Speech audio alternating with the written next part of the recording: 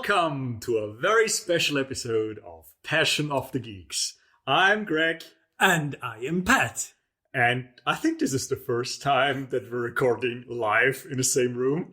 It is indeed. So it is indeed very, very special. And we have something really, really cool, slightly silly planned for you today. We're going to watch the Snyder cut of Justice League, and we're doing a live commentary. Yeah, exactly. And since I haven't seen it before, this will be a sort of a reaction that I will be doing here. So, yeah, full disclosure, I've seen it before. So for me, it's mostly watching Pat kind of basically figure out, okay, what does he think about this? Are we still going to be friends after this? So that's basically what we're doing today. Yeah. We're going to start the movie right away with the intro by Zack Snyder. And then from time to time, chapter marks or when something cool on the screen happens, we're going to give you visual cues. So the idea is that you can watch the Snyder cut at home and listen to us two talking about it, having some fun with it. Yeah, and it's probably the best way to watch the Snyder cut. So. I think so too. Okay, let's not lose any more time. Yeah, let's get started. So if you're watching it on HBO Max, it starts straight away with Zack Snyder, kind of his little introduction. And I would say, play. Let's do this. Let's do it. And play.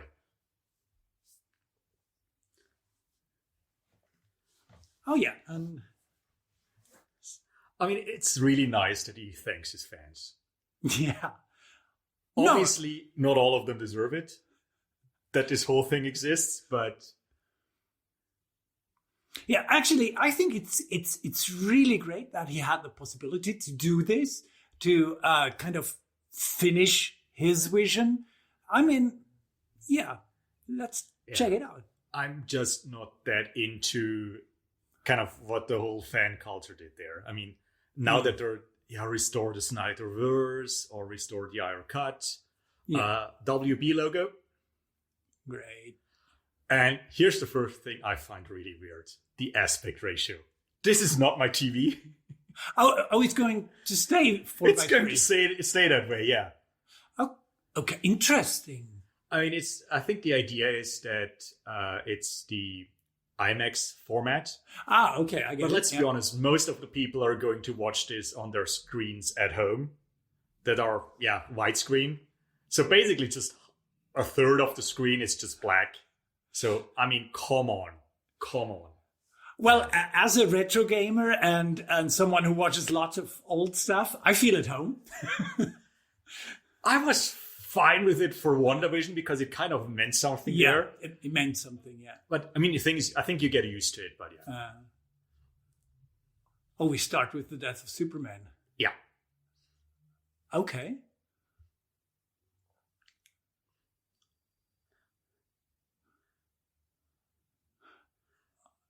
So the beginning is quite different than the theatrical cut. I get it. Yeah. But visually, this is great. I mean, you can say a lot of things about Zack Snyder, but he's a visual stylist that, I mean, I'm not sure if there are other directors who are as visual as he is. I mean, he definitely deserves all the praise he gets there. Yeah. Not always sure if I like his direction or kind of where he goes with it, but he's a great visual stylist. Yeah, this looks great. I mean, it's kind of I think the way I understood it is the death of Superman, kind of this scream, this wail that goes everywhere and kind of announces, okay, Superman just died. Okay. I have to admit though, I really like the beginning of the theatrical cut as well. Yeah. Even it had the mustache problem, obviously. Yeah, but the idea there, I liked. I like the different kind of beginnings, showing Superman again as he is his best, and here we see him at his worst. Yeah. Oh, and we're with Cyborg, huh?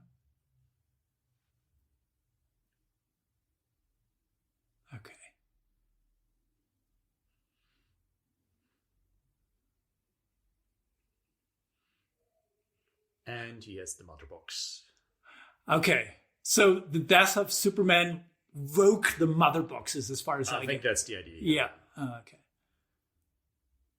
Oh, well, that makes sense. That's okay. Yeah.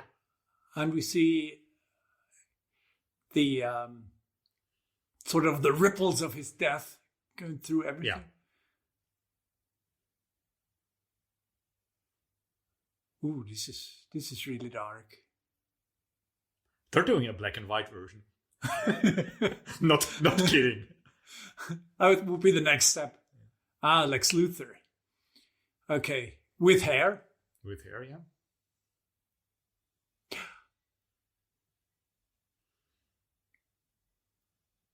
Okay.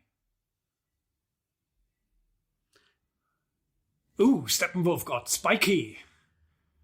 Yeah, I mean, obviously it will show up later. I mean, the design of Steppenwolf is ridiculous, but better than in the theatrical cut, yeah.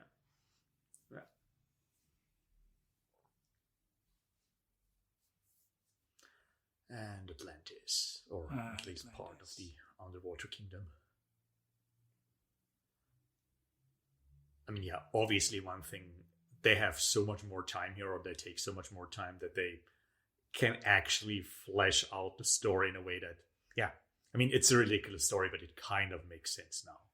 So, yeah, slight spoiler alert here. But this is cool with the mother boxes. I think giving them more of a, I would say, a character, that's a good idea. Yeah, I mean, it's basically what Marvel did with the Infinity Stones. Mm-hmm. It's not just the gems, it's that every gem, or most of the gems, kind of have their own story. Yeah.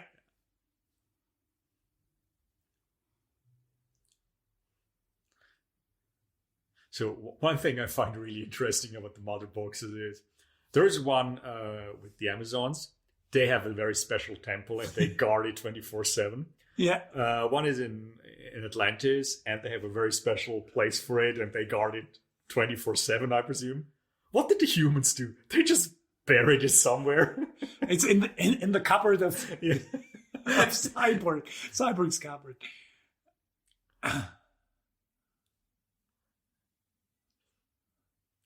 But just think of the logistics of it. They're guarding it 24/7.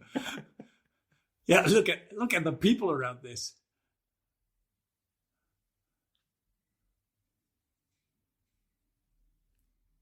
She's going to stab the mother box. Kill it! Kill it! Don't touch it! Don't. No. Of course.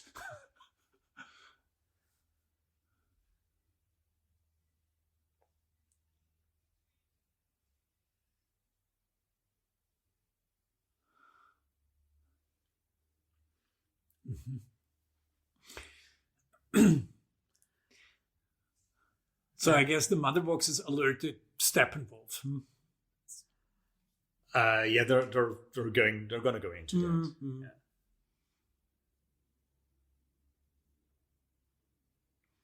I mean, it's Batman traveling. This looks absolutely gorgeous. Yeah. I mean, this looks absolutely gorgeous. And it's cool that he has the time to do this. Mm-hmm. Oh, I see. The music has changed. Yeah, it's a new score, yeah. Yeah, okay.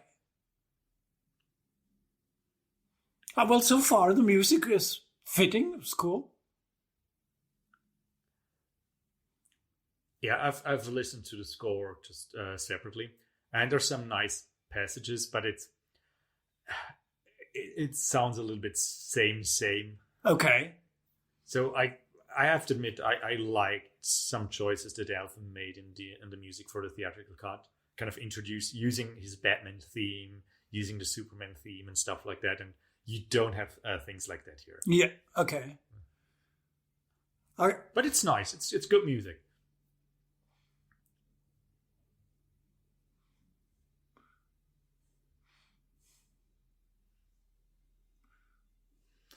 Yeah, Superman created by Jerry Siegel and Joe Shuster. I mean, one thing I find interesting is in every movie where Superman shows up, Siegel and Schuster have that credit, even though he doesn't show up for the first 2.5 hours, I think. Okay. And I mean, Batman, Bob Kane and Bill Finger, they don't get the credit. They get it in the end, I think. But yeah, but that's strange, yeah. And I mean, it's a cool sequence and everything, but wouldn't it be easier just to use a helicopter to fly there? I don't know. I mean, I think he can't go there by boat because of the tides. Oh, okay, yeah. I mean, I think helicopter should be okay.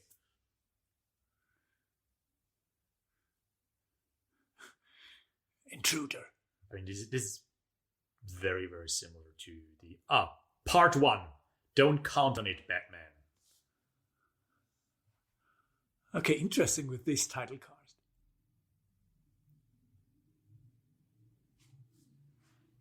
Okay, storm grounded the choppers. Okay. Oh, okay, yeah.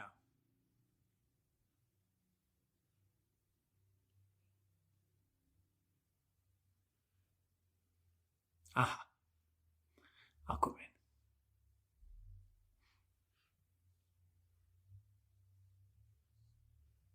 Yeah, you're looking at him. I mean, he knows how he looks. So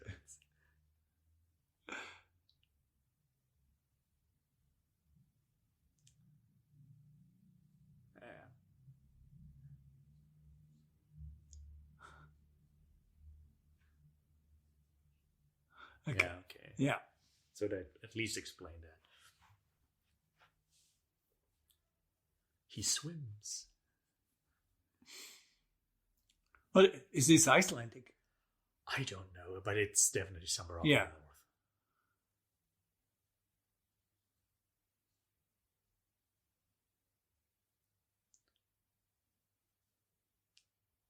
I have to say, I really like Ben Affleck as Bruce Wayne.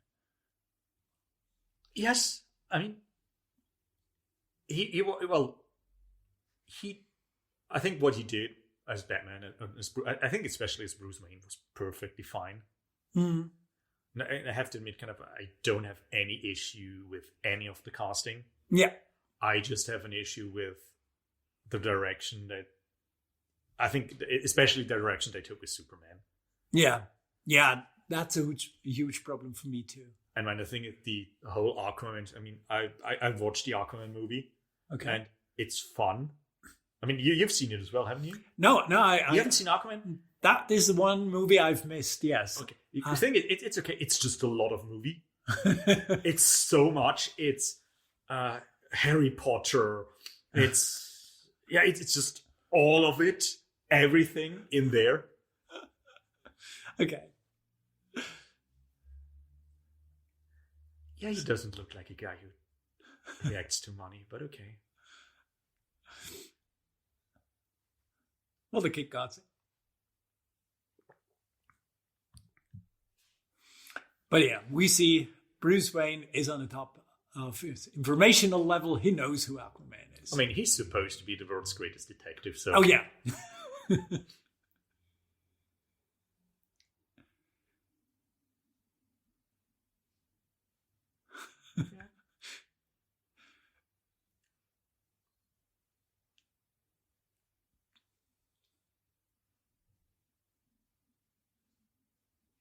Yeah, the color grading is totally different than in the original. Yeah. But I think it's fitting. It's okay. I mean, I think one problem with the colors in the theatrical cut was, I mean, the whole movie was shot for this kind of color palette. Yeah.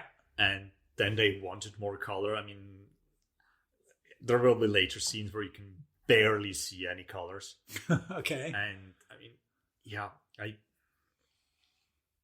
I have to admit, I like my superhero movies to have some colors. And I think, honestly, I think the same is true for some of the Marvel movies. Mm-hmm. Kind of where all the colors are kind of washed out. I mean, let's be honest, Thor Ragnarok, there the colors popped, and I really, really, really like that. Yeah, it's one of my favorites, actually.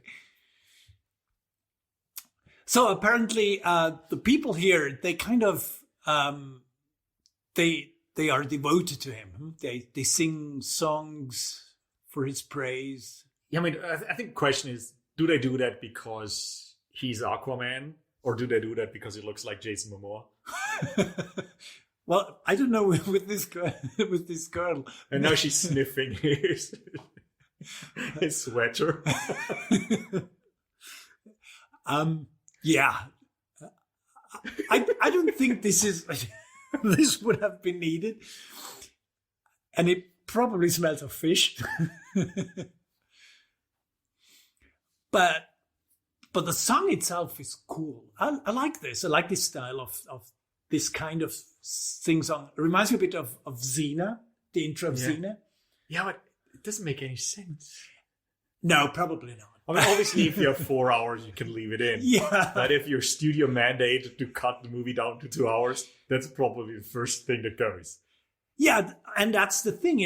I mean, Joss Whedon was hired to cut down the movie to 2 hours, and he had to make sacrifices. Yeah, I mean, here's the thing. I have absolutely no idea why certain things were cut or why certain things were redone. I mean, I understand a few things, but I don't understand all of them. Yeah. So I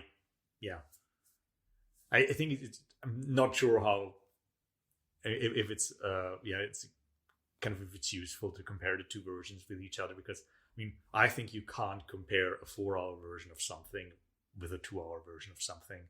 Certainly not.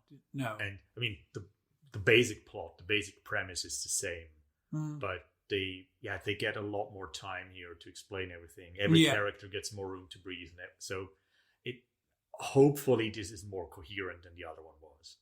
But yeah, I mean, on the other hand, I mean, just arbitrary deciding, we have a Justice League movie and it needs to come in under 2 hours. I mean, who does that? Well, it kind of makes sense for a theatrical release, I think. You don't want the same kind of theater to only be able to display 2 movies a day or something. But Avengers Endgame was more than 3 hours long and no one bothered. Yeah, that's true. I mean, I think, and obviously, I don't think that every movie needs to go on for 2.5, 3 hours. Yeah, of course. Obviously, of course. there are perfectly good movies that last for 2 hours.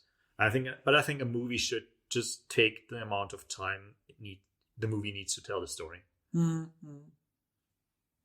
I mean, honestly, I think if a movie goes 4 hours, the idea, or you really should think about if maybe a miniseries wouldn't be the better thing to do.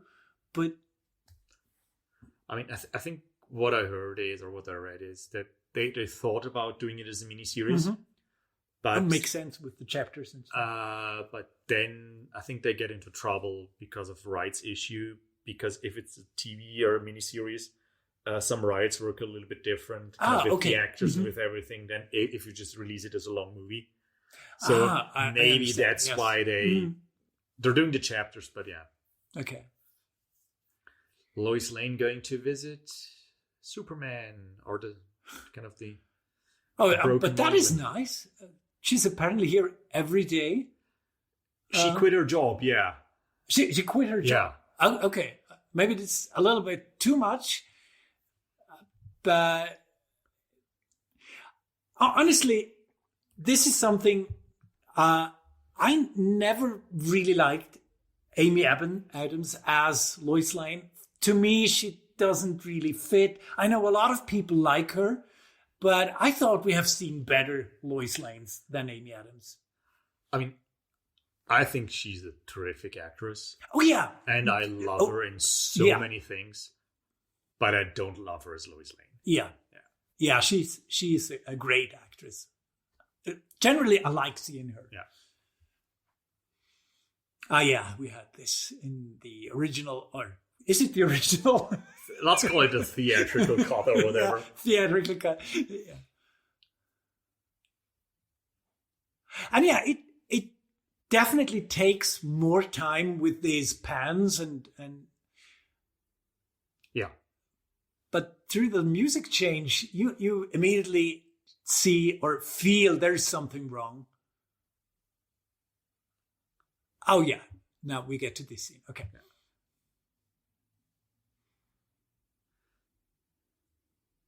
So there's kind of one thing you see really well in this scene is that the theatrical cut was PG-13.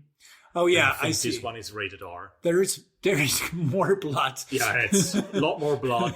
It's a lot more brutal, and yeah. Okay.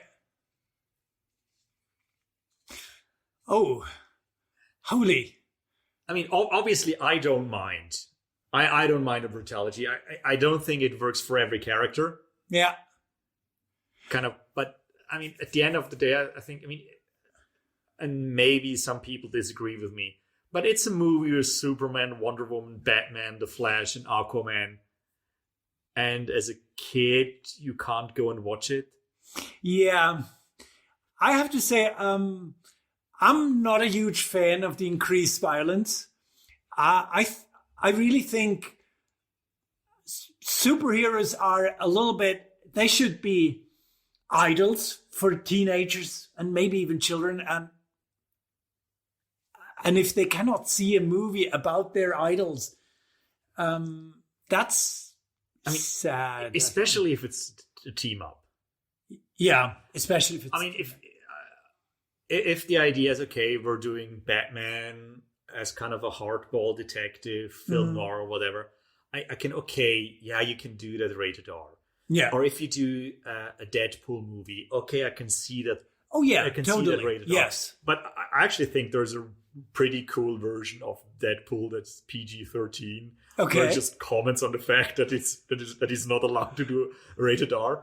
Yeah. I mean, Logan, perfectly fine as rated R, but I think Wolverine is not Superman. Nah, Wolverine is totally...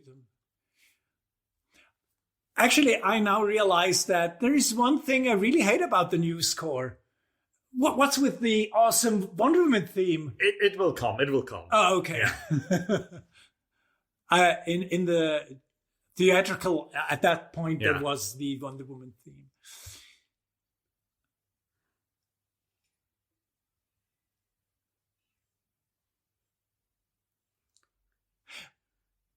The directing really is not bad here. It's really great with the slower pace and everything. Yeah, everything gets room to breathe, yeah.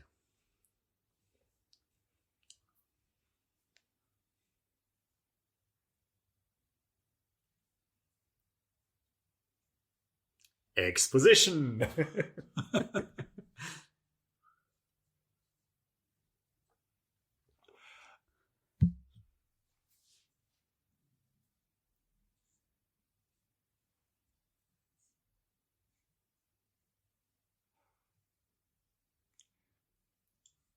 Wouldn't he be compelled to say the truth and not stall? I mean, he tells her the truth. The truth is that they are stalling. Yeah, but she's. I mean, that's why they have hostages. Yeah. Okay, that's true.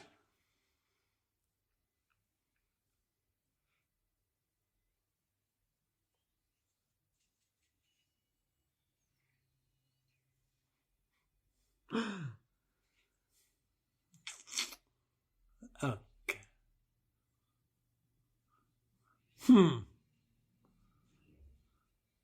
Oh yeah, there is the Wonder Woman theme. Yeah.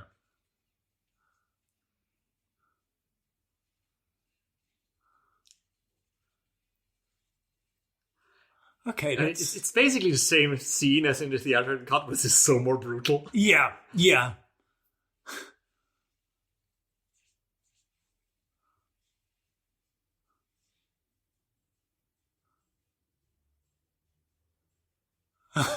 Okay. Like, this is a pretty cool shot. Wonder Woman. It's a great shot. It's a great shot. Yeah. Maybe it lingers a little bit too long on it, but it's a great shot.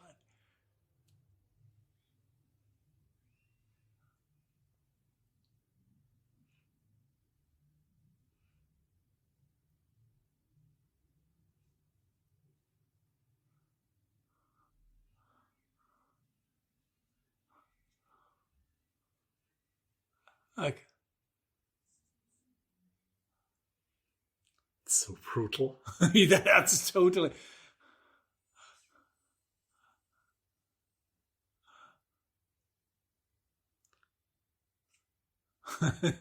Okay.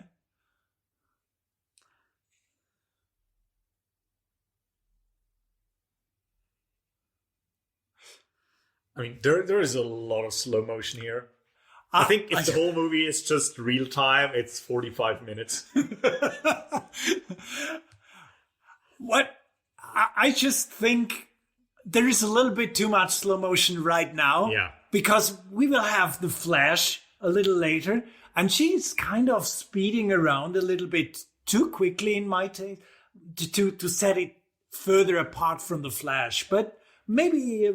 I mean, they basically have 3 characters with super speed. Yeah. He's dead. You just killed him. See, that is something I really wouldn't want Wonder Woman to do. Me neither, yeah. But that's that's a little bit too much. It's a great scene. It's really great directing. It's a little bit too much. I'm looking forward the to policeman agrees with you. Yeah. Yeah, but we all have some sort of. They all need a shrink now.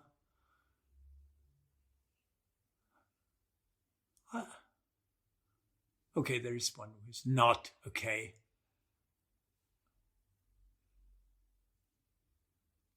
Oh, she's okay. No, you can't.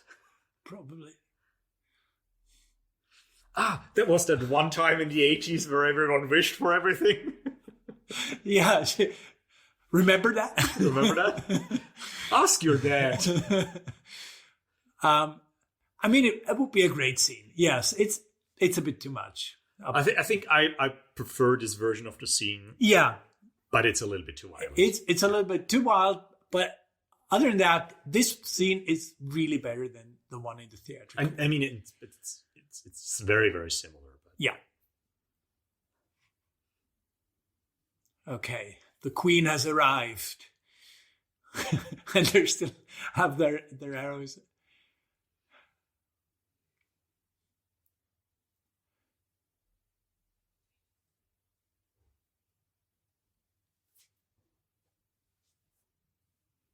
Okay.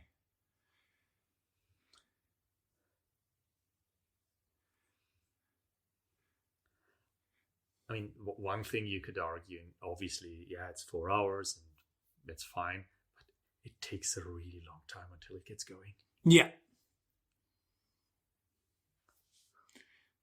There's so much exposition. And I'm not saying that, let's say, the Avengers movie did it differently. But yeah, I mean, as I said before, I think maybe 2 hours was kind of pushing it. But I think this version, if you, let's say, 2.5 to 3 hours, I think you could actually get a really, really good version out of this. Mm-hmm. Mm-hmm. Yeah, I mean...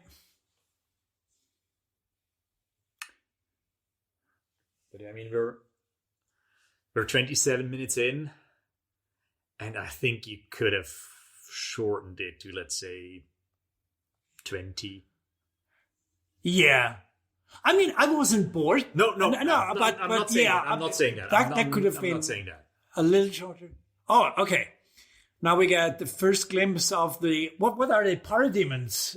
Or I think they're called parademons, yeah. Yeah. And Steppenwolf and his armor. Oh, okay. Oh, he looks vastly different. Okay, yeah. I mean, my question is just, and it looks really, really cool. Yeah. But how does he get to the toilet? Magic. Magic. He has a new voice, hasn't he? I think it's the same actor. It's just different. Different modulation, different or whatever. Process, yeah. Yeah.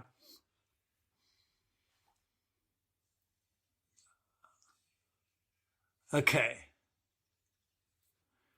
We have our first great fight scene.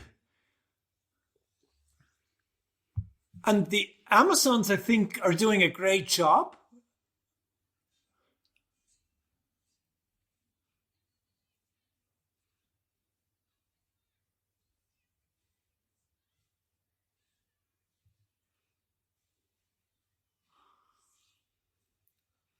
But yeah, they're taking the toll. I mean, his axe is pretty cool.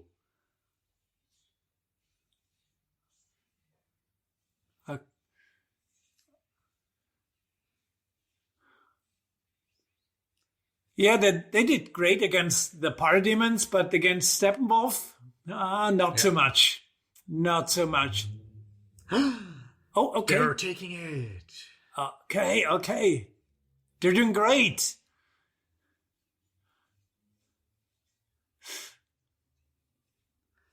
But again, it's just the body count is so big. Aha, and the Amazon theme is again here. Yeah.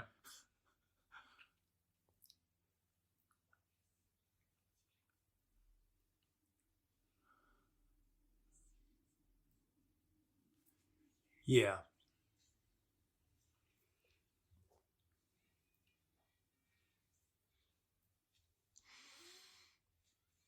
But this is cool. This is cool.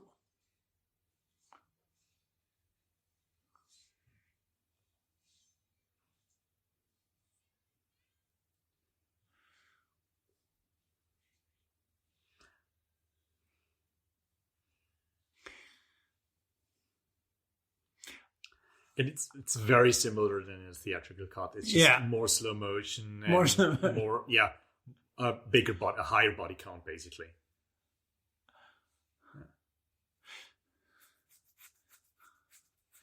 And they're just all dying. Yeah, they all sacrifice themselves. And I think kind of the way I understood it is they're all immortals. Yeah, I mean, they're apparently better than normal mortals. Yeah. Not quite as good because they don't have the magic bracelets like Wonder Woman does, but yeah, they're definitely. And it's just 100 immortals just dead, or maybe even more. Yeah.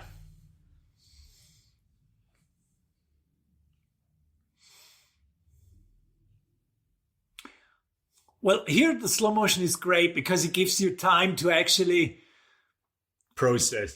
Process everything that happens.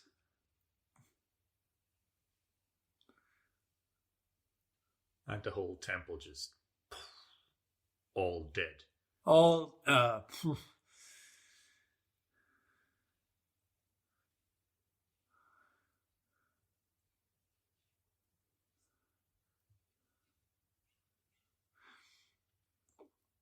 And I mean, they're doing the right thing, not just stopping because they think they've won.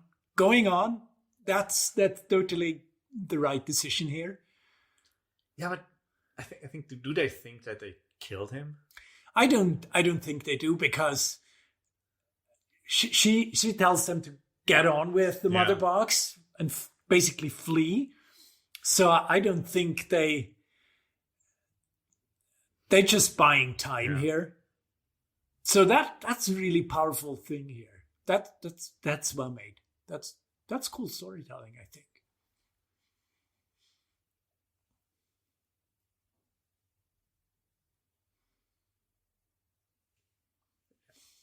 Yeah. And they're back.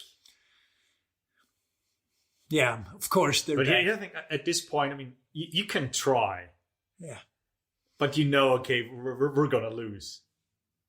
It's just us. We're going to lose. Yeah. There is no hope at this point. They're doing everything they can.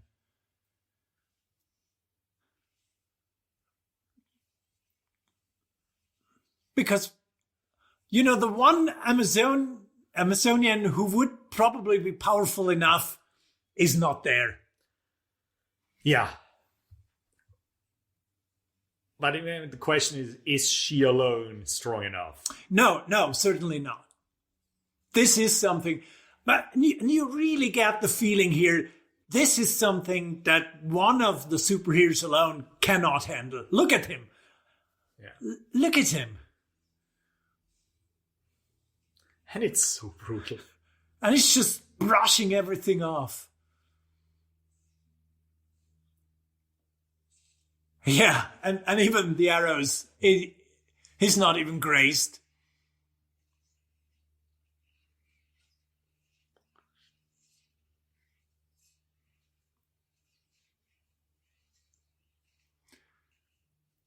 Yeah.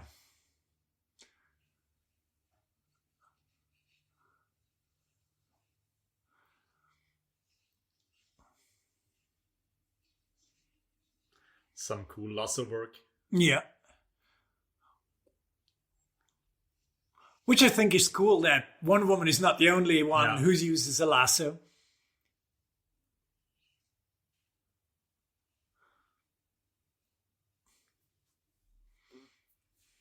Yeah, that's a totally great scene here.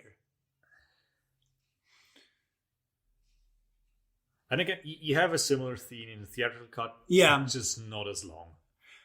Yeah, but I think it feels much better here. I think the only thing that... I think it's a lot better because Steppenwolf looks a lot more menacing. Yeah, probably. I think the only thing that would have improved the scene would be if, apart from them fleeing until this point where Steppenwolf has the mother box, if that would have been just a single take, that would have been great, and lingering on the box where it is at all the time, that would have been, I think, could have been great. Oh, they're back. Yeah, but too late. Yeah. Too late.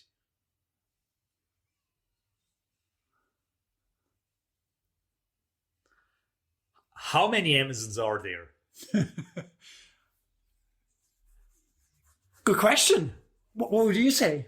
I mean, I don't know. Obviously, it's just a question of, it's nitpicky and it's not even a logistics issue. It just seems... I always understood it, okay, it's just us, this island. Everyone knows each other. Yeah. It's just a small, tight-knit group. And here it seems like they're a big society because, Or maybe it's just everyone is just part of that army. Maybe it's that. Probably. I would totally understand if it would be.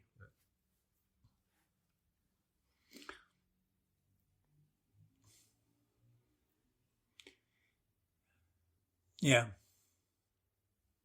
They sacrificed everything. And lost anyway. Mm.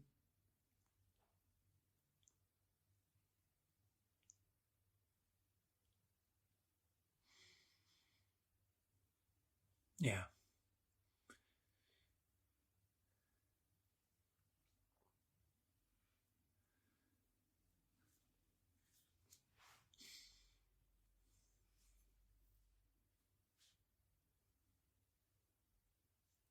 Yeah, she will. She will. Oh, that was great. That was great. Part 2. The Age of Heroes.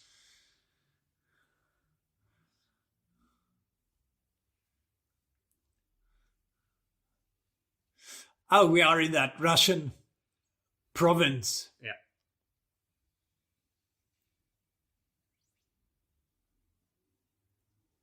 Is this supposed to be Chernobyl? It's toxic, probably. Yeah. I mean, there is this.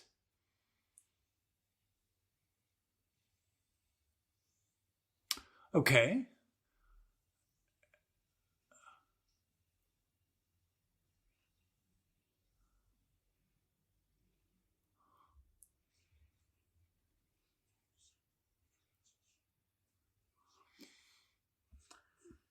One down, 2 to go. Typical RPG quest, find 3. Yeah.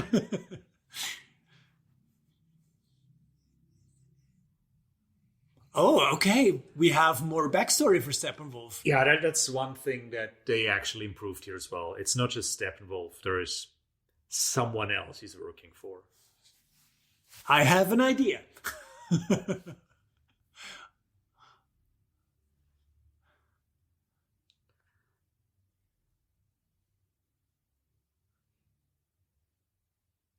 Oh, that's that scene in the plane. Okay.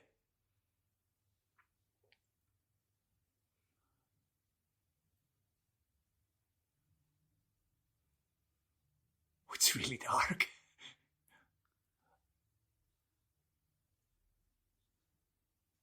I think, yeah, Batman likes black. Yeah, I mean, it's fitting.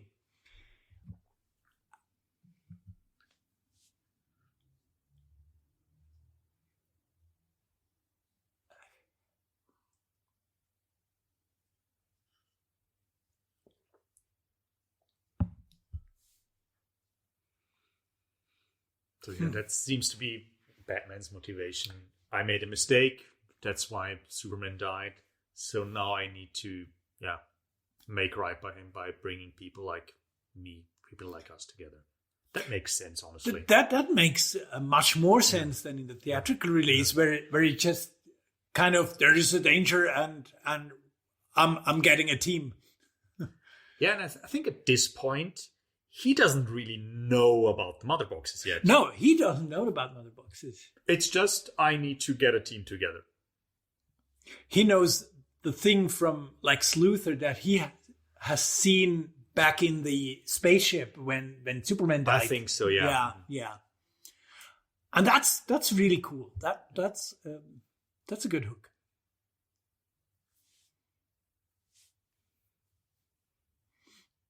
This is Cyborg's father. Yeah.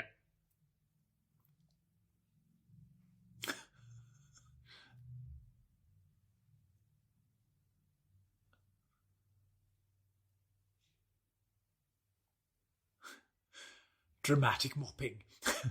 Yeah.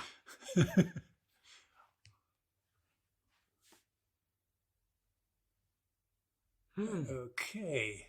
He hears something. Now, what is a good janitor going to do?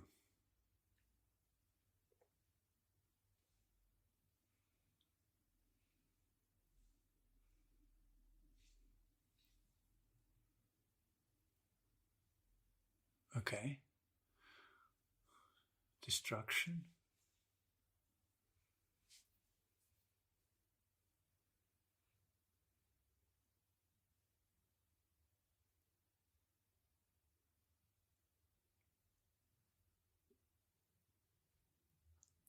I think it's the Paradines are here because the mother box used to be here. And they sense the traces of it.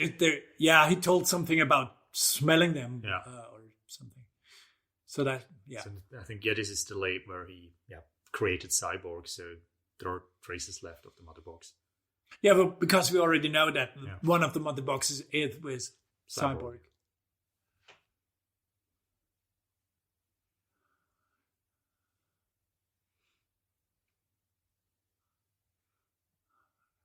Okay. I mean, it's basically the same thing as in the theatrical cut. It just takes a lot more time. Yeah. I mean, it looks cool and everything, but obviously, if you have to cut down the movie, it goes. Yeah, sure. If you have to trim it down to 2 hours, I mean, all these pans and slow motions and stuff, it's the first thing to go. The arrow of Artemis, isn't it something you have in... Oh, no, it's Athena's arrow in Immortals Phoenix Rising. Is it's Athena's. Yeah, I think it's Athena's. Or Artemis. There's so many gods. Yeah.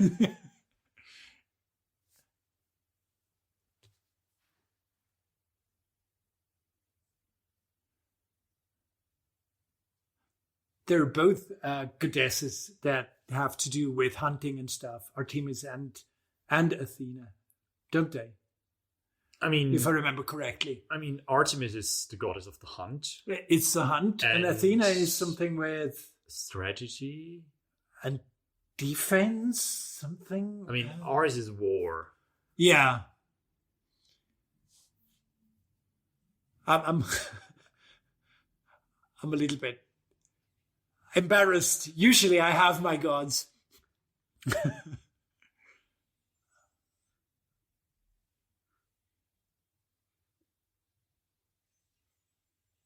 Some very good archery here. Yeah.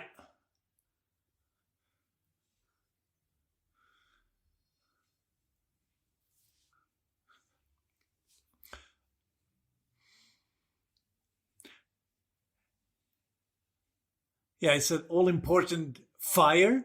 And then we humans, we don't know what's going on. We just send the fire department. Yeah. I mean...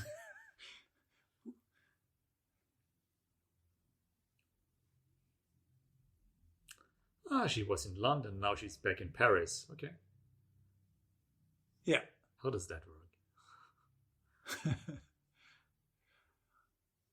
I don't remember. Does she have the invisible plane here, or can she fly in Justice League? I don't know. I didn't remember. Me neither.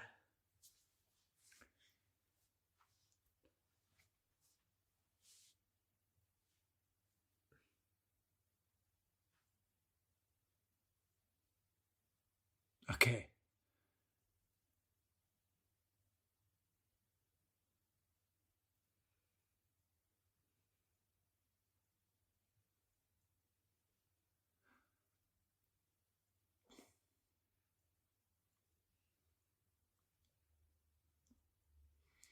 Yeah. Yeah. And back into Star Labs.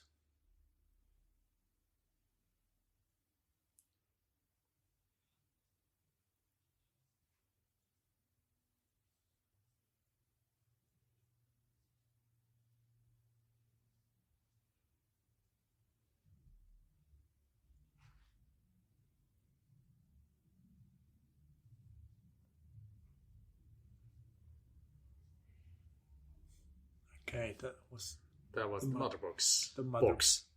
The mother box. The mother box box.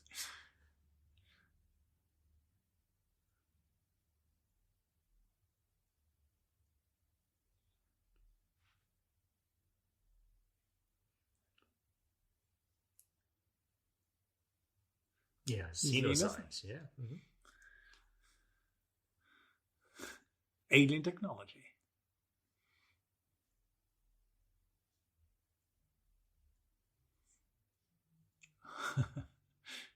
There it is. Why was the Superman ship in the middle of Metropolis again?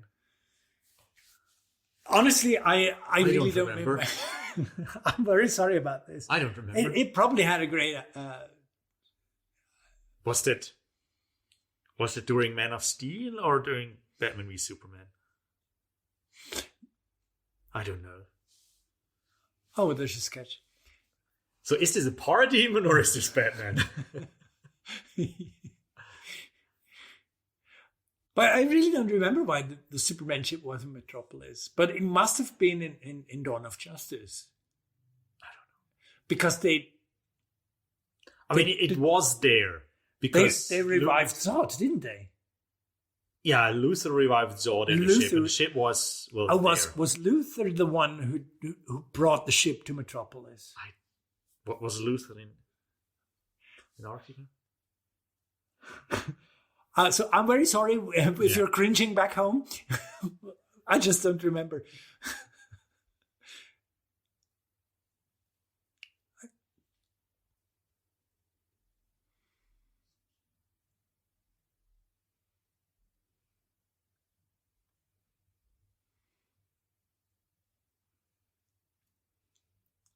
So she is in Crete. I mean, she must have some sort of transportation. Yeah.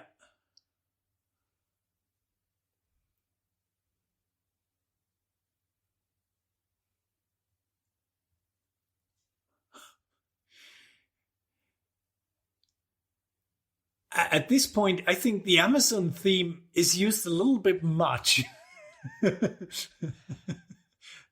Because maybe it's just because it's very distinct from the rest of the soundtrack. it really is something else. I mean, yeah, but it's the whole leitmotif thing, so... Mm-hmm. What's she doing?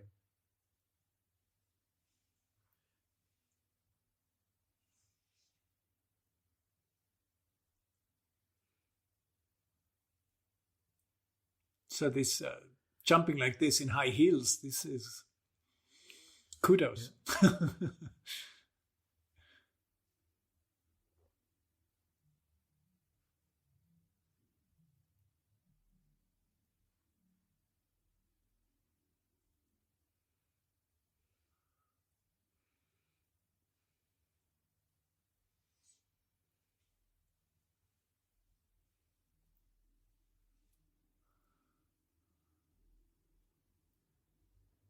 That wasn't any theatrical.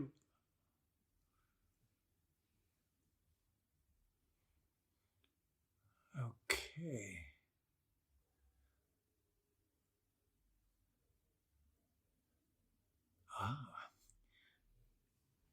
We now get the whole story, I think. Yeah, it's an exposition dump. Yeah, they had a huge battle against... Oh, and 3 boxes in the ball? Yeah. 3 of them.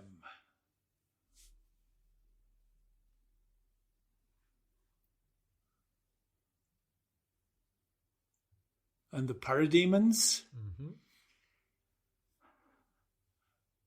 Okay.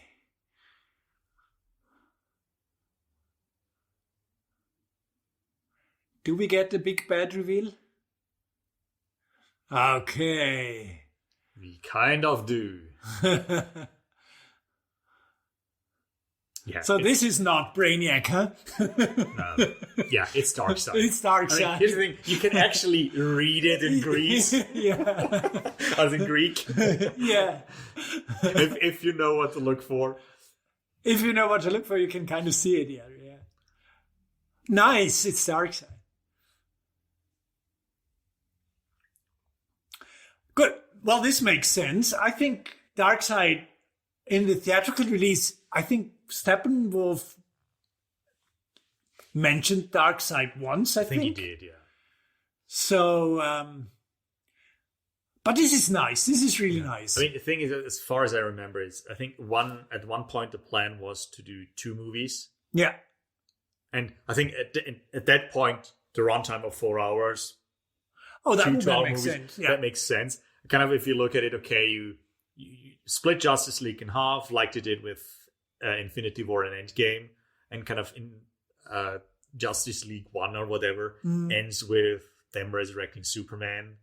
Okay. And the second part is the whole fight against whatever. I mean, then you can do first movie you fight Steppenwolf, second movie you fight Darkseid. Darkseid. Yeah. I mean, I think that kind of works, but yeah. I think that would have been a great idea, actually. I mean, I think the biggest problem, and that's the thing I blame on the executive, is if with something like this, you can't change course midway. Yeah. And no matter how much I liked movies that came before, that's just something you can't do. Yeah. You can't do Man of Steel and Dawn of Justice the way they did and then completely change gears when it comes to Justice League. Sure. Weird music choice. Yeah. It's a totally different song. Yeah. In the theatrical release, I remember this being this catchy song and he was like a badass drinking, but now it feels like... Yeah. No. I mean, obviously they're both valid choices. Yeah, I just certainly. Think when it comes to music choices, Zack Snyder's track record is a little bit spotty. Yeah, he had some of his choices were great. And some are just way too on the nose. But yeah. Beneath the King. But it makes him less a badass and more broken, I think. It's almost contemplative. I mean, he's thinking maybe that's when he realizes, okay, I need to join him. I don't know. Yeah.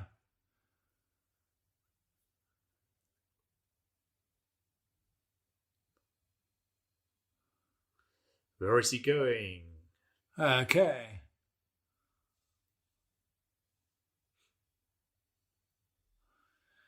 Yeah, I guess we will now get a scene where we lose the second mother box. That or a drum playing octopus. Yeah, that would totally not fit with the style of this movie. There is one in the Aquaman movie. Oh, really? Yeah.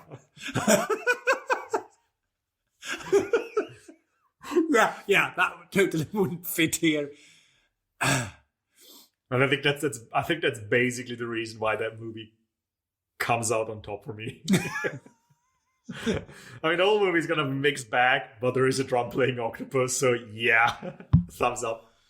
I really should watch Aquaman.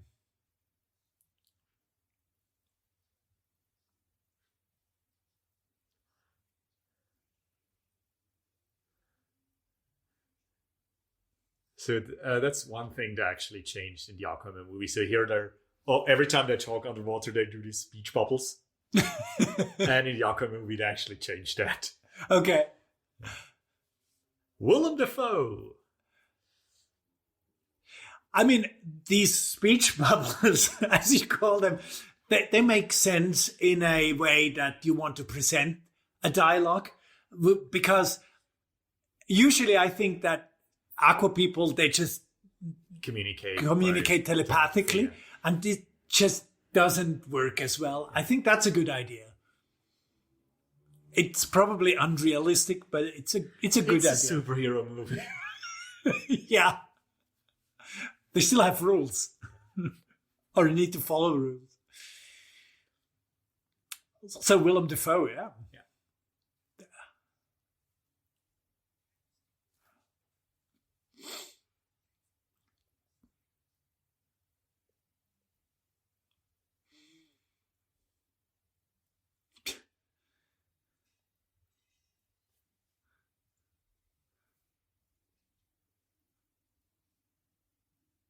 Yeah.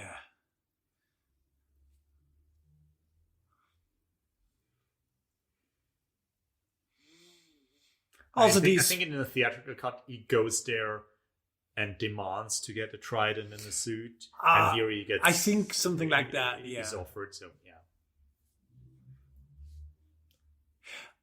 But, I mean, I like that change. I like the way that he doesn't want it, either because he just wants to stay out of it, or he feels not worthy. Maybe a combination of both. I mean, that's basically the whole plot of the Aquaman movie. Whether or not he wants to claim his birthright. Okay. Whether or not he's allowed to claim it. If he wants to claim it. If it's worthy, yeah. Yeah. Now we see partly Darkseid. No, it's not Darkseid. It's another of Darkseid's minion. Oh, what's his name? Yeah. The son. I think so, yeah. Yeah.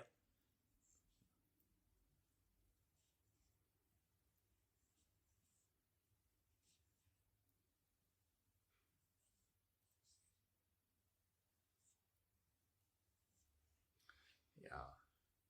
Called me. Yeah, very good.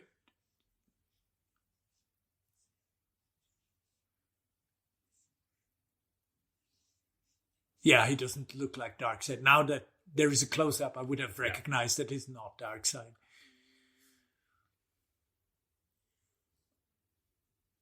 And what's the other? Granny Goodwill. The other of Darkseid's lieutenants. I have to admit, I'm not that good with. Well, what is Darkseid, it? Kind of the whole New Gods world. Yeah, I think created by Jack Kirby, but yeah. Desad. Yeah, it's Desad. Okay.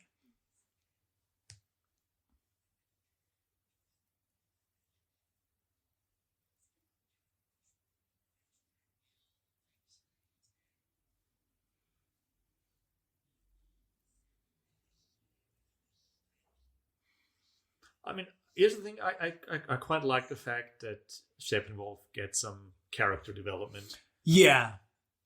Yeah, totally. Just kind of basically just in the same way that Thanos gets a whole backstory in Infinity War as well. So, I mean, yeah. it makes, especially these team up movies, they demand a strong villain that has a motivation a little bit more than just, oh, I'm gonna do bad.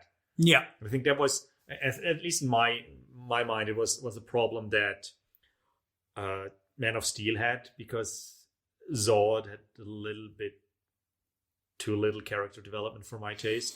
Yeah, it it was a problem basically in Dawn of Justice, but yeah, it's Lex Luthor and they're fighting a monster, and yeah, well, basically the main antagonist is Batman, but Martha, and yeah, and in the theatrical cut, it's just Steppenwolf. Yeah, I'm gonna destroy everything with the 3 boxes.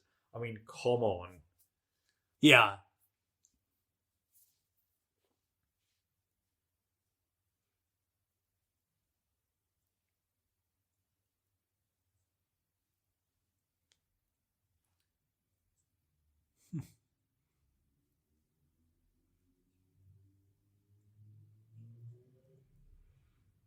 And she's still hung up on Steve Trevor.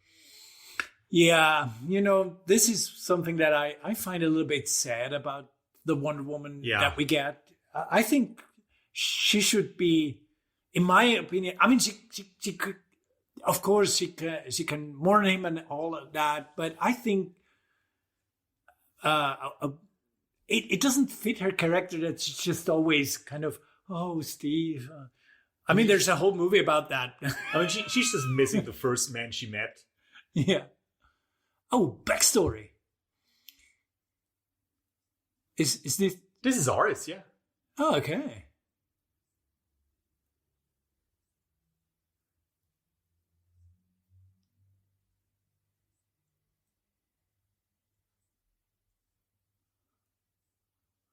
Oh, yeah, we see the King of Atlantis.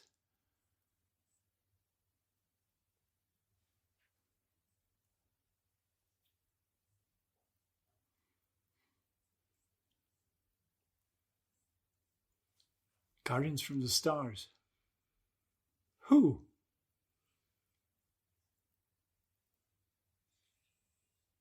What Guardians from the Stars? Give them a second.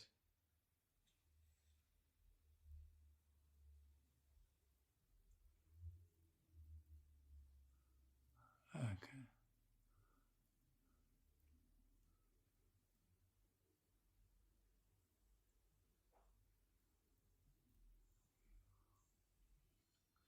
I have to admit that Steppenwolf's design is a lot cooler than Darkseid's. Yeah.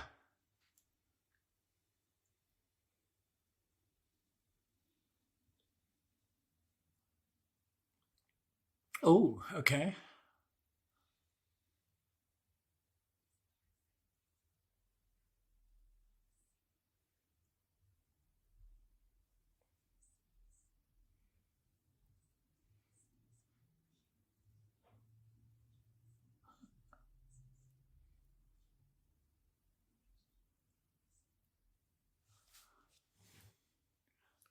Yeah, I think he heard that name from Lex Luthor, didn't he? The last movie. Okay.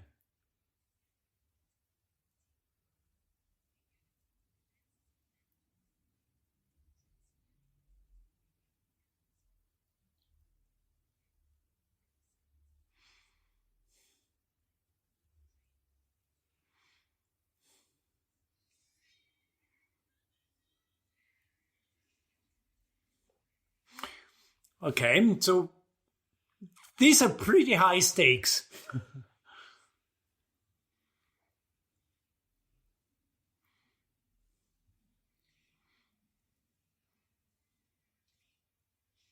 Ah, the Green Lantern Corps. Yeah. Okay, cool.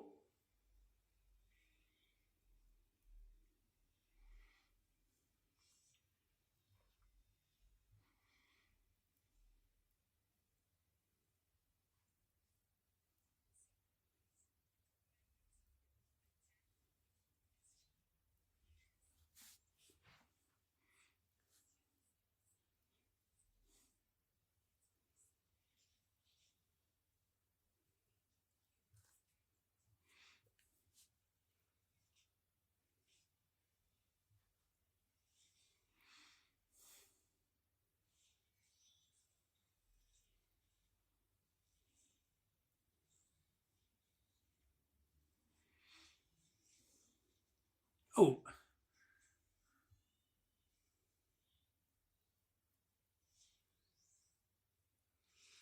Entering is looking for someone else. yeah, the ring looks for a new master.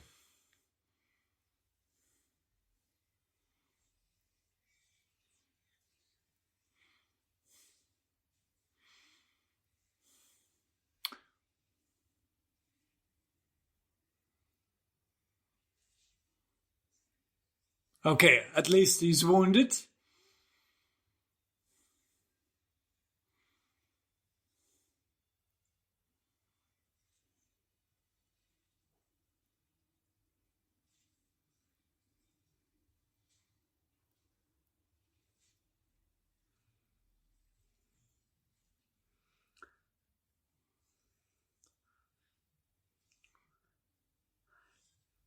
I mean, kind of the one thing that, I mean, cool scene and everything. Yeah. Green Lantern, obviously, the gods fighting there, the Atlantis.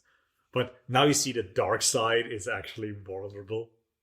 It just takes a god and a good great axe.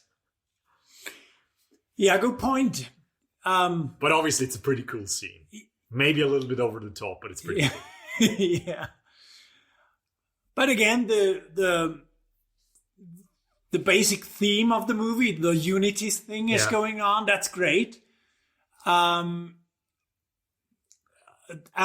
you see the reason why Darkseid didn't try it sooner. Yeah. I mean, the thing is, it's kind of, in a way, it's exposition. It tells us, okay, these three boxes together, bad. It takes a pretty big army to stop it.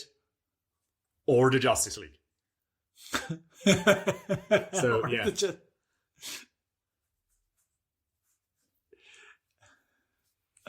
All right. Yeah. But it took its toll. Huh?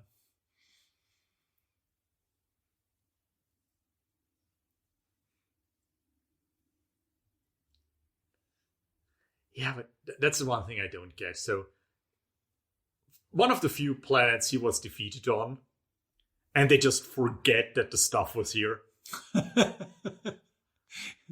But yeah. Yeah, they just remember, it was the third planet from a sun. I mean, the universe is pretty big. The universe is pretty big, yeah. No, but you're of course right.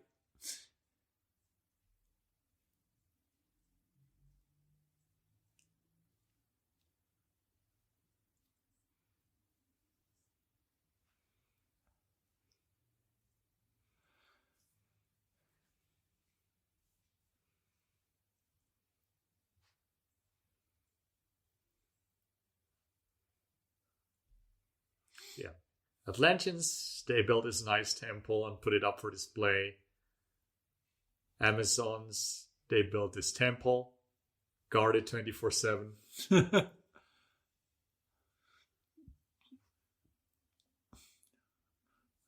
And mankind? Yeah, what does mankind do? I wonder what. They bury it in someone's backyard. I mean, here's the thing. Actually very realistic. And not even that deep. Yeah. I mean, kind of, they should have just put it in a cave and let it collapse or whatever. Yeah. But I think they probably just bury it because they don't want anyone to have it. And let's be honest, something that powerful among men, really, really bad idea. Yeah. There's always someone who does something bad with it.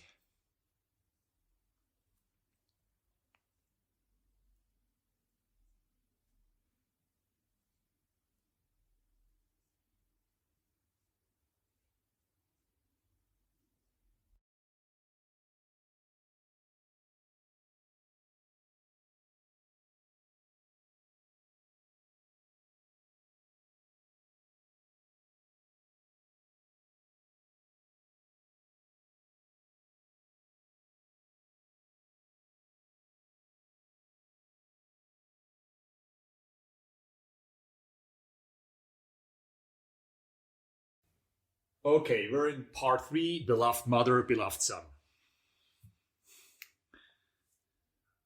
And back in Central City. Exactly, yeah.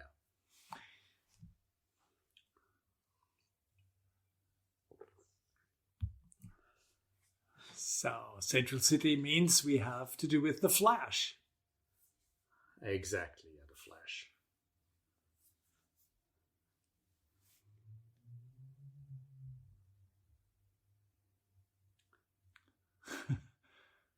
I wonder who that lady is. Is that Iris? Yeah. Probably. I assume so. Okay.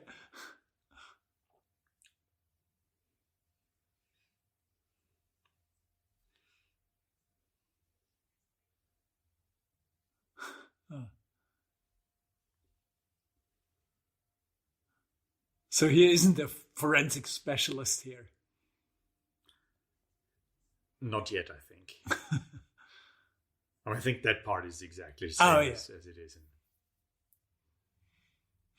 Okay.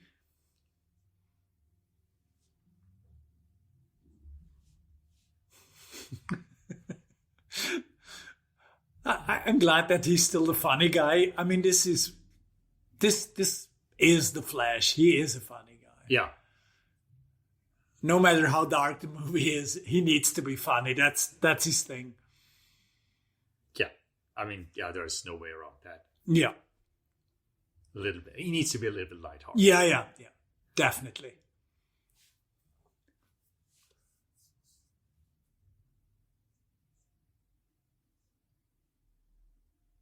Oh, no. What's going on? Oh, no! Ooh.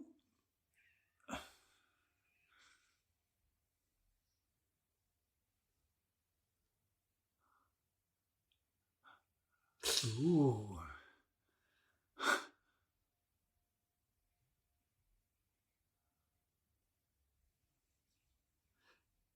This is pretty cool that he loses his shoes because of his speed. This is really cool scene.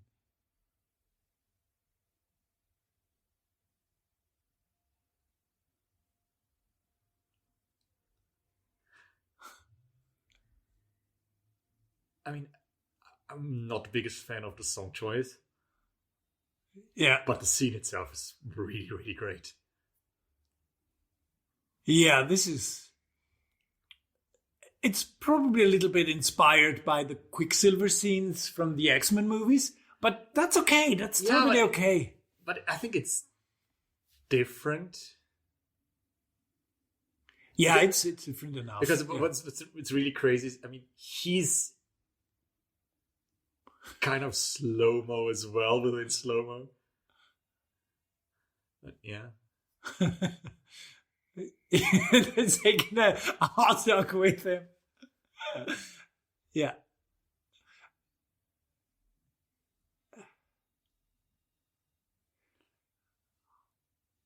And great how very, very slowly and carefully he does this. Oh, I like this. Otherwise, he might break your neck. Yeah. I mean, often movies forget this, that other people are just normal. And this is really, really nice. This is great.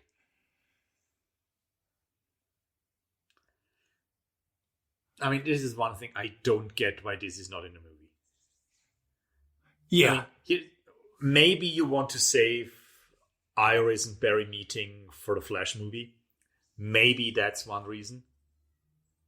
But other than that, there's no reason why you lose this scene. Even if the movie gets 2 minutes longer because of that. Yeah.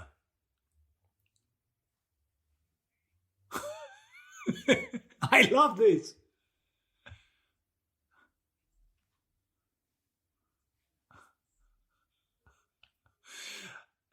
Brilliant. He did the hot dog for the dogs. This is pretty good. It's pretty good. Yeah, honestly, Joss, I love you, but why did you cut this scene? This is wonderful. And it establishes his character perfectly. Yeah.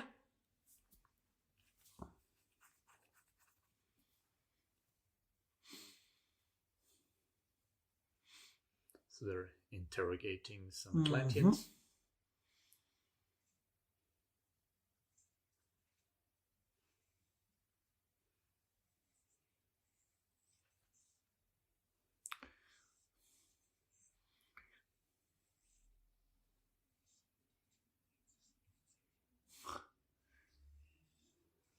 Ooh. And again, it's very, very, very brutal. Yeah.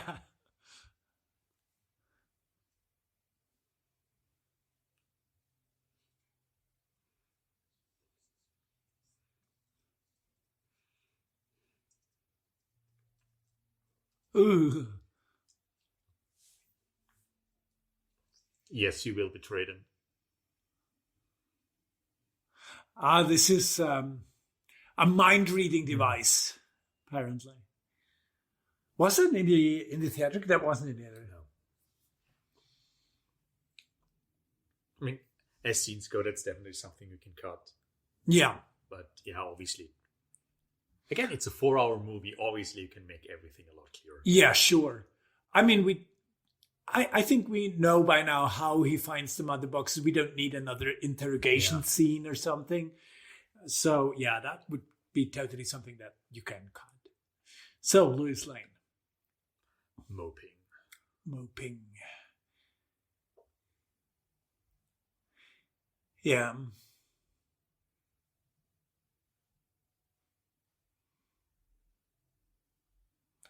With the broken cape. And I mean, she does a great job in being this. And also the music fits perfectly.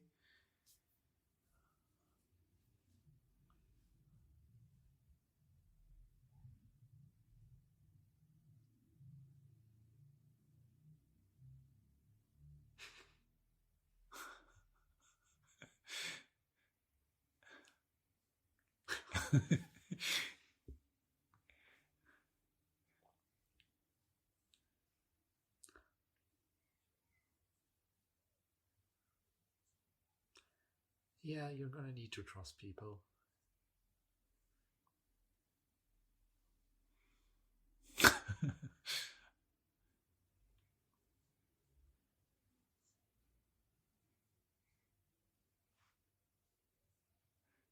Yeah.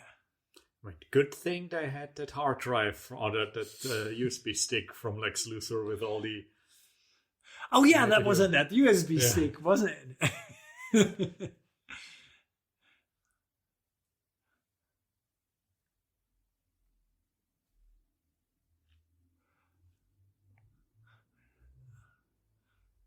And again, Cyborg. And we get some actual backstory from. Yeah. That's good. That's good because Cyborg was really, really underdeveloped in the theatrical release. And it just like the Flash, it's one other thing I don't understand. Unless you want to save it for a standalone Cyborg movie. Oh yeah. Okay. But he actually gets a story arc here, which I think is kind of important and kind of the deal of a movie, but yeah. Yeah, I would think so.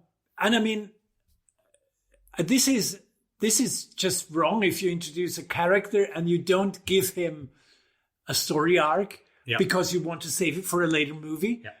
Because that later movie should have been made before you put him into a big team movie. Definitely, yeah.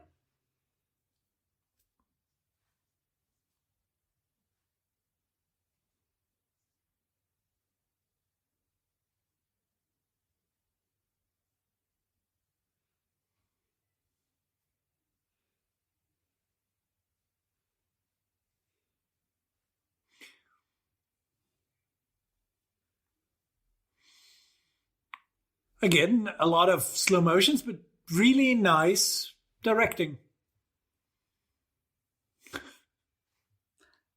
And here's the thing, I mean, at this point, you get used to the format. Yeah. And I mean, it looks nice to have this vertical real estate. But then again, I would argue, just make it wide. I mean, if widescreen was good enough for Sergio Leone, it's good enough for Justice League. Good point. Well, actually, as I said before, I don't really mind, and I probably I'm more open because I'm used to this, and I really don't notice it all that much while watching something. And if you have more room to display something, that's okay.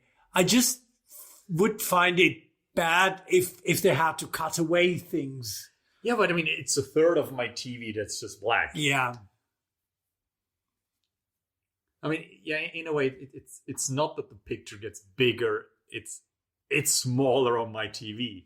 Yeah, that's true. I mean, obviously, I see more of the frame. But yeah. Well, the thing is, it depends on how it is shot. If the director wants it shot like this, then it's okay to be like this. What I don't want to have is if someone just cuts away things to fit a screen. Yeah, I mean, I don't want pan and scan, obviously. Yeah.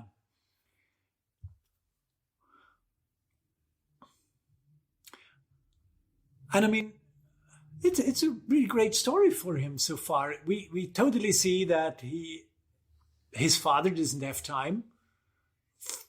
Oh, and there's an accident. Yeah, that's the accident. Yeah. The accident. The accident.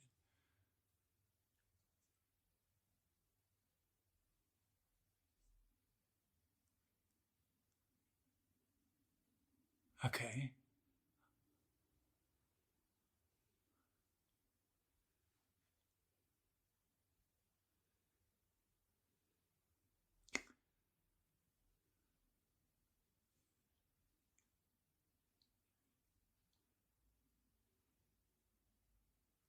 Wow.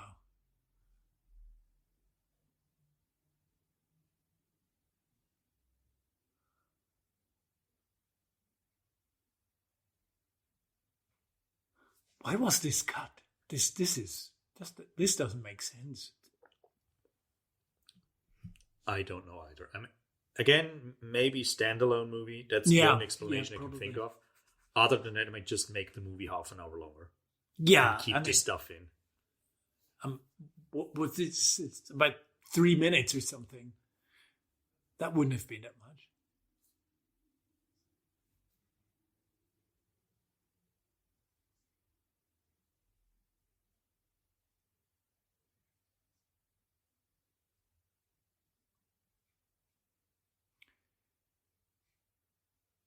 Because this is really powerful.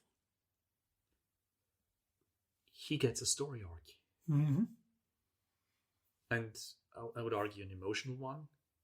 Yeah. And obviously, there is more, but I would actually argue that he's the heart of this movie. And it works. So, yeah, that's why that's what I don't understand.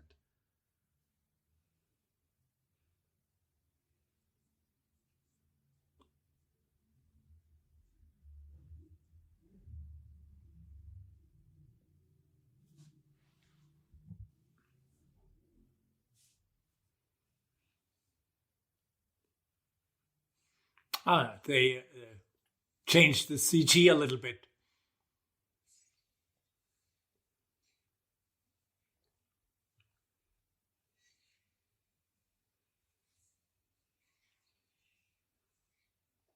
Iron Man. I just wanted to say this kind of reminds me of Iron Man, but in a good way.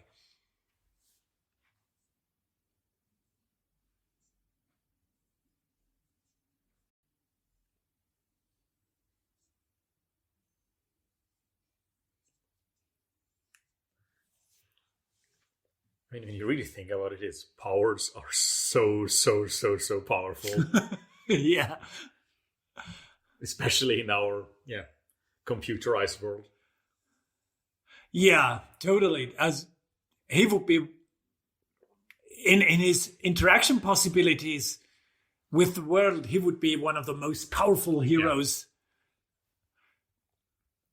But interesting. In his visions, he sees himself as a human and not. Yeah.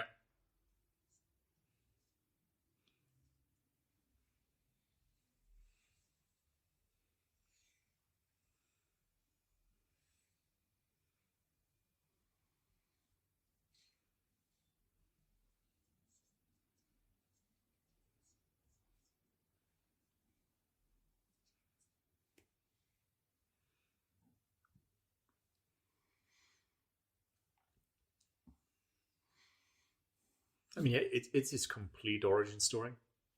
Mm-hmm. So from that point of view, I would actually argue do it in the Justice League movie, so you don't have to bother with that in the Cyborg movie. Yeah.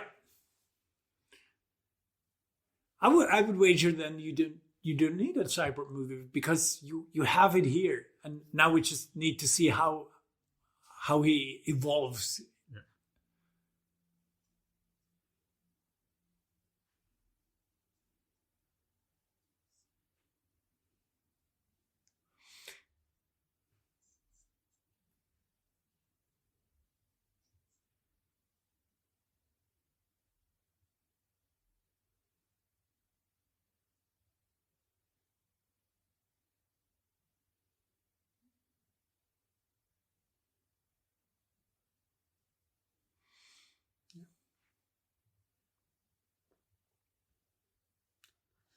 Oh, it's so much for privacy.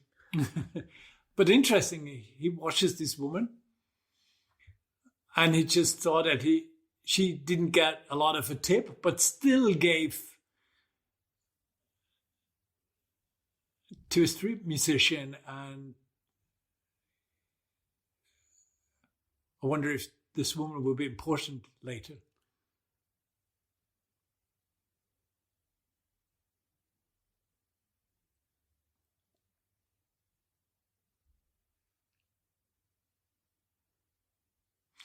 Okay.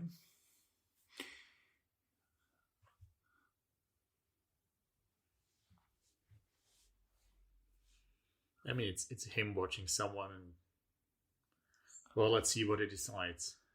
Yeah.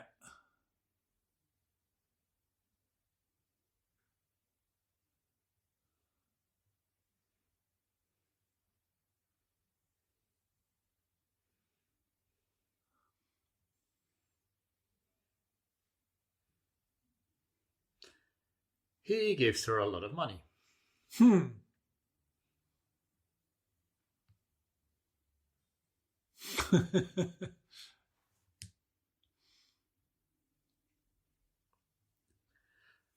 I mean, it kind of illustrates his power set and that he's a decent person. Yeah. Well, I think it goes both ways. Yeah. We now know him that he does it for someone else and not for himself. We see what his powers are, but he cannot help everyone.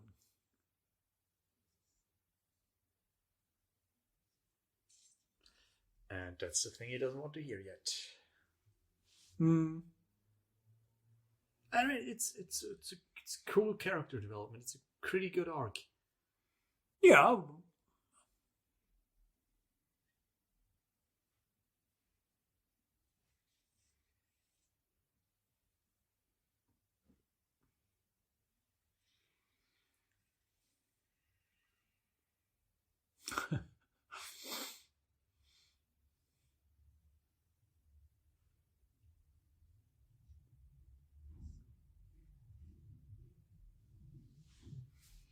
Oh, okay. And we get more of the Flash. Very good, very good.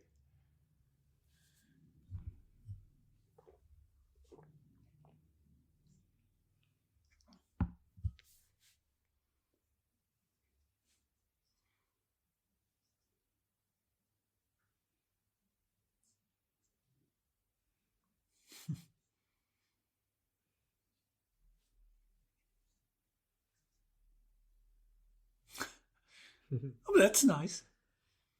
But I think that's in the theatrical cut as well. This conversation, or at least part of it. Honestly, I don't remember this No, conversation. it's in there as well. It's in there as well. But yeah, not full length. Mm-hmm.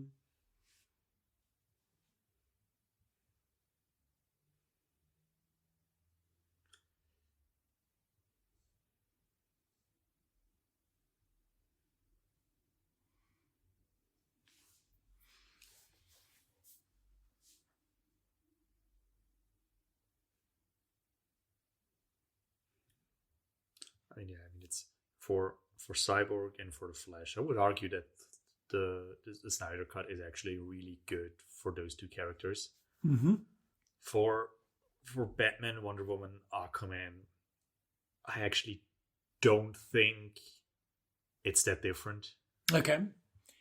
And yeah, we haven't seen Superman yet. Yeah. Well, actually, I think that so far, Batman and Wonder Woman are not worse than in the theatrical. It really is. So far, I'm actually quite happy. I'm enjoying it.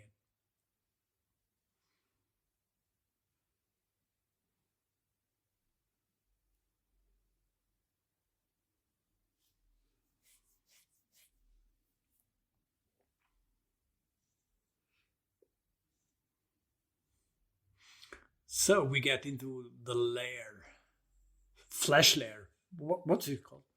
I don't know. The Flash cave.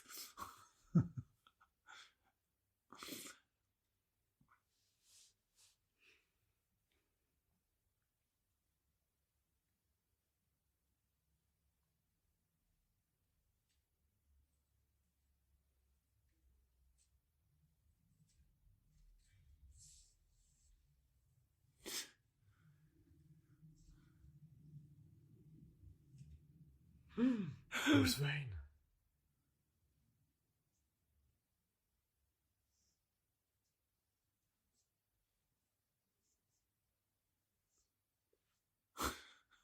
Only your second?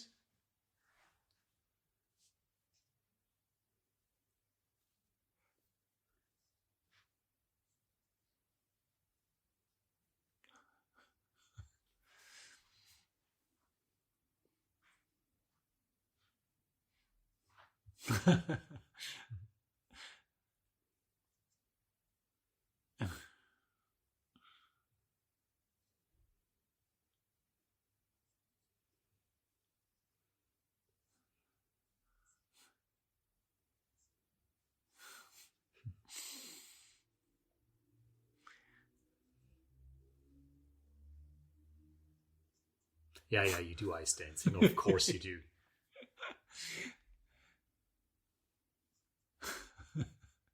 Yeah.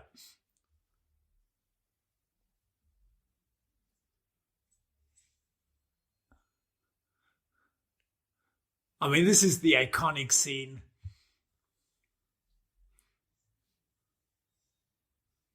I think that one was even in the trailers. Yeah. Oh, I still love it. That's a great scene. He realizing who Bruce Wayne is, looking back.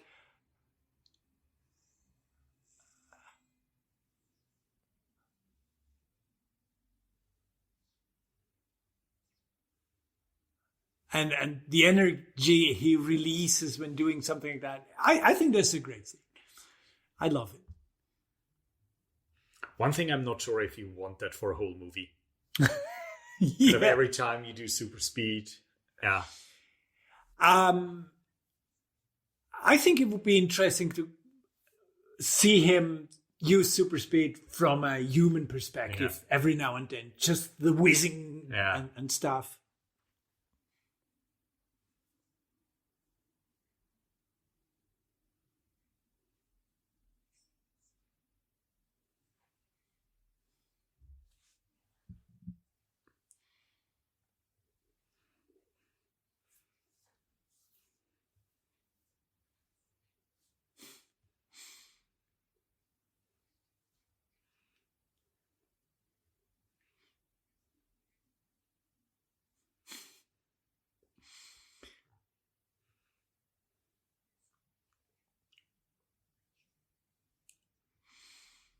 Well, this is one thing I thought maybe they would get rid of, the Batman I'm rich joke. I never quite felt it that cool, because Batman is so much more than rich. But he probably would not brag. Here's the thing. I like the Iron Man version of that better. Yeah, totally. If you take away the suit, what are you? Played by philanthropist? Yeah, genius. Yeah.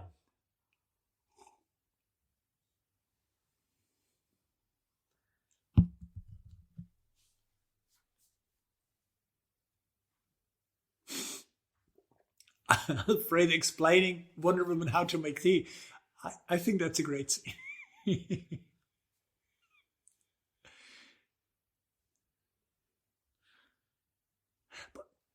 but it's great to have sort of a, how should I say, some human interaction between the people. A little bit room to breathe. Yeah.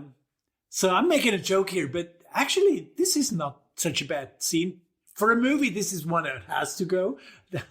But I think if you have enough time. Yeah.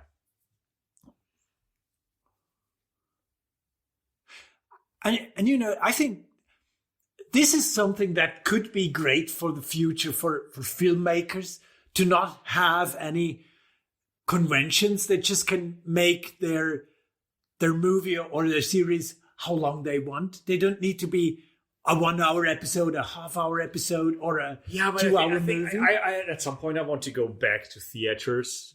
Yeah. And obviously you don't release something like this in a theater the way it is. Yeah, of course. No, but obviously with all these streaming services, I mean, one episode is 28 minutes, the other episode is 50 minutes, and I'm fine with that. Yeah. But then again, I would really like to see... I would have really liked to see a 2.5 to 3 hour version of this in theaters. Mm-hmm. No. As you said before, Cyborg is coming. Yeah. I think, as you said before, it's not for every movie. Yeah. But every now and then, a movie that deserves it, to have the time that it actually needs. Yeah. That is great about streaming, I think.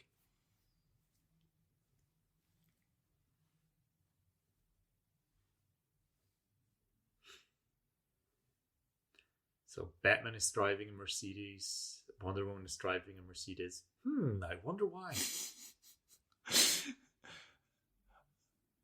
Well, honestly, I don't mind product placing. As long as it fits. It fits for Batman to have an expensive car. An expensive car, and maybe a Mercedes. I mean, he probably has a couple of Ferraris and Lamborghinis as well.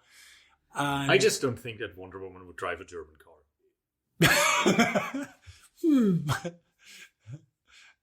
But are there Greek cars? I don't know. Probably not good ones.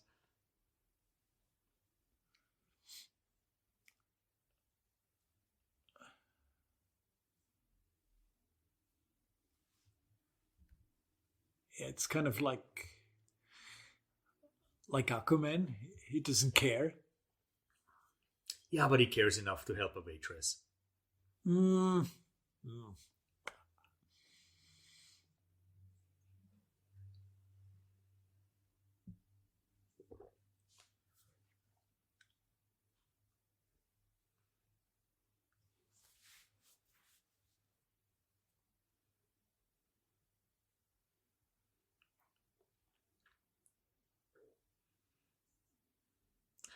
again with the Steve Trevor, yes.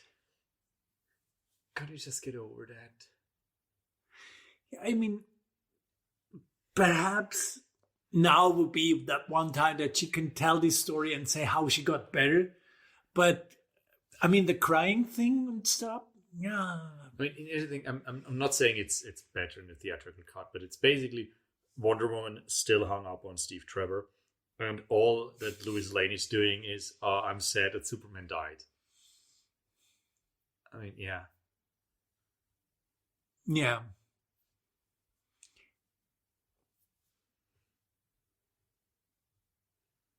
But to be fair, I mean, it's part of Batman as well to be hung up because he lost someone.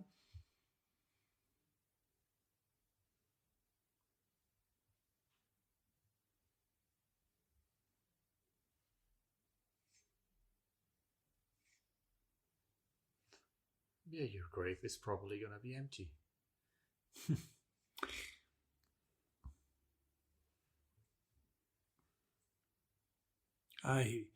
He buries the mother box. Oh, okay. Well, that's not a bad idea. I mean, mankind has done this before. This shallow grave thing. Yeah.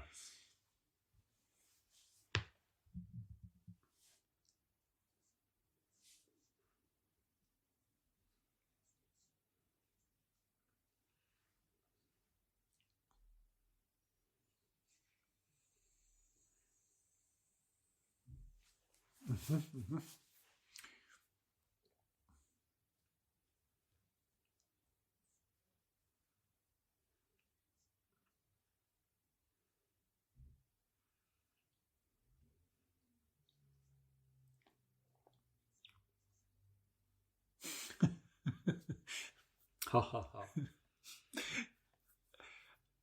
I have to admit, it's funnier than Batman v Superman was. Yeah. And Man of Steel.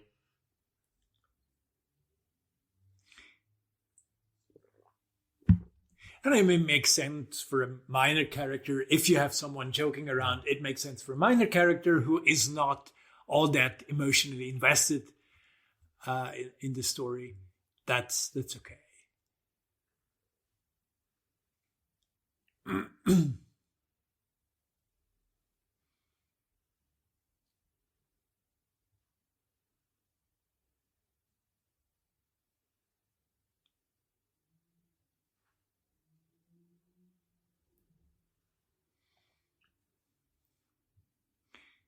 I assume he is not alone.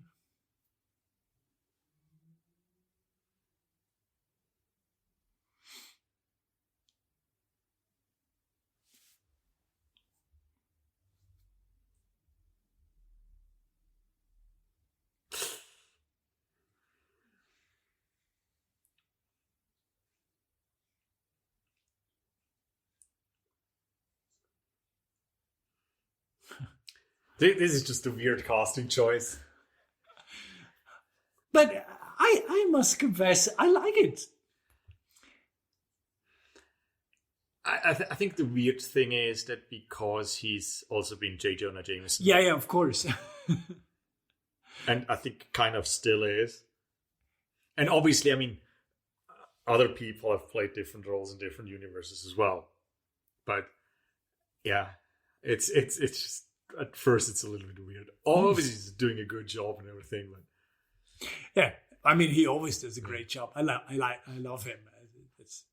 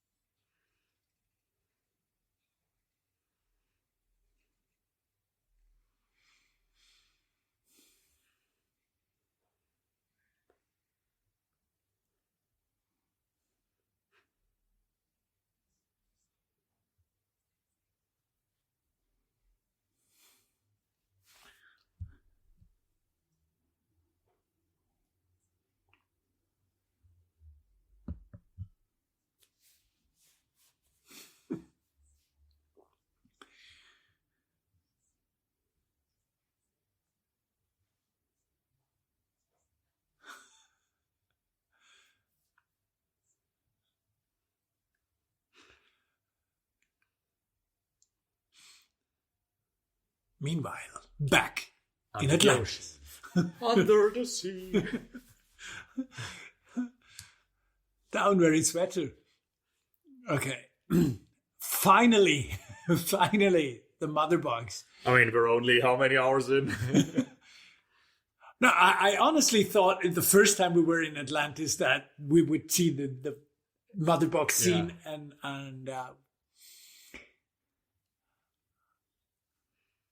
I mean, we're 1 hour 45 minutes in, and I mean, basically in the theatrical cut, we're at the showdown at this point. Almost, yeah. Yeah.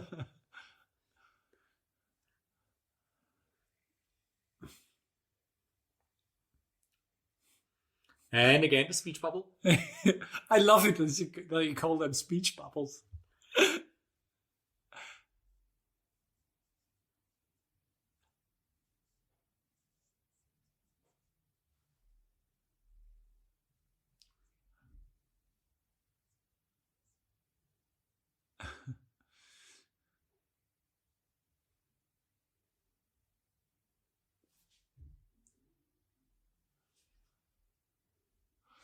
All right.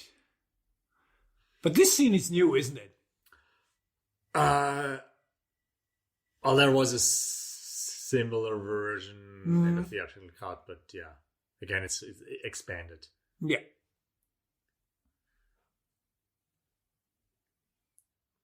And the mother box stopped calling, which is not a good sign.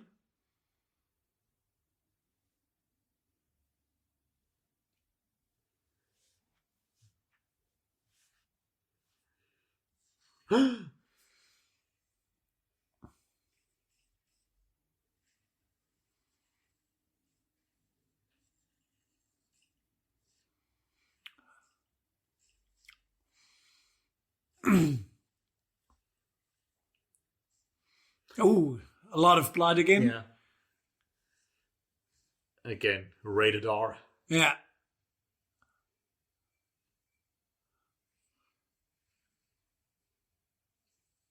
I just wanted to say this is easier than with the Amazons, but she has a little bit up her sleeve. I mean, yeah, she's Mira. She's in the Aquaman movie as well, and her power.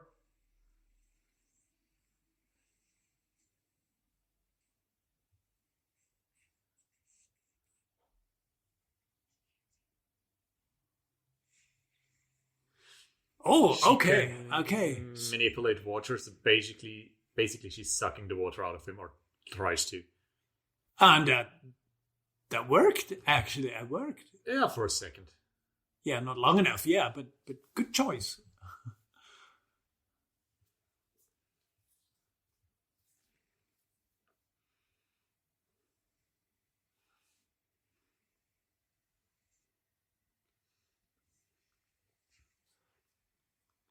Ah, very good. Arthur is here.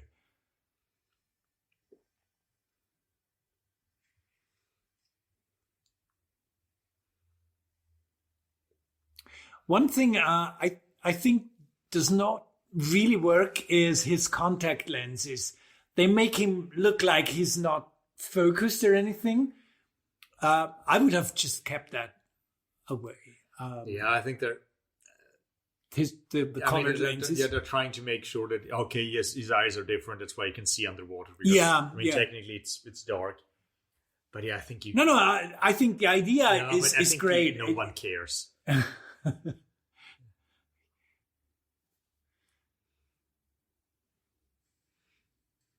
And I just think he always looks like he cannot focus where to look. I mean, that's maybe it's just because he drinks so much. Maybe he is drunk. That's the other reason.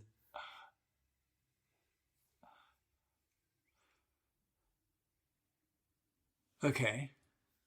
And the second mother box is gone. Yeah.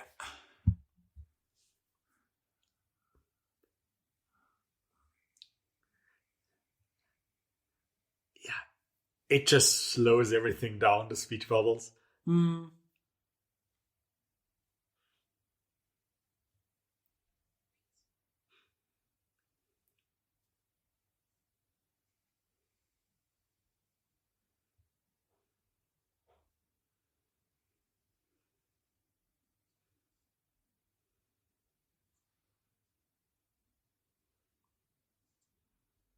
So the Aquaman movie takes place after this one. Yeah. Okay. Takes place afterwards.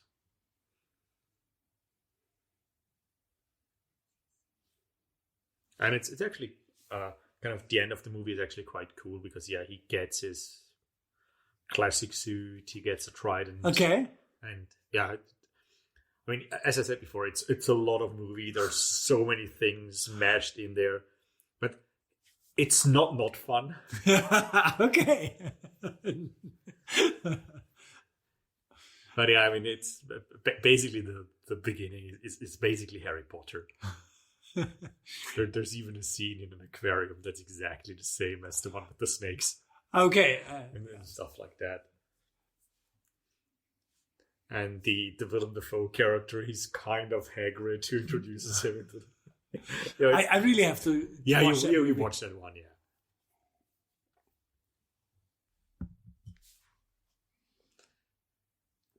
Okay. He figures out that his dad was taken.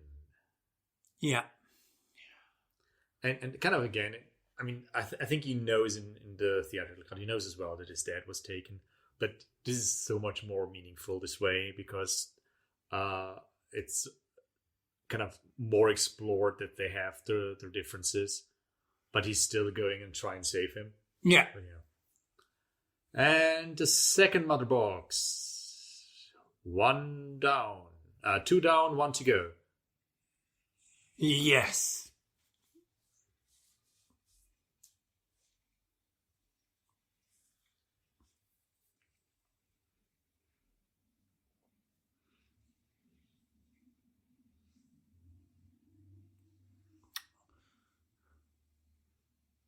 Okay.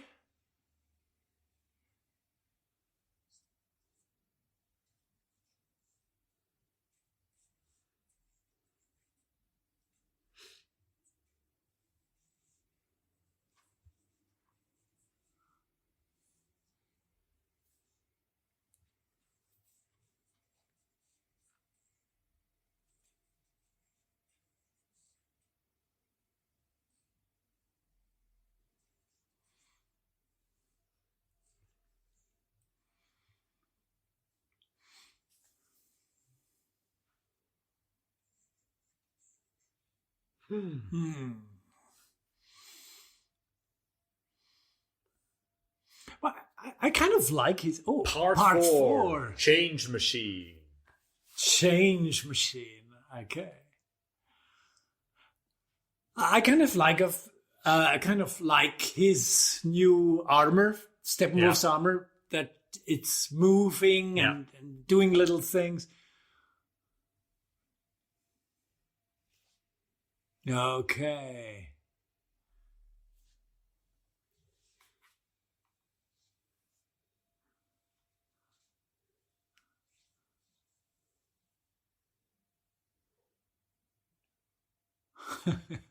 Yeah. I fear so as well, yes.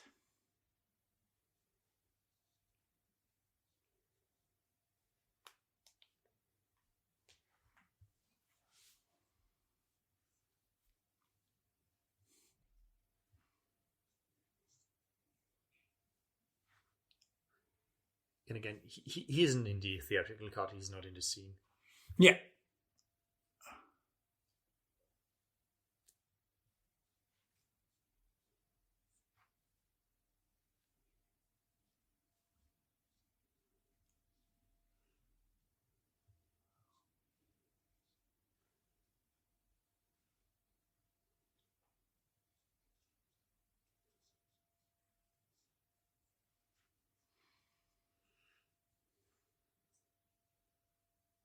And we're getting, that set piece.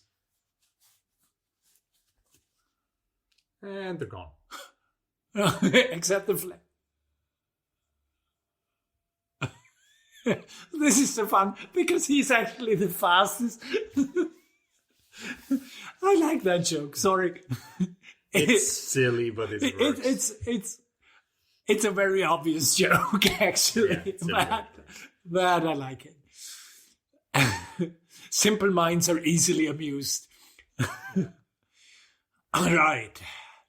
Now we're getting into the big first fight with everyone. Oh, and cool new music.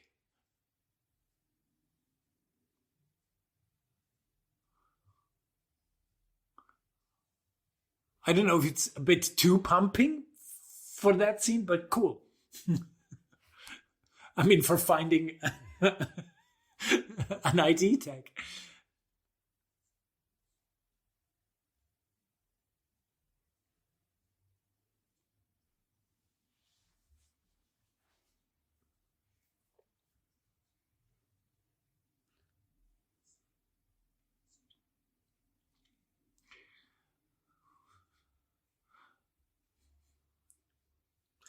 I'm not sure if the music is kind of a version of the Come Together song they used. But I'm not sure. It kind of has that vibe.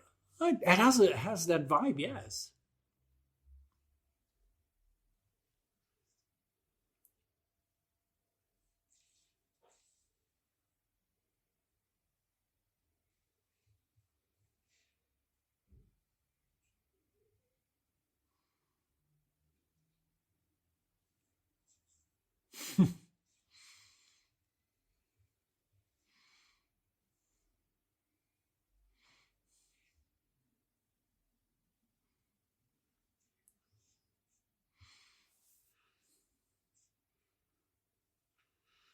I mean, in the theatrical cut here, there's the scene where Flash says, "I haven't done this before. I don't know." Oh yeah, I remember. And Batman tells him, "Save one person." Yeah, and I like that moment, honestly.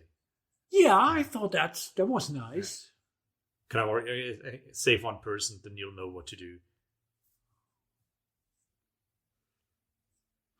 So this time they're more plotting what they're going to do. Yeah.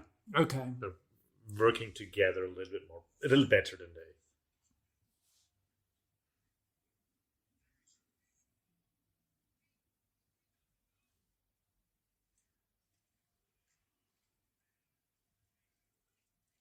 Oh no, the spider thingy.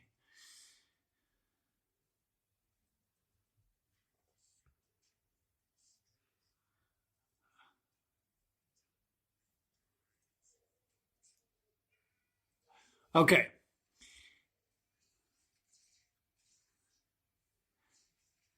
But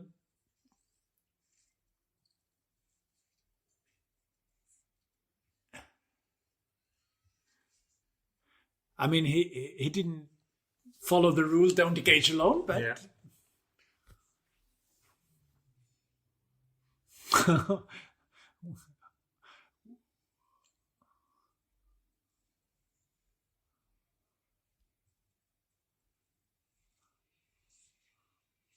And the Wonder Woman theme. Okay. And Batman and the Flash are just waiting.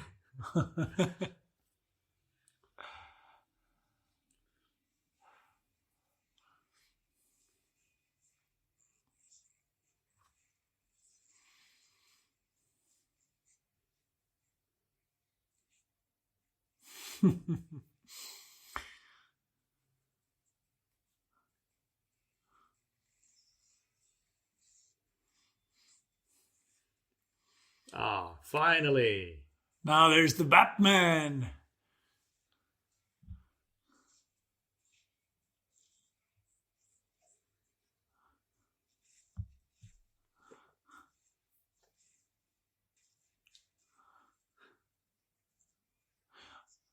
Okay, this was a scene that showed more the mortal viewpoint when seeing Flash, and this is cool. I think you could do this more often. Poor Batman. Poor Batman, yeah.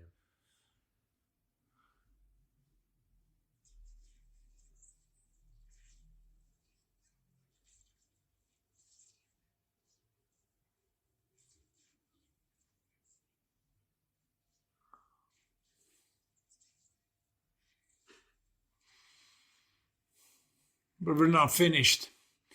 No.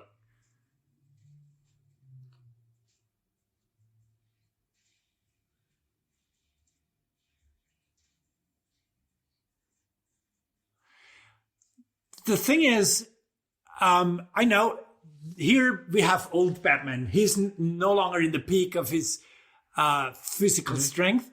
But I think that Batman would have been more prepared, the real Batman. You know what I mean?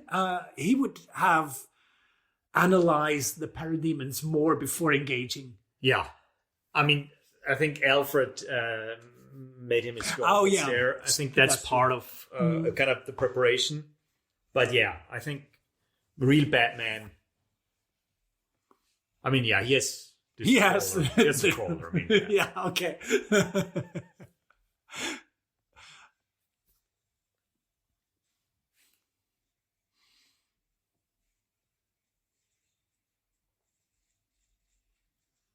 Oh. Okay.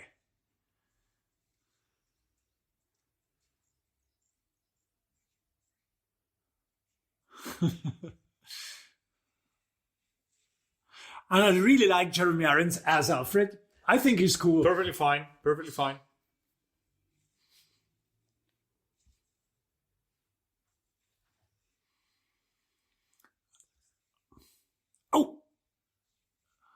Oh, excellent. This is what I meant. A scene where you just see him whizzing about and the energy he releases, making like a strobe thing going on.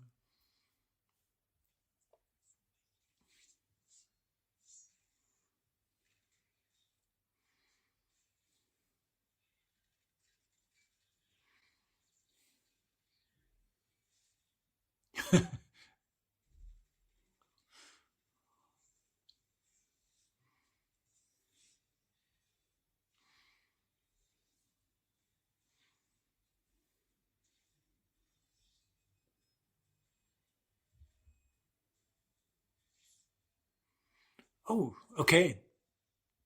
This scene is from the theatrical as well. I think so, yeah. But it's a little bit different, if I remember correctly. Expanded, yeah. Yeah.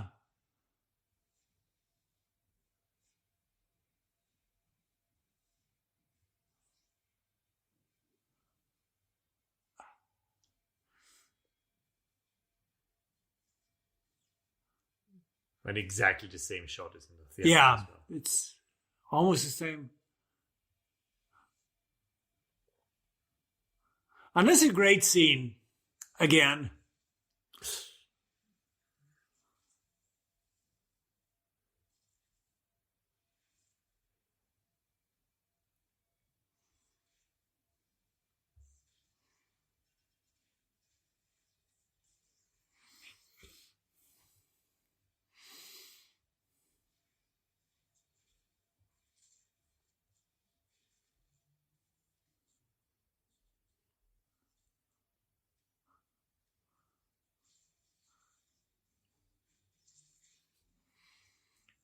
Yeah. This is not exactly how it should be. Definitely not. Yes, she does.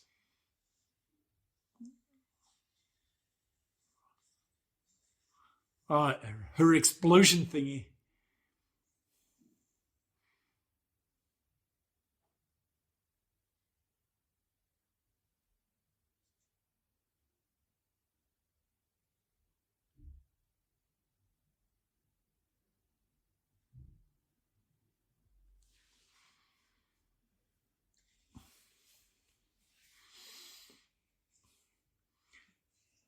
Yeah, the father-son dynamic with Cyborg is so much better. Yeah. So much. That's really great. I mean, there's a dynamic here. Yeah, okay. There is a dynamic.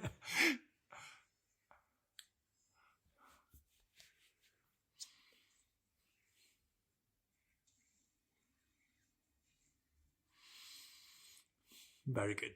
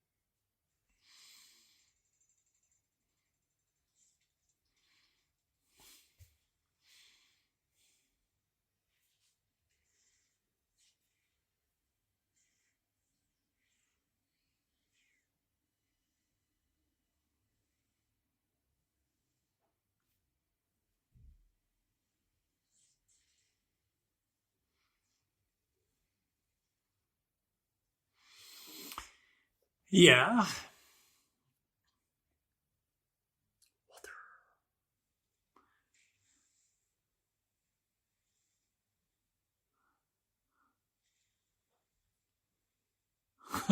How convenient. Aquaman is nearby.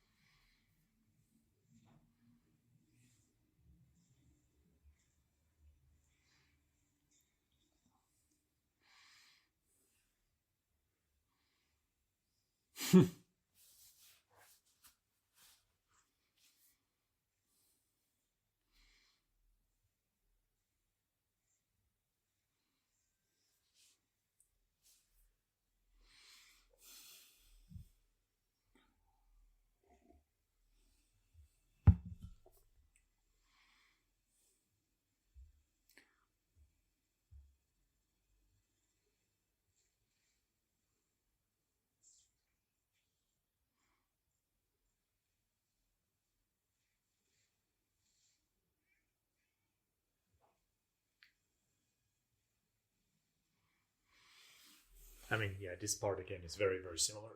Mm. Yeah.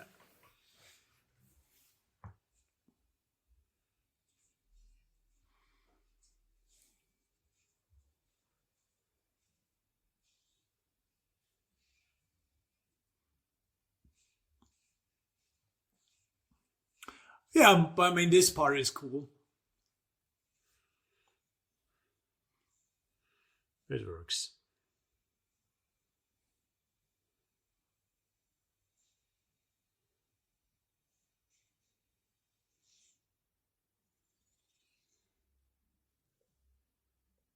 And he's just leaving. Goodbye.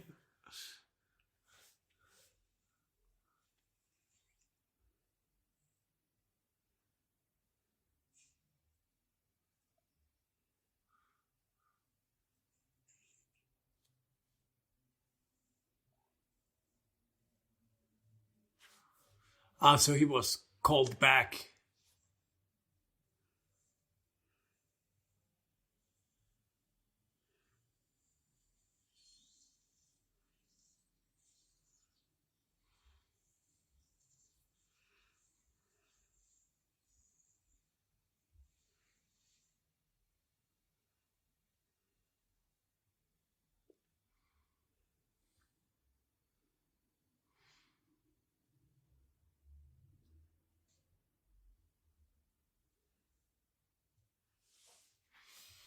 Interesting.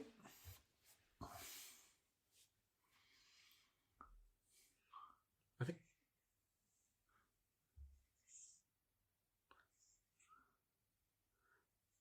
Yeah, I mean, this is the moment where he remembers that this is the world where they lost in the beginning. And kind of our beginning of Okay, the fight okay. that we saw. Ah, it was this world. Again, you don't forget something like this, but Yeah, but I kind of don't understand. Didn't he know this before because he knows No, where he the didn't. mother was? No, he didn't. He just realized it now.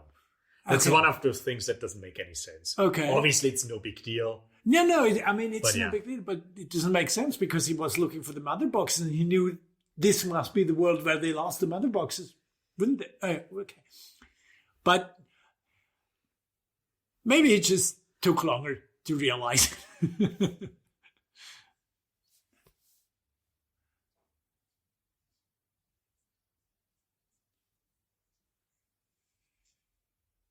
Oh, well, he went home to fetch it.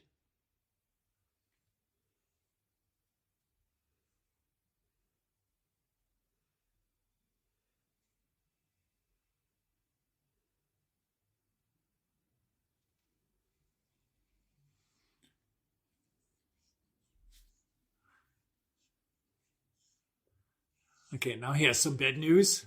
Let's see how his boss likes this.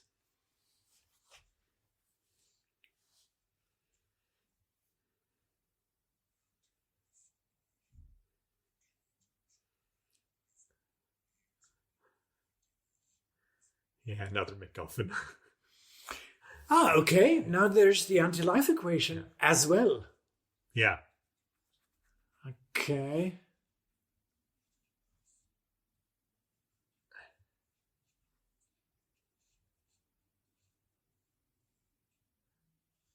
Here's the thing.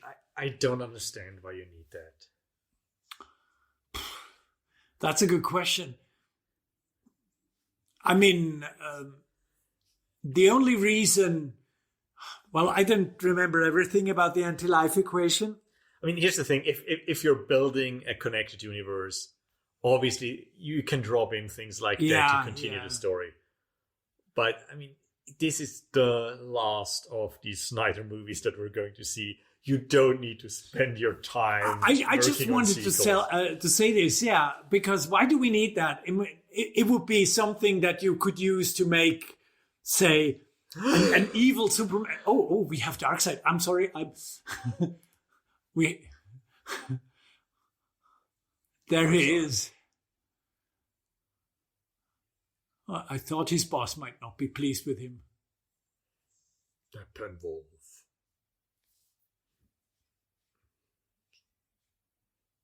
But a nice touch that he loses his armor when he talks to his boss.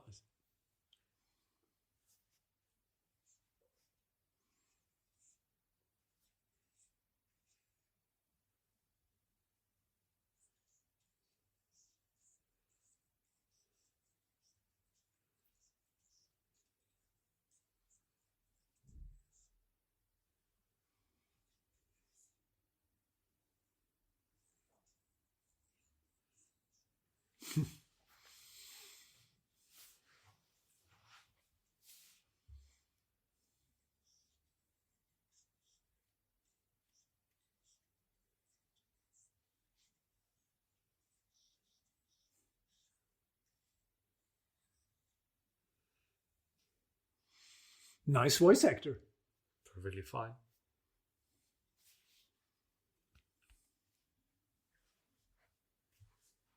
But again, the only reason I don't remember everything about the anti-life equation from the comics, but I think I remember it's one thing that turned Superman evil, didn't it?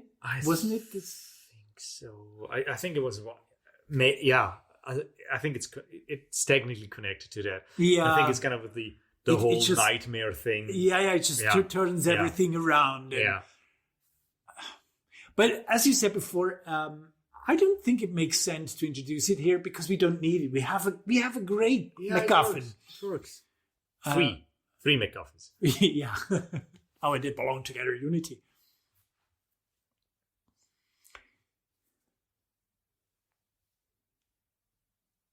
By the way, in the comics, Steppenwolf, I think he's just like looking like a man with a horny helmet, if I remember correctly. Yeah. So generally, I think it's cool what they did.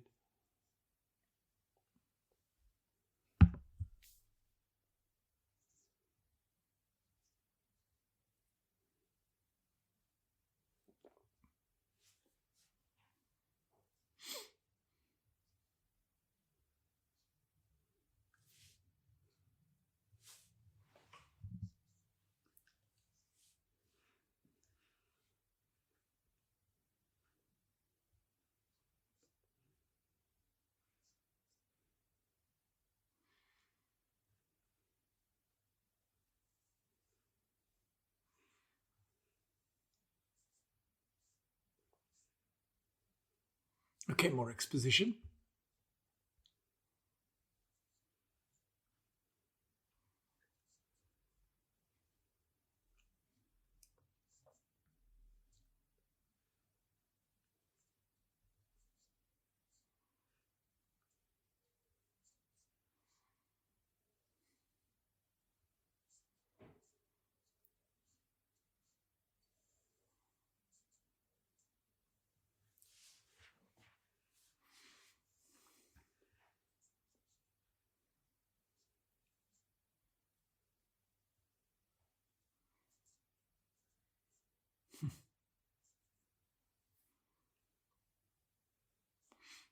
Again, I think it's nice that Cyborg looks exactly the way he was last before he had the accident.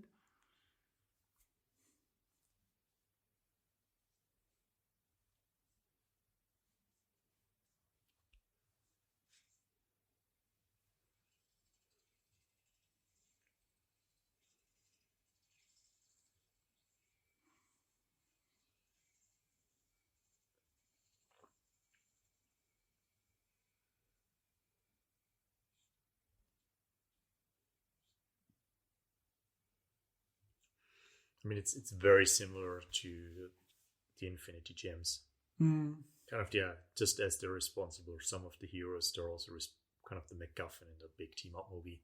So that's obviously something that works. And I like the fact that Cyborg is connected to the mother boxes. It just, I mean, he's there to give the exposition.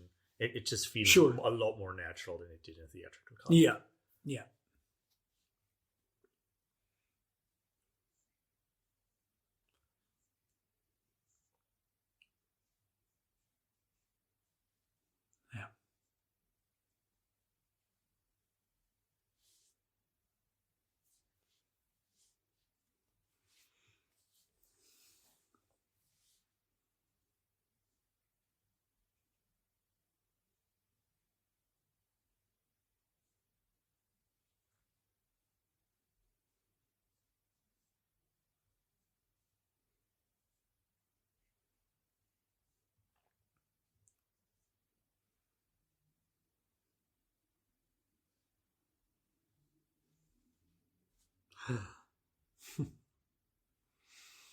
Yeah, but it's a great explanation, actually. It works fine.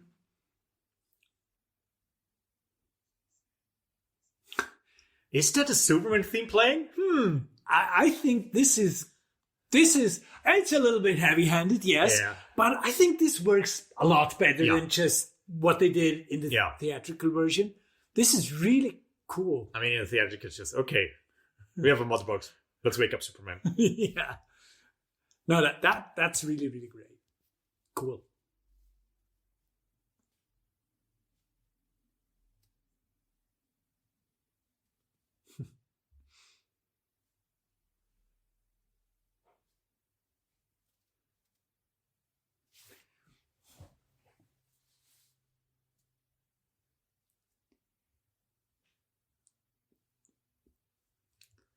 See, this is great. A little bit breather. Yeah.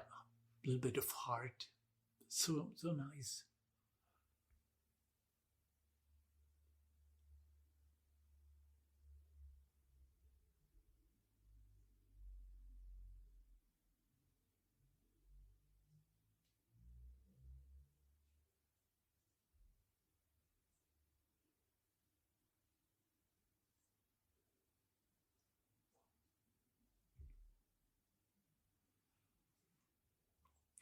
I mean, there was a similar scene in the theatrical version, but it was shot somewhere else. It was not. I think it was in the office. In the office, I was.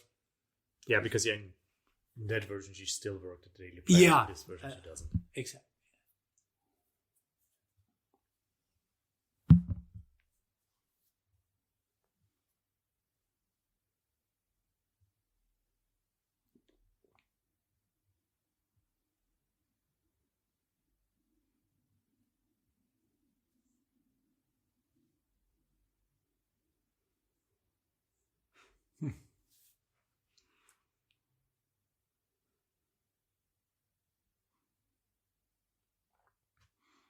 And that's the thing. She represents the loss for Clark, like Lois Lane. It's not just Superman is gone, but Clark is gone. That's great to focus on that a little bit.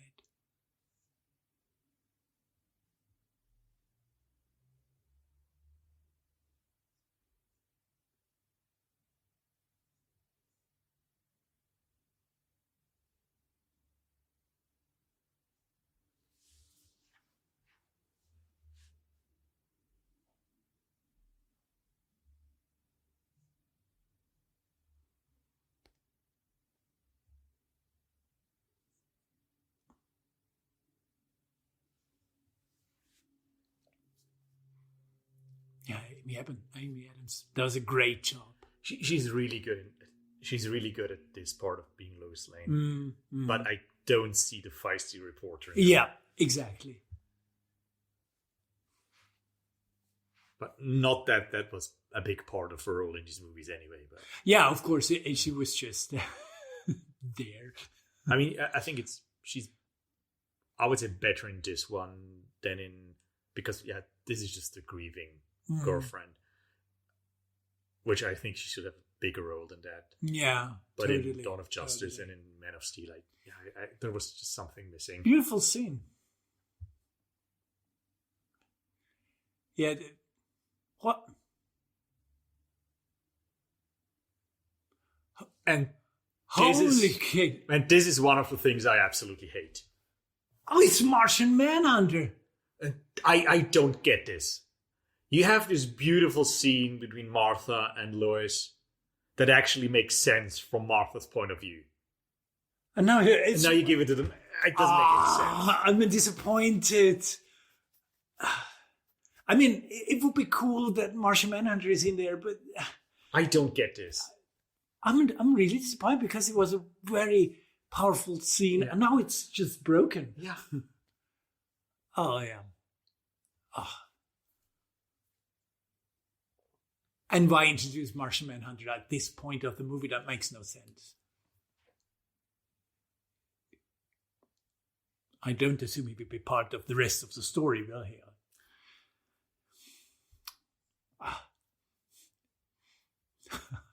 I'm a little bit angry. Just as there's some baffling choices in the theatrical one, there are a few baffling ones in this one as well. Yeah. So I think it's just in the DNA of these movies. Probably.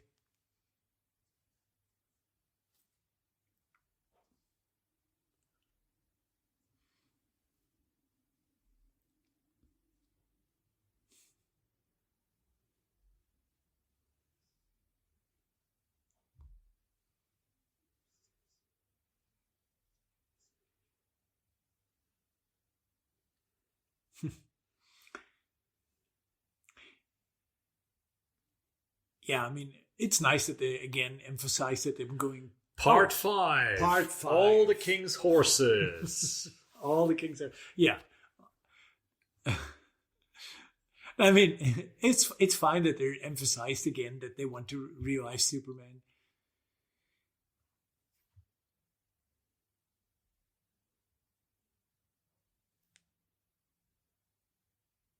But wait, is he buried here? He's not. Is it? Doesn't he have him in? Oh. I mean, this is. It seems like this is the proper burial ground. I don't know. Ah, okay. Yeah. I really don't remember how it was.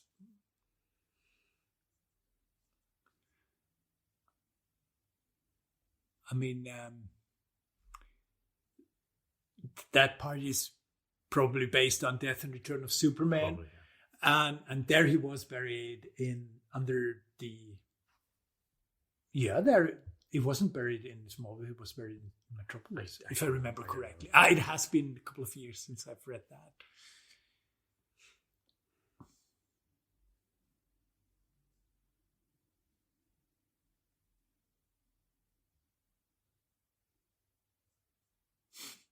Oh, that's nice to make Atlanteans and Amazons a little bit similar.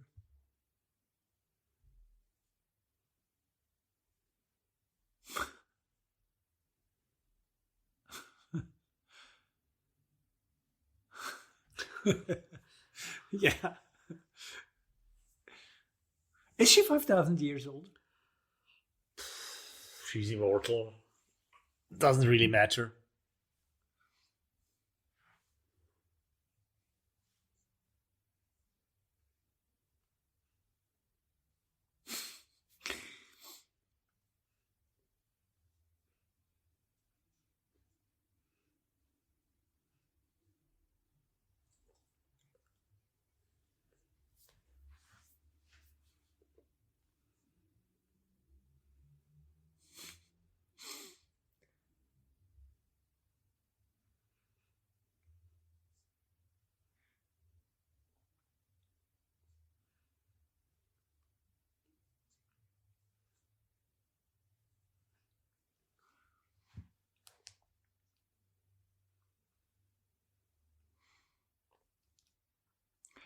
I think it's nice to put more emphasis on that reviving Superman could be a bad idea.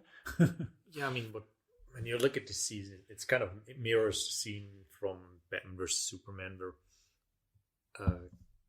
kind of Bruce Wayne says, "Yeah, we need to kill him if even there's a small chance that he's evil." Mm-hmm. And here the roles are reversed. Yeah. Yeah, good point. That's a really good point.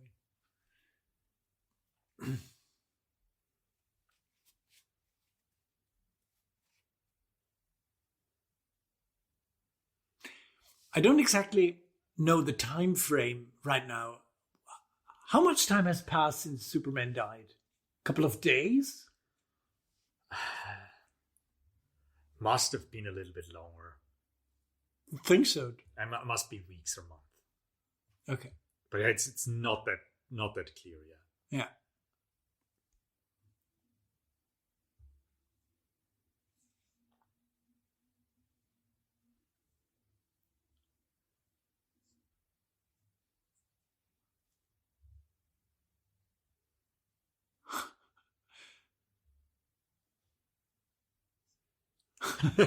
I mean, nice.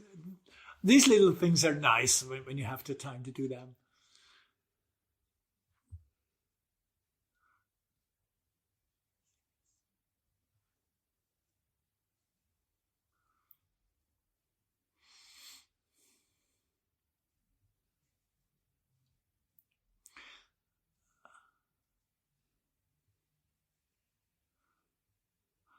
And again, I find it nice. The soundtrack pumps in appropriately. This is cool. Yeah, but it's cool, but it's also generic. Yeah, I would say it's a bit generic. It fits to pretty much everything. Yeah.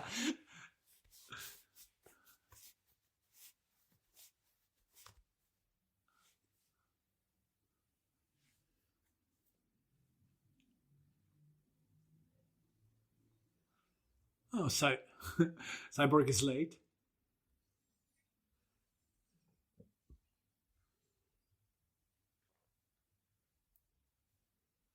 This is one of those suspense things that I don't really get anymore. Can we just agree that they sorted this out before? Yeah, because, I mean, it does not add to the suspense. You know they're gonna get in. Yeah. I mean, we're at the point, I think, where Joss Whedon had cut quite a bit. I don't remember they had to get into the ship. Or was there a scene? I don't remember. There was no scene. They just cut everything. Yeah. And I think I can see why. I mean, these are perfectly fine scenes. Yeah. But yeah, you don't really necessarily need them. We can just assume they get in. Yeah.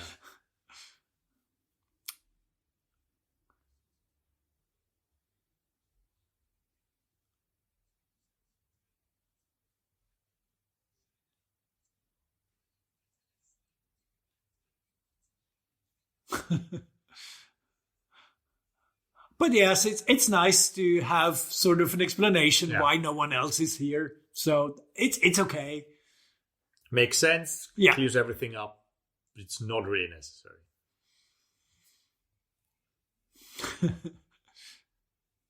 And of course, the scene is dragged along. But yeah.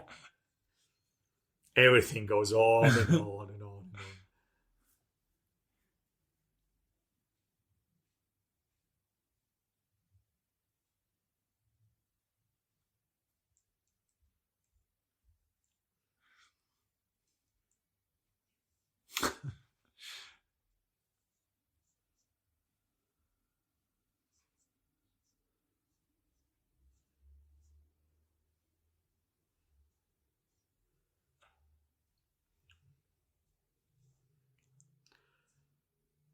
But then again, this is the moment that makes it okay because they turn it into a father-son moment again. Yeah.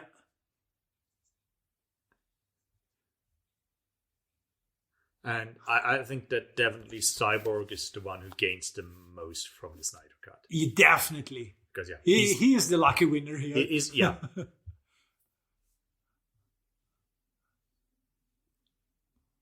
And pretty much Yeah, everything that he did was cut from the theatrical release. Yeah. Pretty much everything.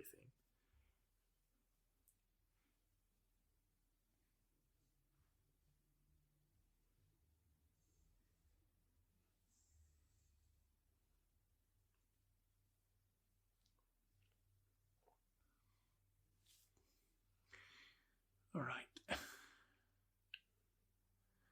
So we're inside Superman's ship. Yeah. Oh, who are they? I think there's these. It's not Superman's ship. It's a scout ship. Yeah, with the dead Kryptonians. Yeah. Yeah. Now I remember. I mean, technically, instead of Superman, they could revive the others as well. They could get an army of Superman. Oh, I like how you're thinking. But it's night. They first need to have the sun. Yeah.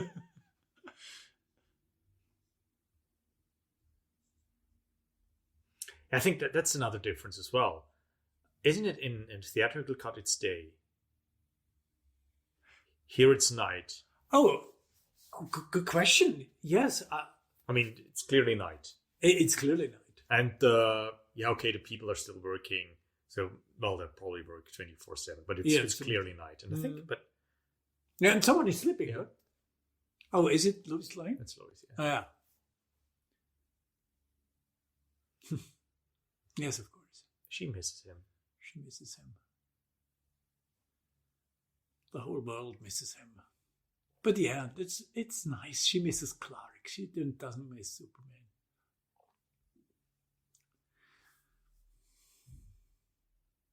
And I mean, if it's just been a month or so, it's okay to be moping. It's not like Diana, who's been moping for 100 years. Exactly, yeah. And when there is a grieving period, then it's just losing someone. I mean, we're at the 2.5 hour mark now. Yeah. So, after Justice League, we're home. She is pregnant. This is a pregnancy test. I know, but again, this is... I mean, why would anyone be having a pregnancy test in her drawer? Because it's true. She is pregnant. So, time frame wise, it can't be yet. Probably a month, maybe 1.5. Yeah, because it can't see anything. Yeah.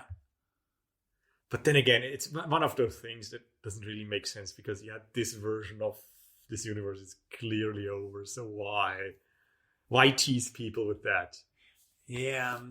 Yeah, okay. I mean, it's okay to have an even more, an even deeper connection between her and Clark. And yeah, I think that kind of makes it stronger why she is every day at the memorial or something. Yeah. I mean, you're totally right. Why do this when and this is okay to be cut from a theatrical version, of course.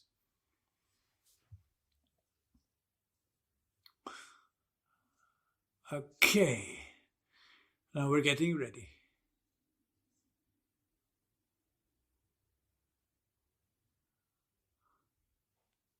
Oh, she goes back to the security guard. Oh, that's great, yeah. She's in the right place when he wakes up. Yeah, in the theatrical cut, I think Batman makes sure that she's there. Oh, okay, yeah. I don't remember that. Yeah. But I think you're right, yeah.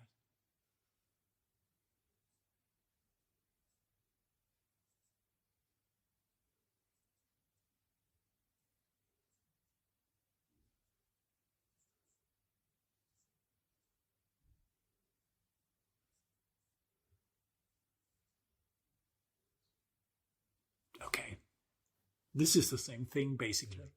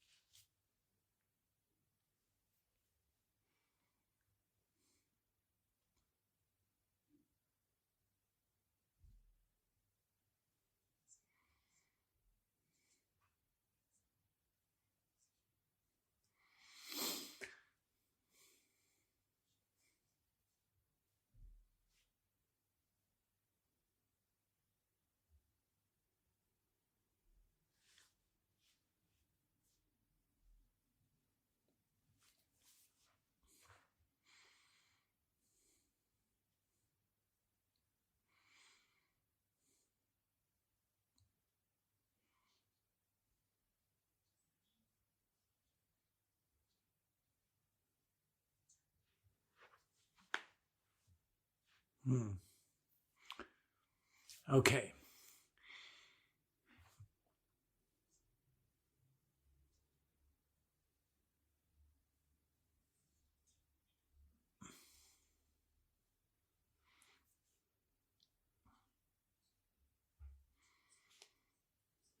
Yeah, we know.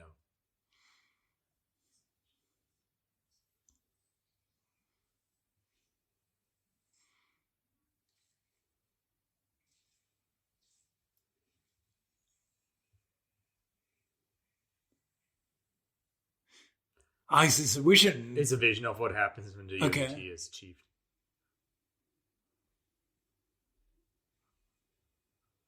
Okay.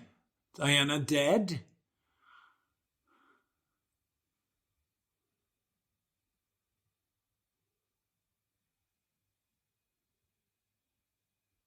And I guess there's Darkseid over there in his ship. Maybe, yeah. And apparently they all pledge allegiance.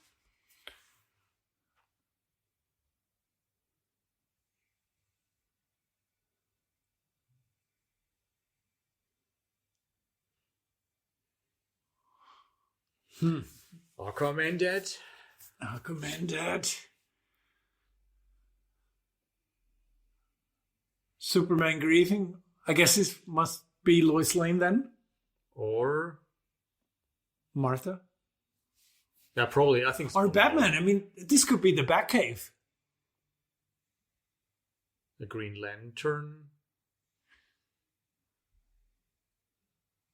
And Superman has Batman. Yeah.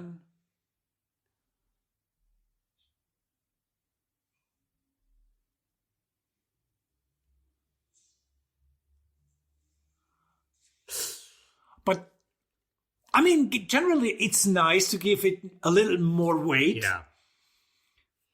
I just don't like that whole nightmare stuff. Yeah. Because, yeah, that's not how I want Superman in these movies. Yeah.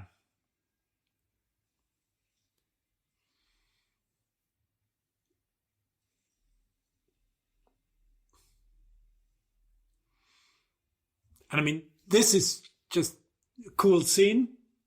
Yeah.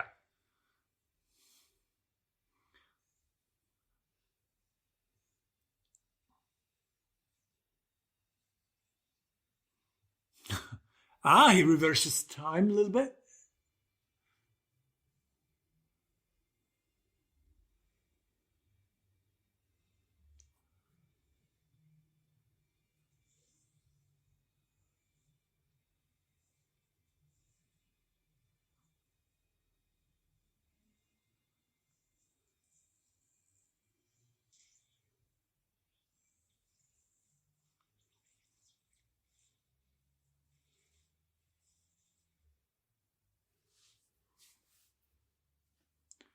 And it's done. No turning back now.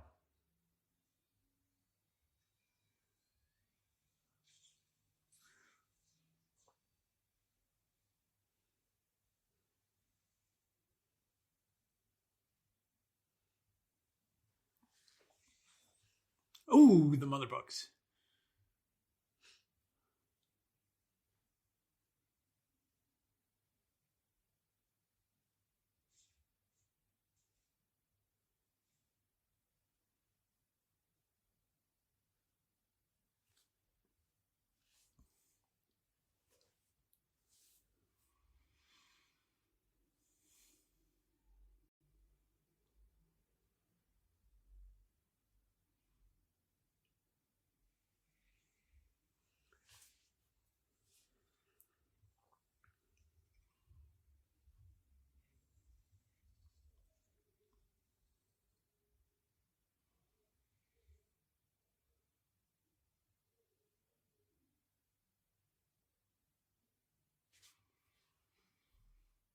Yeah, that's again, it's very similar.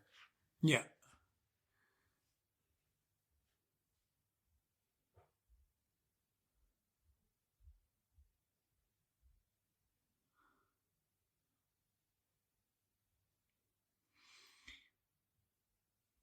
I mean, the longer build up, I think it worked for this scene. The longer build up is really making it. I mean, it's in a way it's very similar to ending Infinity War with the snap. Yeah. And then spending the first hour of Endgame kind of exploring, how does that world look like? And I mean, we're 2 hours 40 minutes in, and until Superman returns. So it's basically the first movie. Yeah.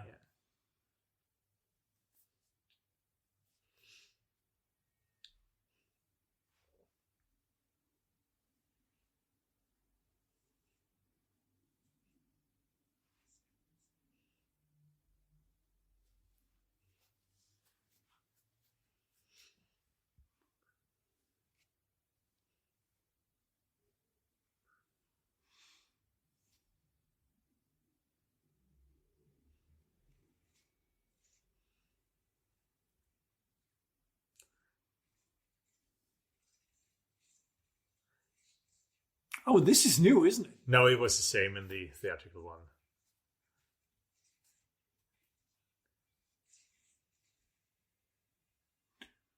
Was this in the theatrical as well? Yeah.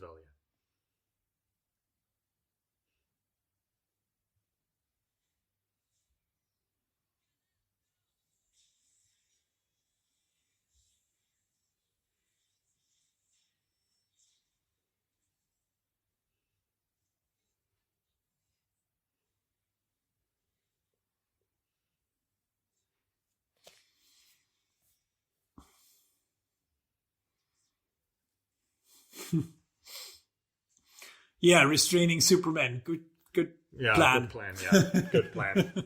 It's definitely going to work. Definitely.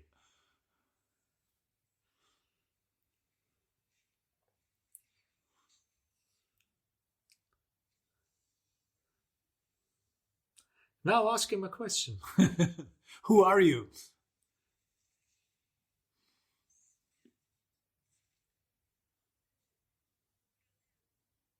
Last son of Krypton.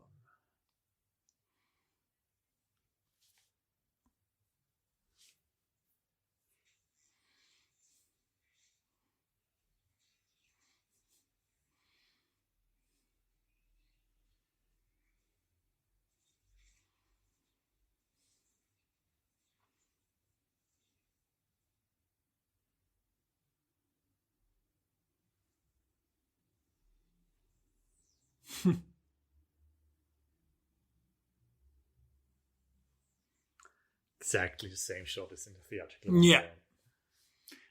An iconic shot, I would say.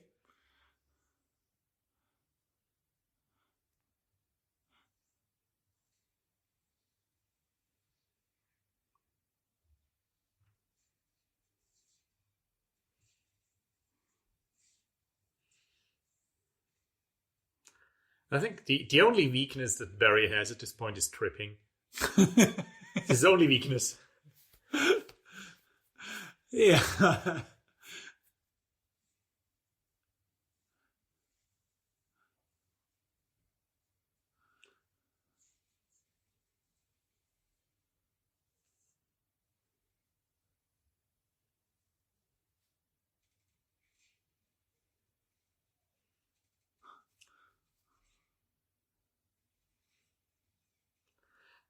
I mean, the one thing I don't really understand, they probably don't know the other guys.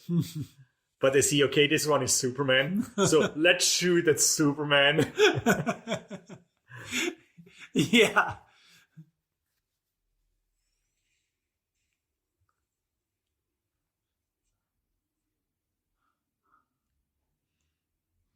Yeah, Batman showing up. That's definitely going to calm down Superman. Yeah, the thing is, in the last movie, he had to make this suit to fight against Superman. Yeah. And here he has just his ordinary suit. This is not going to end well. I think that this is one part that makes a little bit more sense in the theatrical one. That Batman has this plan of getting Lois Lane there. Yeah. And here she, She's assume just by she will- chance. She saw the explosion. She probably knows what's going on. Yeah, but Batman doesn't know that. Batman doesn't know. Yeah. Batman doesn't know that, Yeah, she's about to show up here. No, he doesn't.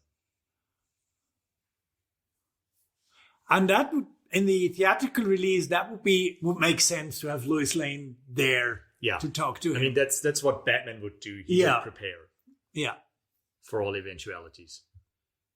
Absolutely.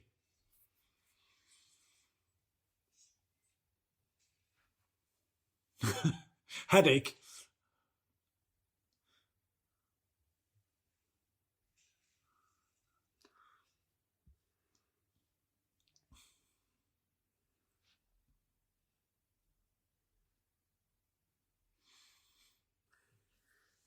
Yeah, Batman? What do you do?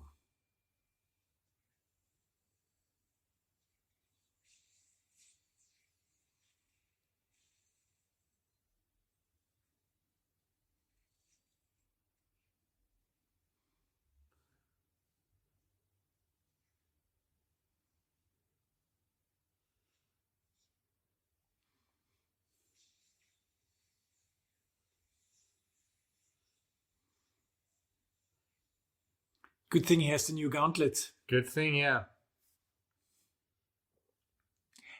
Yeah, this weakens Batman a little bit because this would totally be something he would do. Yeah, he would prepare for it. Yeah. He would prepare for it. I mean, here's the thing. If she doesn't show up, he's dead. Yeah. So there's actually something that I think is better in the theatrical release. Because Batman makes sure Lois is there. Yeah.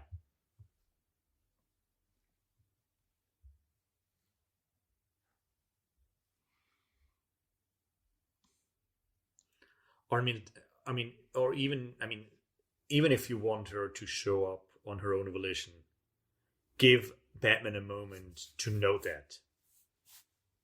Yeah. I mean, it's not that Batman needs to make sure that she is there, but if Batman knows that she's going to be there, that works as well. Yeah, just the simple thing. Yeah. She will be there she is always there. Yeah, she's always there. Yeah. He should know that. Yeah, exactly. So yeah, they revived him, but he's gone. Hmm. So that half hour was for nothing.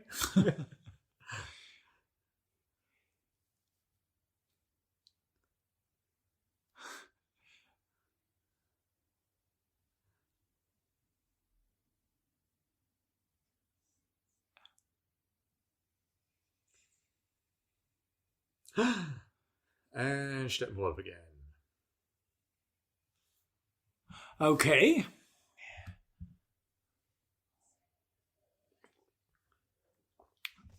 See, this is something that Batman would not have missed, I think. He would have made sure that the mother box is gone. Now, they're just lucky that Cyborg's father was there. Silas, yeah, took it. Silas, yes.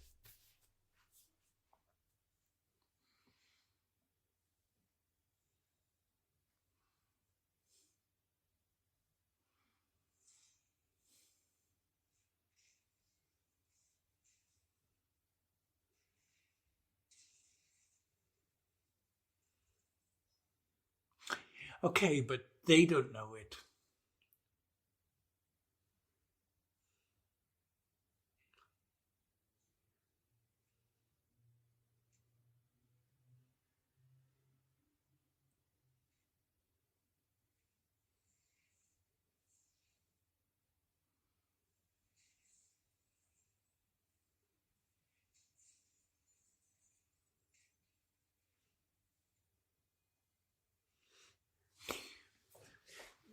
This is another thing I don't really get. He has more than enough time to get out of it. Yeah. What is he going to destroy it by using X-rays to superheat it? He's going to try, yeah. But why from inside he has a remote control. Yeah. No, Cyborg, you can just control it. Yeah, except when he can't. Yeah. Oh. I mean, I get what they're trying to do. Yeah, But yeah. it's one of those silly sacrifices that's... just take 3 steps. Yeah, there's... And I mean, Cyborg could just have manipulated. He can control everything. Yeah. Why not? That... I mean, it's certainly powerful that the father sacrificed. It works. Yeah. It's okay. But it's also a little bit stupid. Yeah.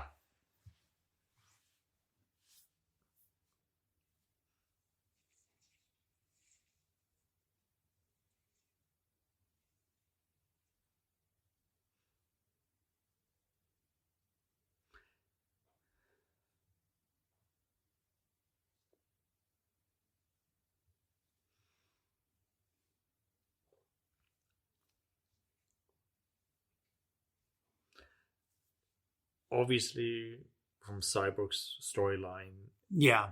it works, but find better plot mechanics why he needs to be in there, please. You have him 4 hours. You can explain why. Yeah. This is a little bit sad. I totally get it why they did it. I mean, especially with the remote in your hand. Yeah. Break the remote or something.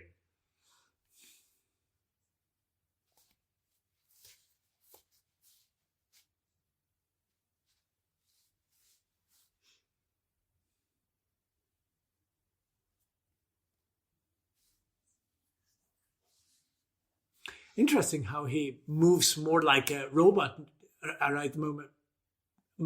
Probably they wanted to show something that he lost part of his humanity. Yeah, I think because he was just thrown through the room and is a little bit injured. Or that. Yeah. Or that.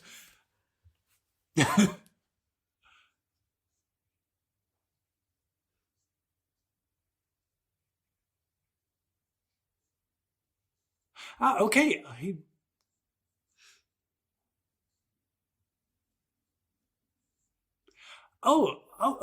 Okay. This is now better. Still, he's standing in the wrong direction, but that it does have more weight to it. Yeah, there is a plan there. Yeah.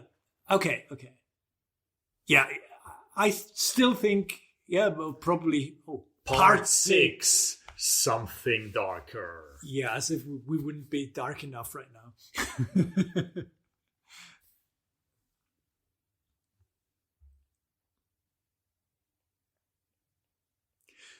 And again, a breather scene. I find that cool, and I think it would have worked perfectly as a miniseries. Yeah.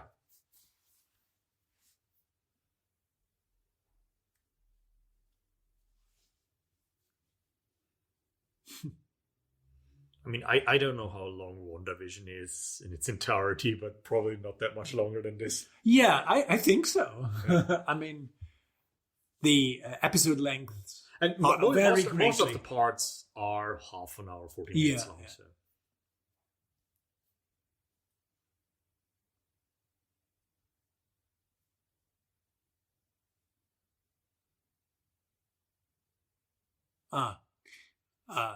She gives him a shirt. Yeah. I thought she would give him the cape. No, she gives him a shirt. Okay. Yeah.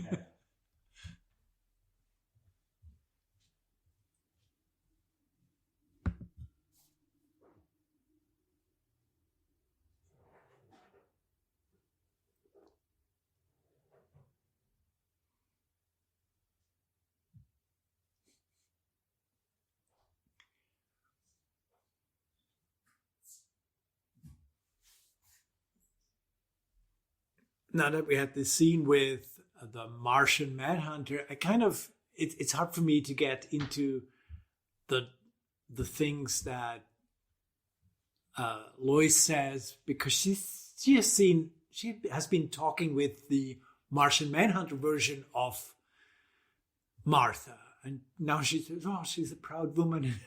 Yeah, she knows her. It takes away from that moment. Yeah, it really takes away.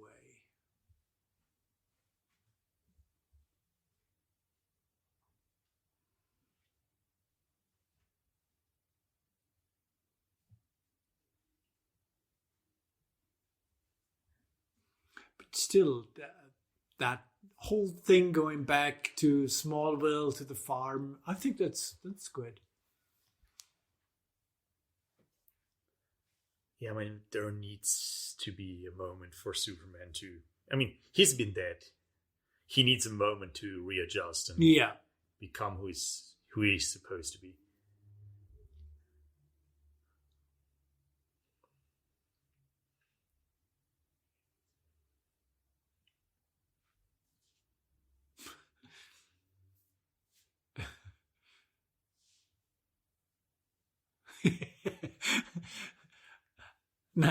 Nice hint towards that Batman usually is a loner. Yeah.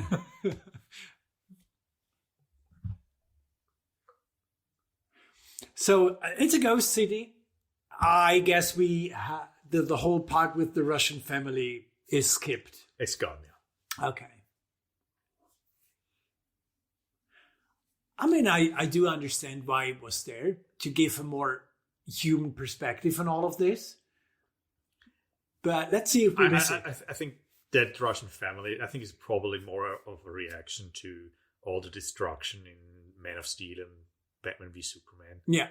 Than something that made... I mean, it gave Flash something to do, but... Well, we'll get to it. I think, actually, what he gets to do here is maybe just a tiny little bit cooler. Okay. But let's see.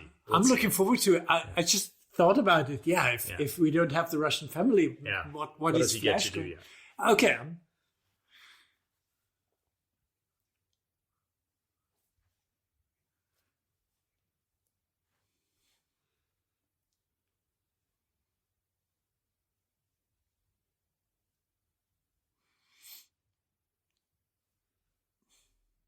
Yeah. Yeah. Use the gift. This is really cool with Cyborg. Yeah. He definitely gains a lot in this version. Yeah.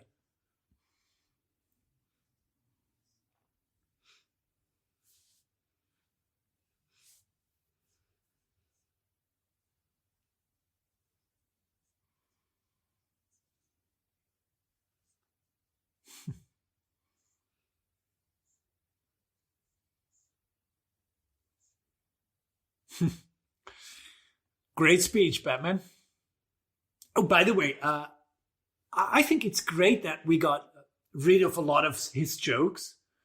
Like this is something definitely bleeding, and this is Batman doesn't need to joke. Yeah, I think it's okay when Batman not jokes. There are others for that. I mean, I think it's Flash needs to joke. Yeah. I think Aquaman needs to joke as well, because his whole concept is just ridiculous. I think Cyborg...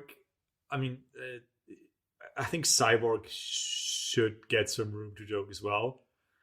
But I think Batman and Diana shouldn't be the jokers on the team.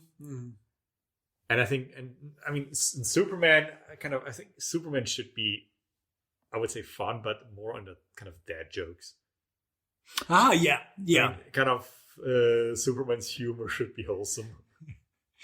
Yeah, he is not one who mocks his enemies or something like the Flash or Spider-Man would do.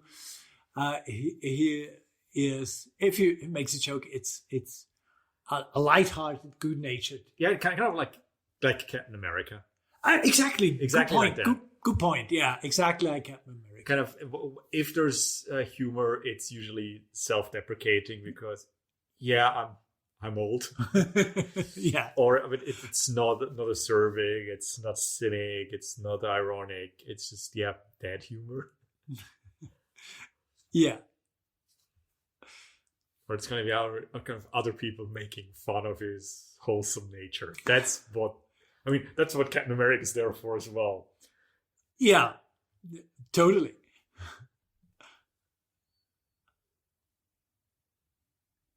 Yeah, and having all the time to watch Superman become human again from the god he is, that's nice to have a little bit more time. Yeah. I mean, I would argue that the plan to turn this story into 2 movies is not the worst idea. Yeah, definitely. Look, now I have a problem. Is this Martha or is it the Martian Manhunter again? I think that was a bad idea. That was really, really bad idea. And I'm sorry that I'm harping on it. it's kind of one of the few things that I think is so unnecessary. Yeah. Because you had a great scene and just cut those 5 seconds. Yeah. Just cut those 5 seconds. Introduce him in the end if you want to. But yeah, nah. This irks me more than it should probably, but it's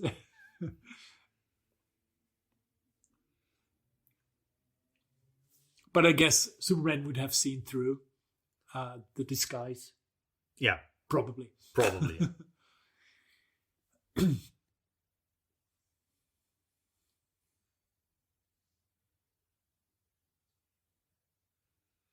But yeah, that Superman scene was good.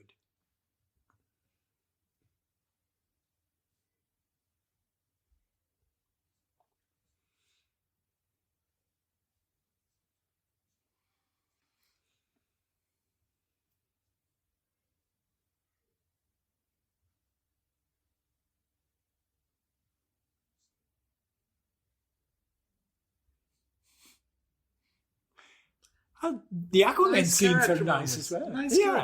Yeah. Again, 4 hours.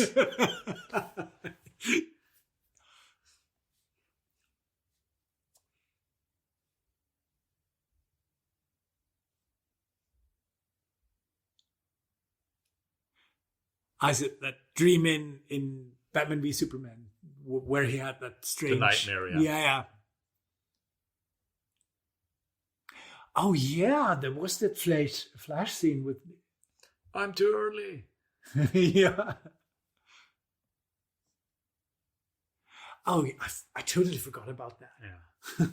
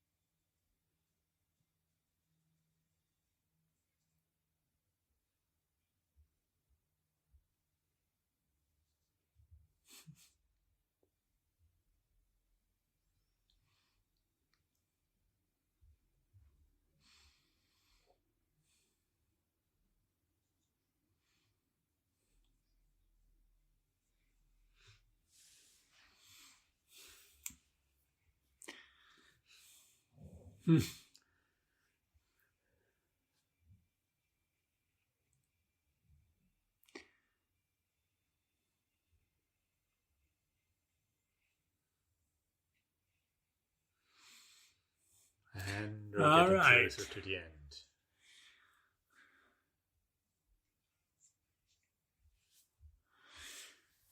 Okay.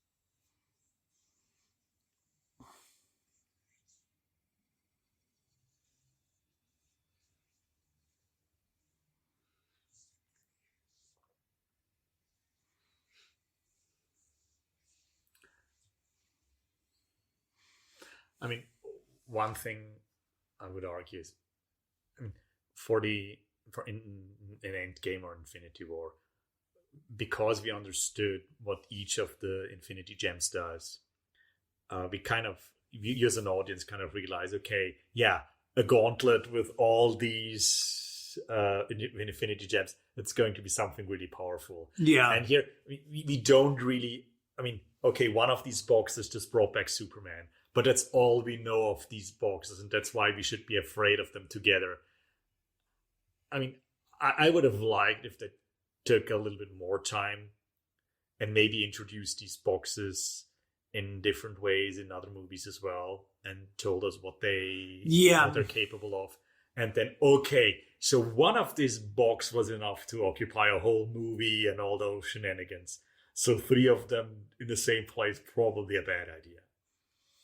That's Obviously, true. Within the movie, they're doing a pretty good job that these things are important. Oh, yeah. But we just have to take it at face value. But okay, they're guarding them. That must be dangerous. We haven't seen it. It's just... We haven't really seen them in action besides a short scene because during the attack.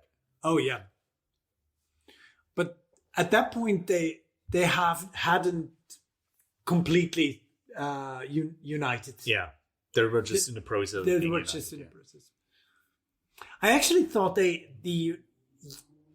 unifying process would take longer and the heroes would need to get there before it completes, but I guess it was wrong.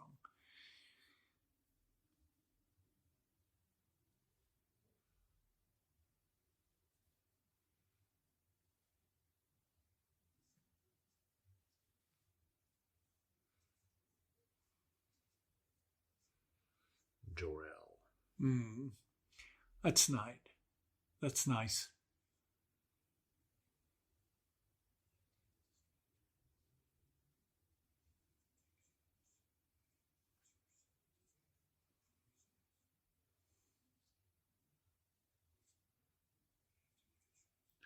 There's so many cool suits here. I wonder which one he takes.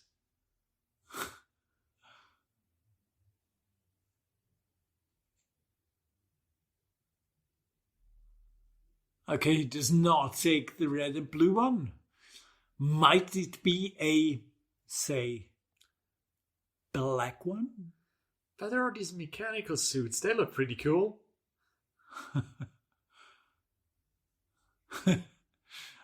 They really do the black suit thing. Yeah. Okay. And always, the black suit, it looks cool, but give me iconic Superman, please. Yeah, I would say so too. The black suit is iconic to the death and return of Superman story. But even then at the end, if I remember correctly, a child says to him, he liked the blue one better. And then he realizes that as a symbol, he has to take the red and blue one. Why, as a symbol, does he need to take a black one? It's cool and everything, and I like the nod towards it. And I still think it looks cool. And the silver symbol, it's that. Yeah, it's but he's embracing being Superman. Maybe really for the first time in a very, very long time. He does it with the black suit. I don't fully get it. Yeah.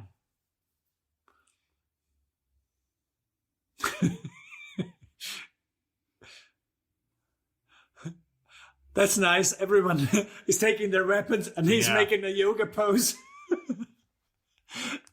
He needs to stretch. Okay. Let's rock.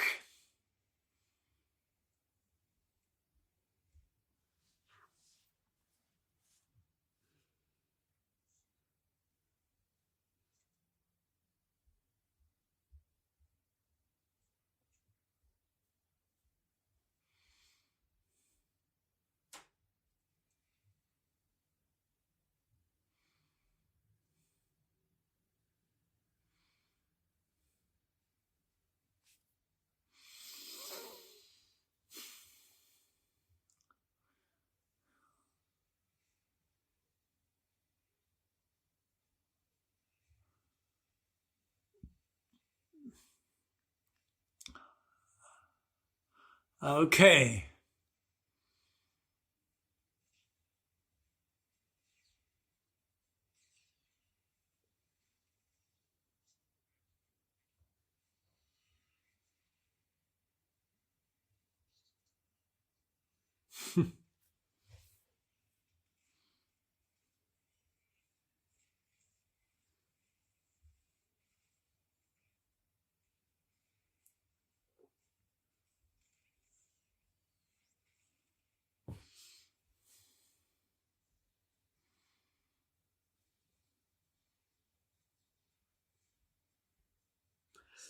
very good stronghold. If it can be defeated this easy, but yeah. Yep.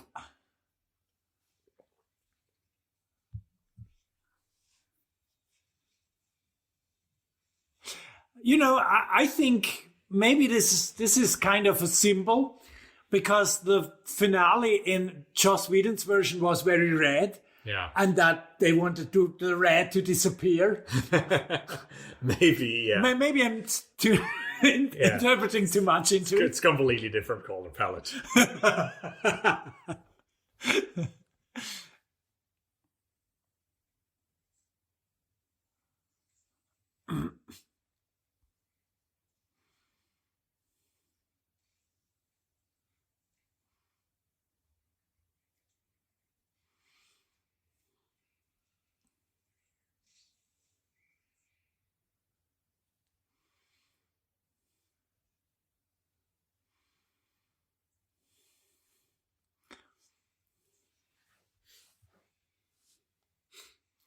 All right.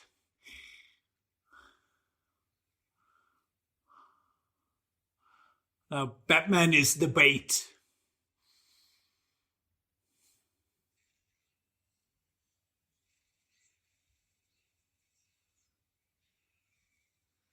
Okay, this is not a Mercedes.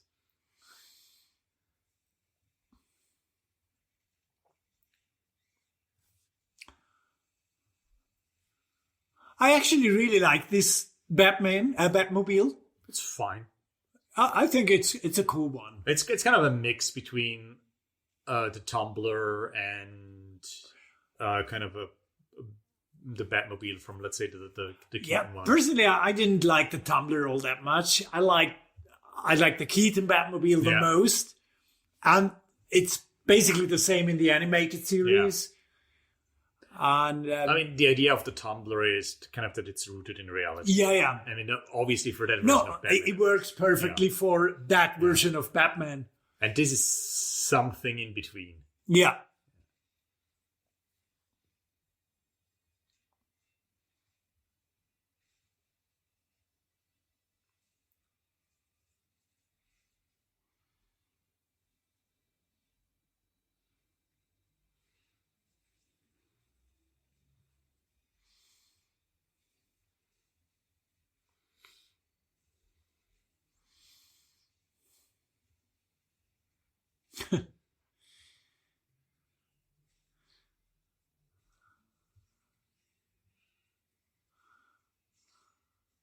Oh, it's very nice driving. Very brutal.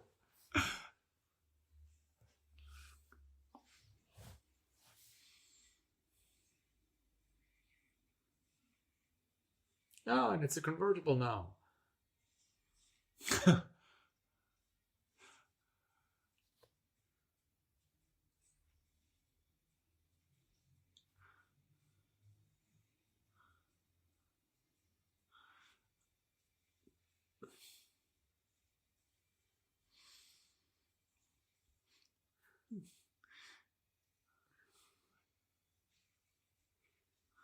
I mean, that's the same scene, I think. I think so, yeah, the same. But shot, I mean, that's this comic book spread page scene, and I just love that. Yeah.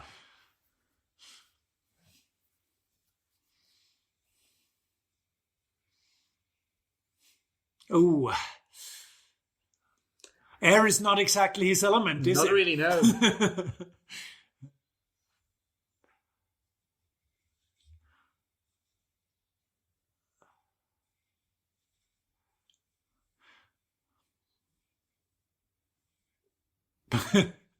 Yeah. It's cool how they work together, honestly. Yeah. I mean, it's nice that their first fight, they didn't work together that great, but now they do. Yeah. Even surfing through a building.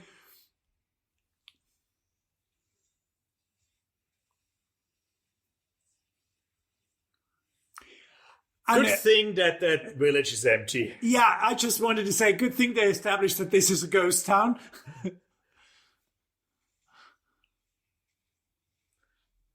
I mean, that was one of the main problems of Man of Steel. Yeah. Yeah. So that's fine. The complete disregard for civilians. Yeah.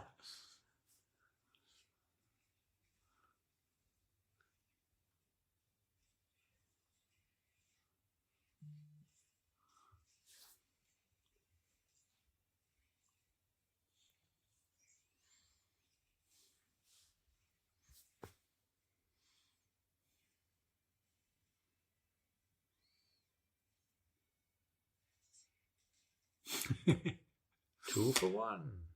Yeah, I mean, he's cool. And you have to realize he does all of this without talking to fishes. He does. He does. He's awesome. I mean, even in the comics, Aquaman can be pretty awesome. He's not just... He always gets the short stick, but... Obviously, people joke a lot about him, but I mean, he's basically underwater Superman without flying. Yeah. I mean, he seems to be at least as powerful as Wonder Woman. I would say roughly. So. I mean, yeah. I think it doesn't really have super speed unless he's swimming. But yeah.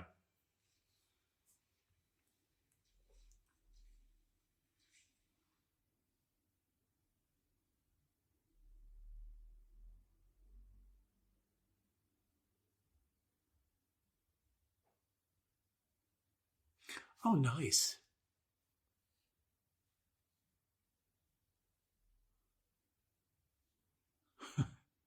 Nice.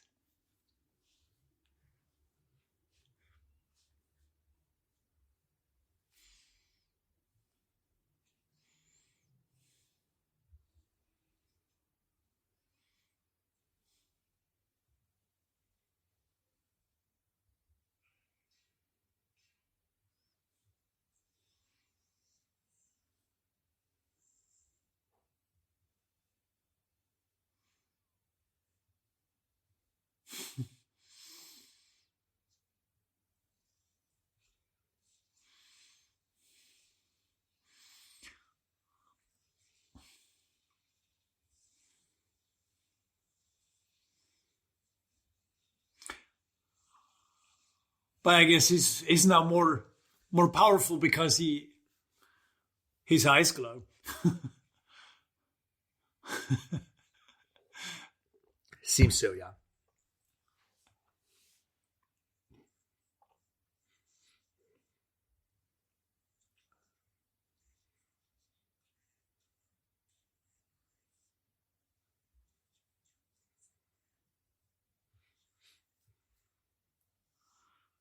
Okay, he's mocking her. That's not good.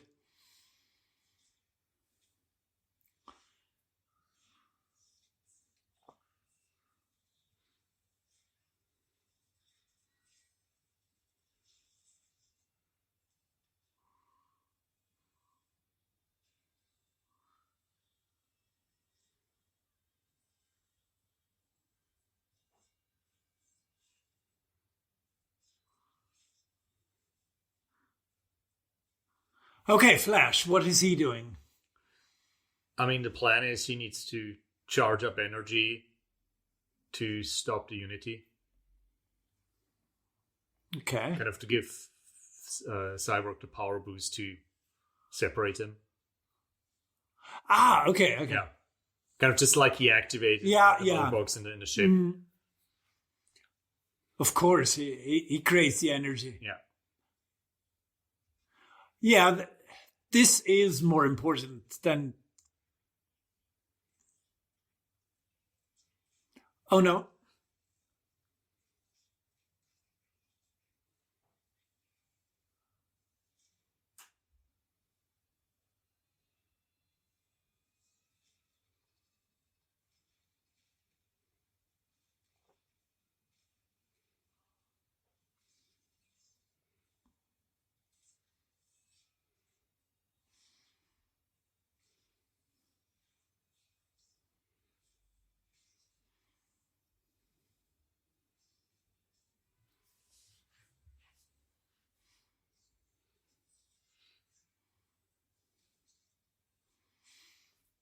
Okay.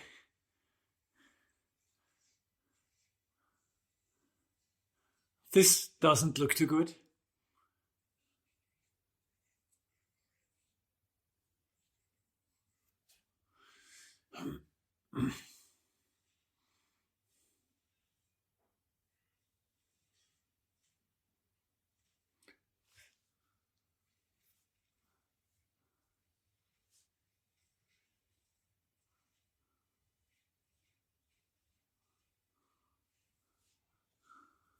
The plan is not working. Not good.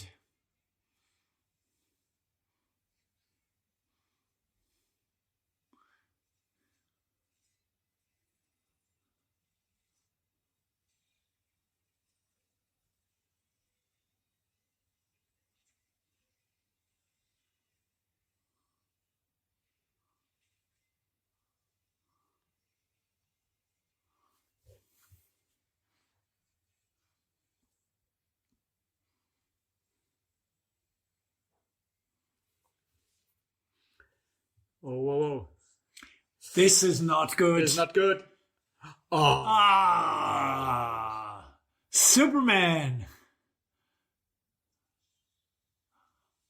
Oh, that's nice. That's the same injury that Darkseid would have got.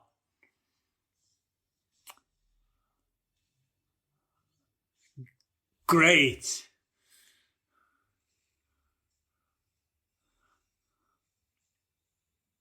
Now that's great timing.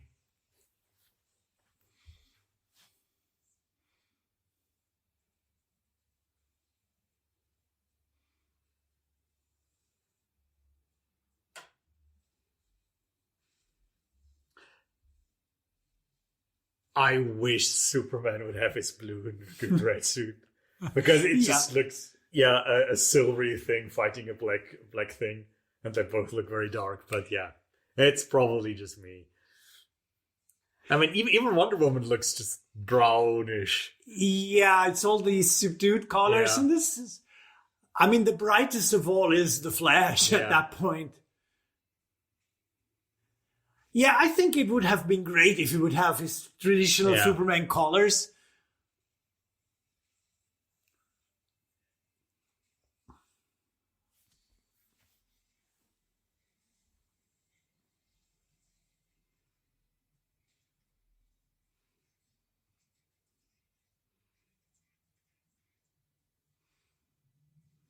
Barry? Barry?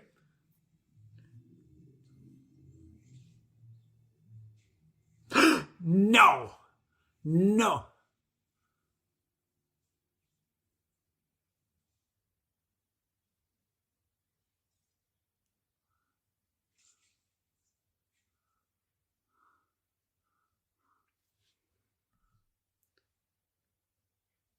Oh, no. Oh, no. Oh, no, no, no, no.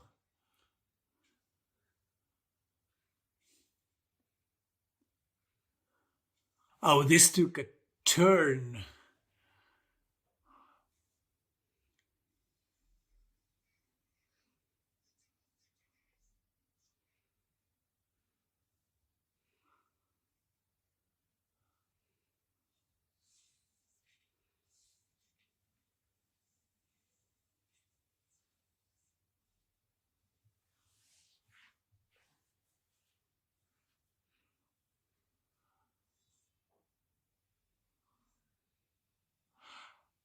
Okay.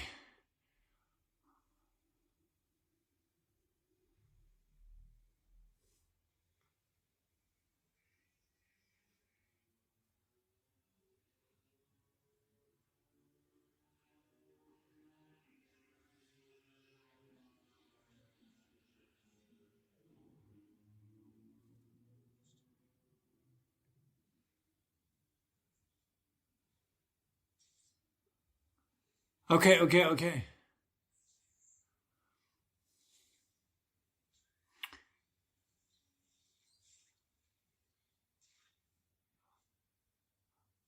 Oh, Barry, he can just face through it. Okay.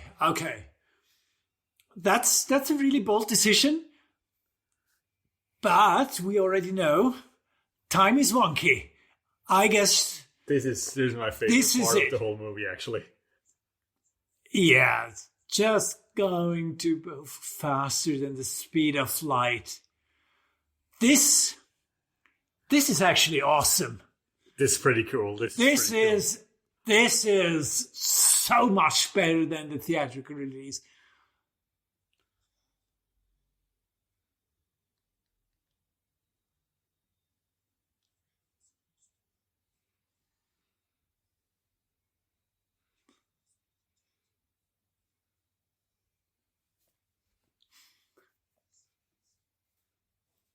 Yeah.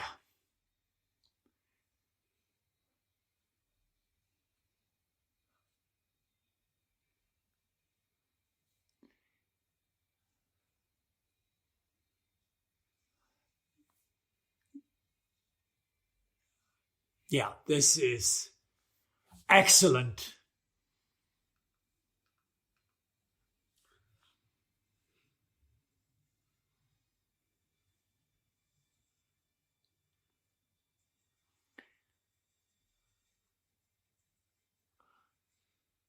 This is so cool. This is brilliant. I would argue this is one of the best flash sequences or speeder sequences I've ever seen. Yeah. Kind of the way he's running faster than the speed of light and the whole world starts appearing again. Yeah, this is Zack Snyder. You did great. This part is really cool. This part is awesome. Really cool.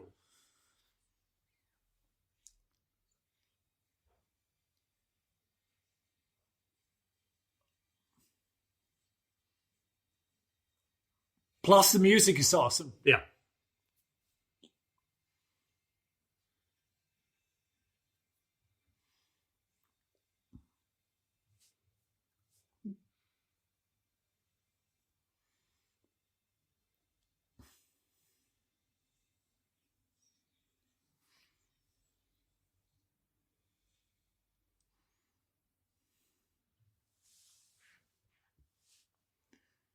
Okay, now he's interfacing with the Unity. Yeah.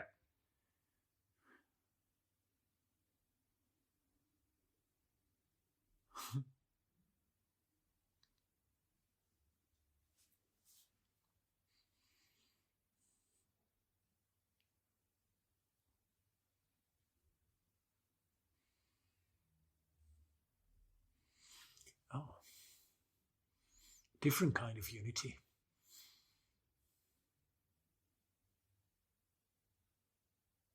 Interesting.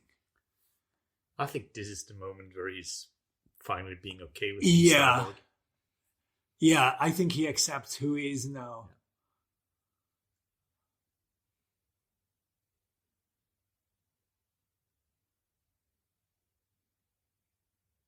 Yeah.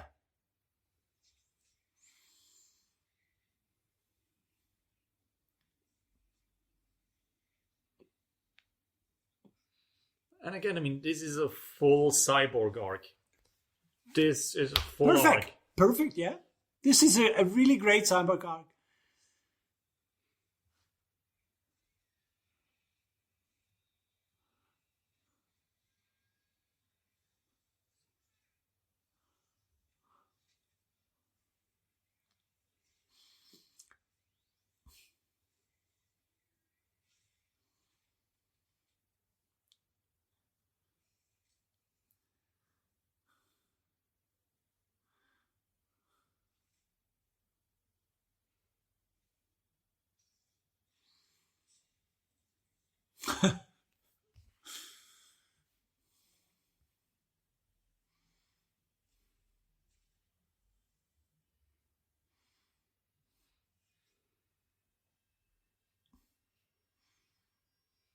But again, it's so brutal.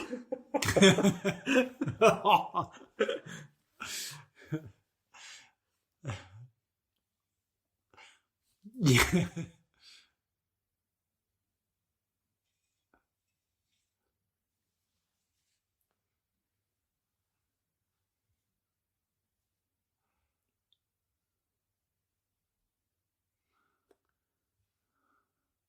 Yeah, Darkseid probably not too happy.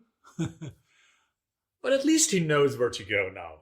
Yeah. He knows where the planet is that seems to be an issue. But he knows now it's protected.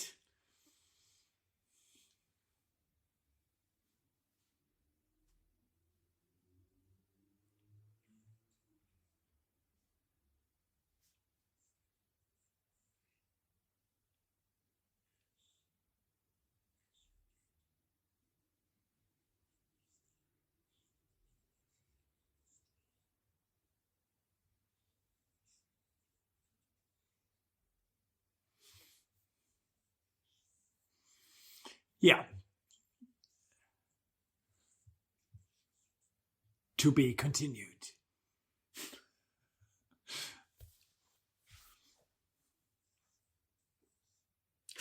Oops.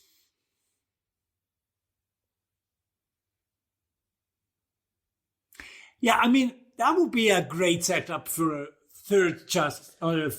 Yeah, for some other movies, yeah. But I'm still not sure I really want this universe to continue. Yeah. Batman is just hanging around. Come up. Oh, man. Yeah, they made it. Together. I mean, Batman helped a little bit. But the others did the work. Yeah, but I mean, it's a good thing that they have Batman kind of outside all the others and keeping everything in control. He has there's no reason why he should fight Steppenwolf. I mean, he's just doesn't really. He can fight parademons and kind of make sure that the others are not too distracted with the guns or whatever. But if you have Wonder Woman, Superman, Aquaman, Batman doesn't need to fight Steppenwolf. Yeah, but I would say it wouldn't have worked if it wasn't for Batman. Yeah. He is the one who brought them together. Yeah. And I would not only say the brains, but to a certain part, he is the heart. Because he is the one who has the way to bring them together. It's not just by being the smartest person. Yeah. You need to be inspiring, and that is something that Batman does. He inspires people. And I think the last title card, Epilogue, A Father Twice Over. All right.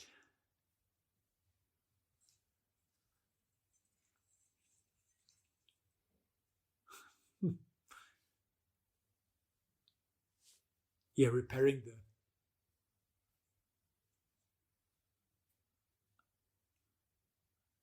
I mean, it's a great symbol for getting his trust in his father back.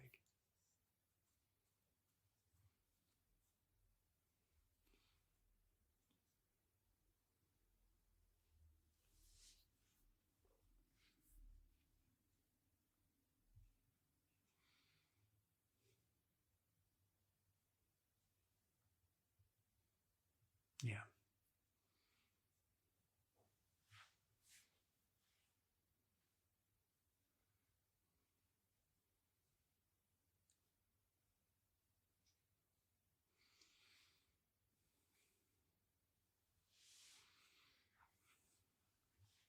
I think that's the village where it was in the beginning, isn't it? Yeah.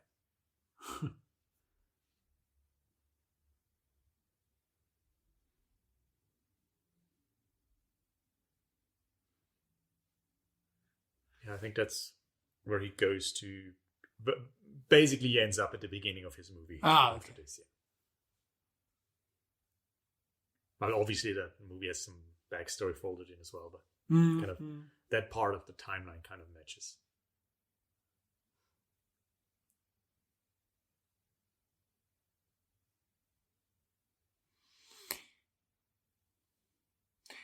Yeah, I think in the Aquaman movie, her hair is actually red. It is red. Yeah. It's graded out. Yeah. I mean, it's nice that Arthur has found trust in humanity again and now wants to see his father because of that, because humanity is not something that is should be forgotten.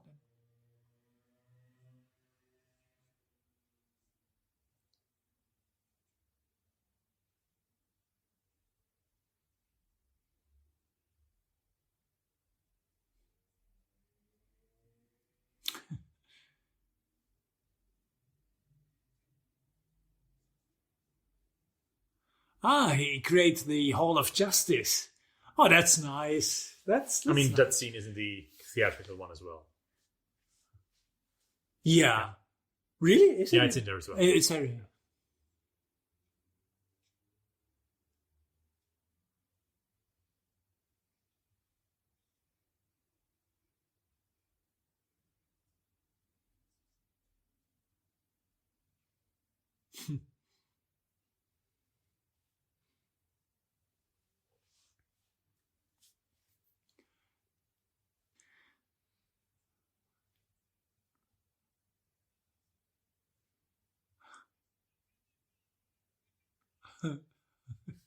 Oh, that's nice. Is that in the theatrical version as well? I didn't remember this. Maybe not this long, but the moment is there as well. I think most of these moments are there in some way or another.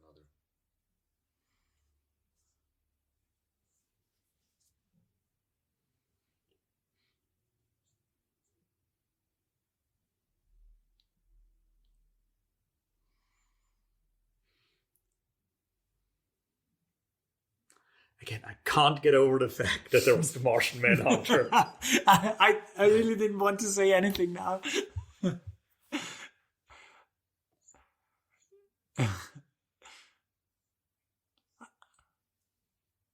Congratulations. He knows that she's pregnant, huh?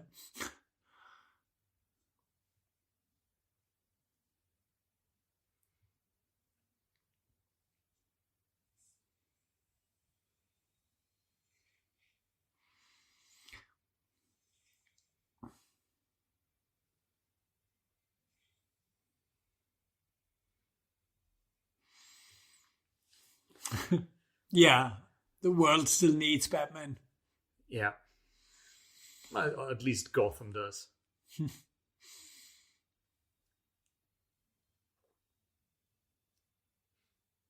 Oh, he made the how is it? The tank? Yeah, the one from the Dark Knight Returns, or is it not Dark Knight Returns? I don't know. What do you? The one where he's old man Batman and the Dark Knight. Yeah, that's a comic book. Yeah, the Dark Knight Returns. Yeah.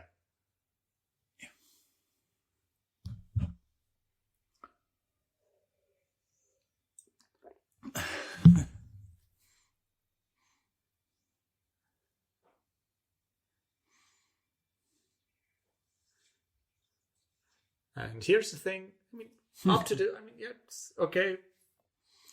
Oh yeah, you get the Clark Superman scene. Oh, this is required. This is okay. This must be in here. Oh, it just doesn't work if it's... Stop the movie here. What? The movie isn't over? No, it's not. Oh. I thought the end credits might roll now. No. Oh. And I have to admit, up to this point, I'm actually enjoying this way more than I thought it did.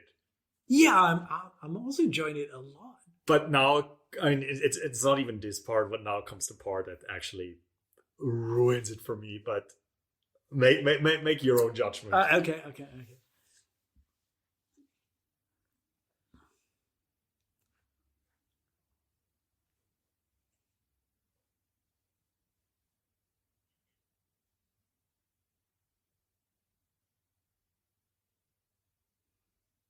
I mean, this is just the credits. Yeah. This is actually not. I mean, I would just argue stop with Superman and please end the movie there. I mean, you can do this as a credits sequence if you want, Yeah, as an perfectly end fine. credit scene. But yeah, there's more.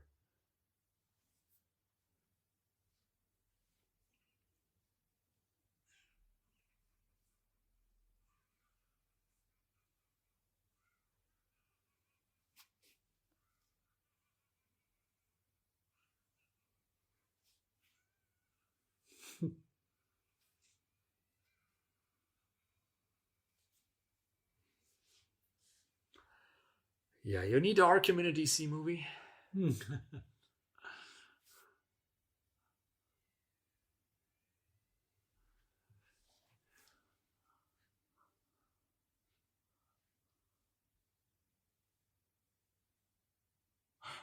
Uh-huh. Yeah, it's This was it's the yeah. stroke theme. It's similar, a bit different, but Okay. this is fine. This is fine. Mm.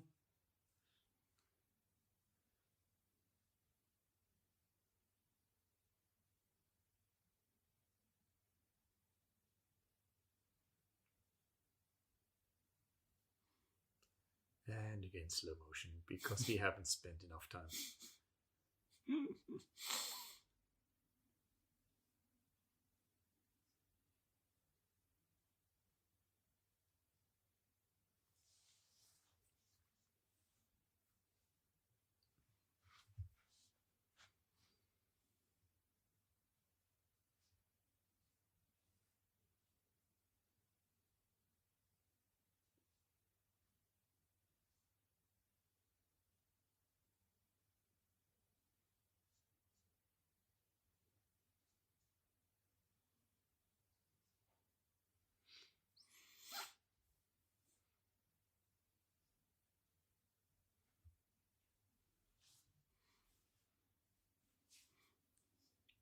When in the theatrical cut, it's just we need a league of our own, and he gives him Bruce Wayne. So Okay, yeah.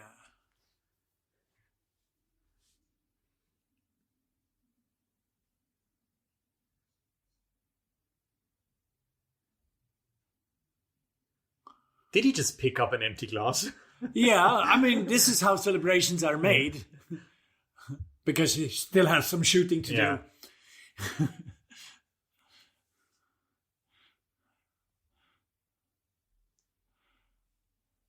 Oh. Yeah.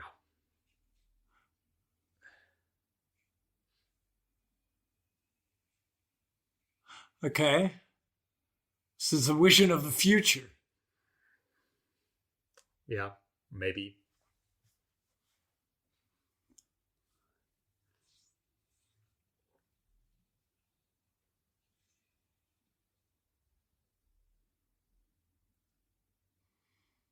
Oh no. Batman Yes. in his... Oh no, yeah.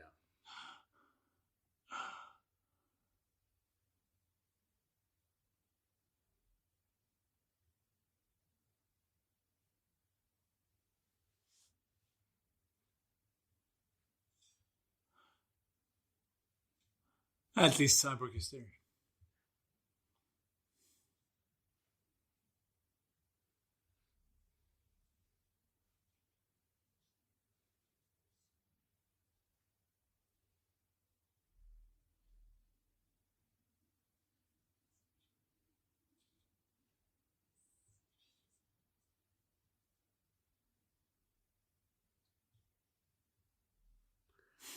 So it looks like Arthur's dead.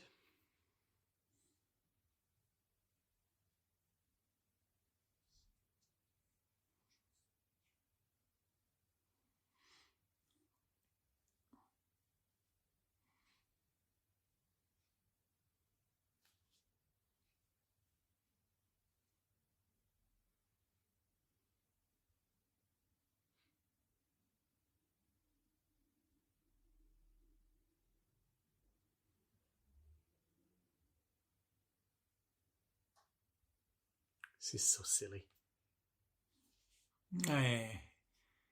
I guess this is the Joker, huh? Yeah. Yeah. I mean, you have this great story arc with Cyborg. You have 2 awesome scenes with the Flash. You have a story that actually makes sense. It's mostly coherent. Great payoff. Kind of a nice little epilogue where everyone ends up in a good place. And then you do this. And bring the worst Joker ever back. Yeah.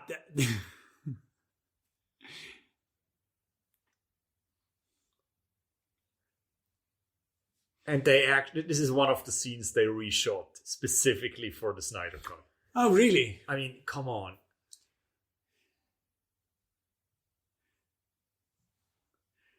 This is... Yeah, okay, this is...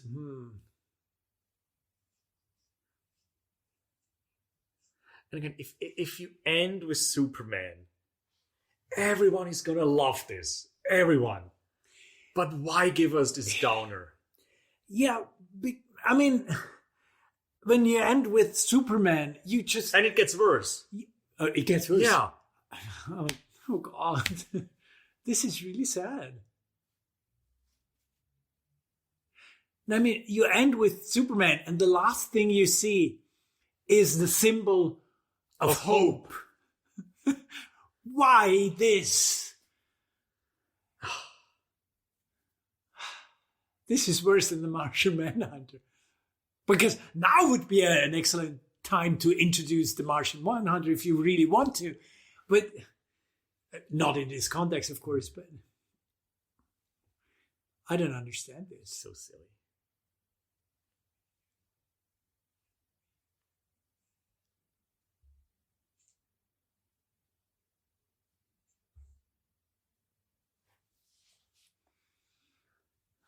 And he knows his true name as well. I think at this point, in this world, no need for secret identities anymore. And that's the least of our problems here. Yeah, probably.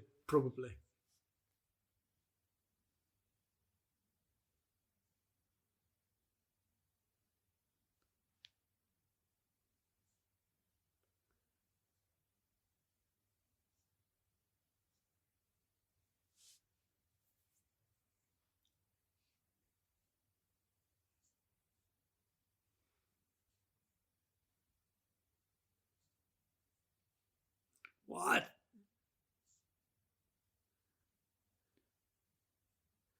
It's so bad. Yeah, this is really, really bad. Why?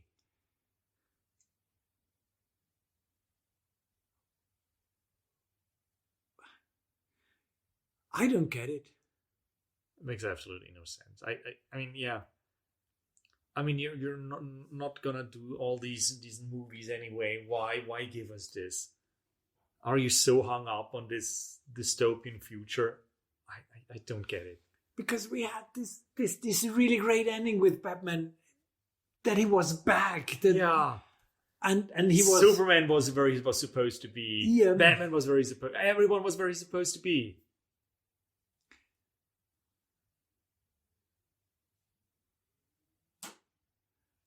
And I mean, I'm sorry, I don't like Leto as the Joker. Me neither.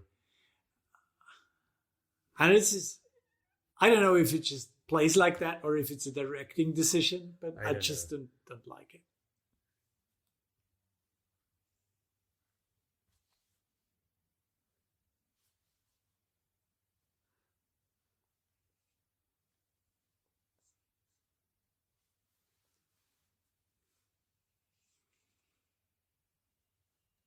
Oh, okay. So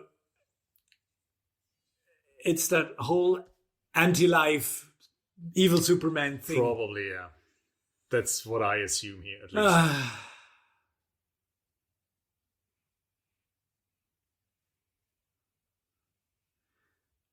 And I don't get it, because we already know that in the end, Batman and Superman in his... And he's even wearing it. No. It's I mean, okay, it's just a dream. Yeah, I get it. But it's just a scene that I would love if it would not be in here. No, just get rid of it. Just leave it out. That should be... It's a better movie.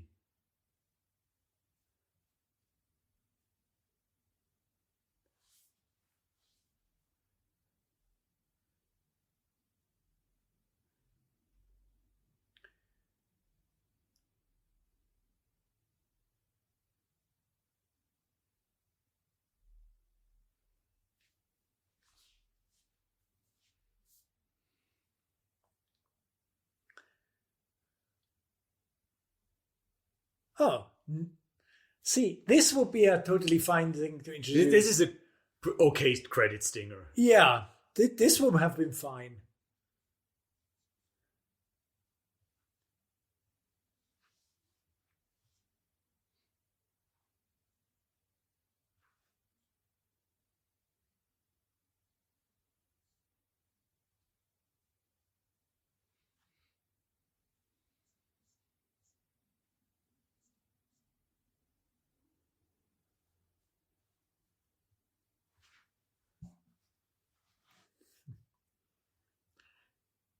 I mean, it's early in the morning, but you should be a little bit more excited. I mean, he has seen a couple of aliens. This is all news to him.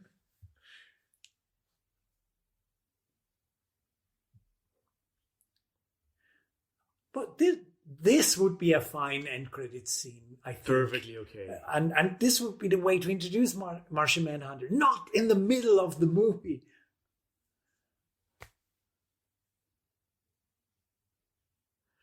But this is what I don't like. I mean, superheroes kind of turning into the camera and saying their name. And kind of in a thing, I mean, he knows who Bruce Wayne is. He knows it's Batman. But he introduced himself as the Martian Manhunter. Shouldn't he say, call me John? Yeah. Or at least I'm the Martian Manhunter, but my friends call me John. Or something like that. But yeah, this, after waking up, this would have been a great end credit scene, and I would totally have fun with it. Yeah. Oh, for Autumn. Yeah, that's his daughter, isn't it? Oh, Isn't she? It was his daughter, Yeah. If I remember correctly, she committed suicide, didn't she? Yeah. And roll credits. Wow. Yeah. Wow. I mean, honestly, except the last nightmare sequence, I like this a whole lot more than I should. Actually, yeah. Up until we see the Superman logo, it was a really, really enjoyable movie. I liked it a lot. And yes, I'm sorry, I really think this is better than what we got. What was it, 4 years ago? Yeah, 17, I think. Yeah, but I mean, two things that I think are very important to realize is this thing is 4 hours. 4 hours. 4 hours, yeah. We didn't have the time. And the second is, I mean, Zack Snyder, he's obviously a talented director and everything, but he also had about, I would say, 3 years to actually listen to what was wrong with the original cut, with the theatrical cut. And he had the possibility to do. Honestly, the story is not vastly different. I mean, there's the whole dark side thing that's missing from the theatrical one.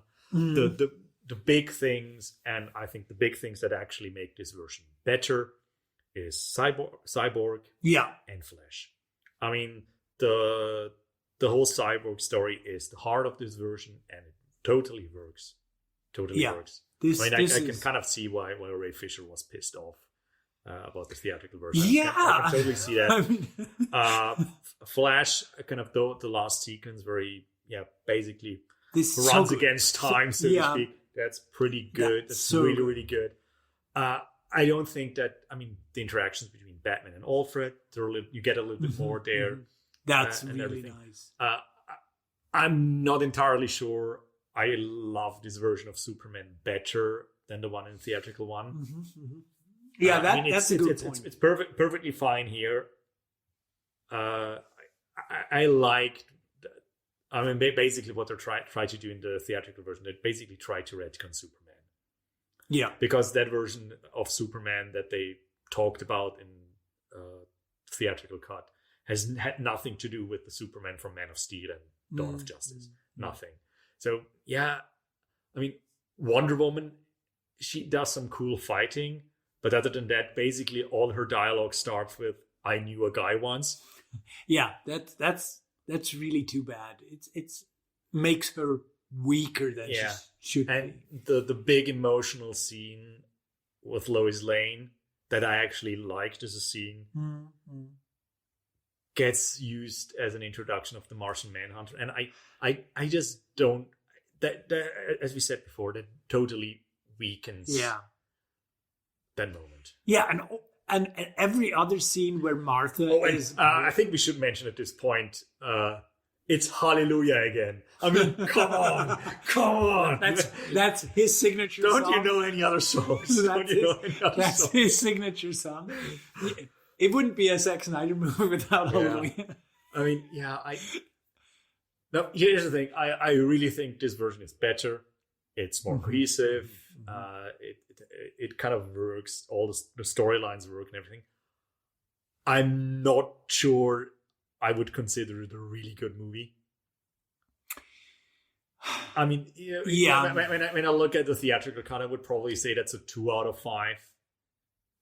Okay. And this one is probably maybe a 3, maybe a 3.5. Okay. I don't think it's a 4 or a 4.5 for me, because I don't really like this version of Superman, and there obviously I agree there are many original sins that are not part of this movie, but they're part of this universe. That I mean, I remember I was so excited for Man of Steel, and I'm still disappointed in what that movie ultimately was. Dawn of Justice. And I stand by that. It's probably one of the worst movies ever made. I mean, I really think that there is The Room, and then there is Dawn of Justice, and maybe somewhere in between is Trolls 2. I don't know. And kind of, if I look at this as the follow up to Dawn of Justice, I have to say, okay, that's from 2 completely different worlds. I mean, this is not in the same movie as that one. Yeah. I mean, Dawn of Justice wasn't good. And and Man of Steel, there were just so many things I was really, really disappointed. Yeah. And that's the biggest problem that Justice League has, is all the backstory and the characterization that already happened. Yeah. Because everything that is new works splendidly, I think. And again, I like this version of Batman better than in the theatrical release. I think the joking was too much there. But I'm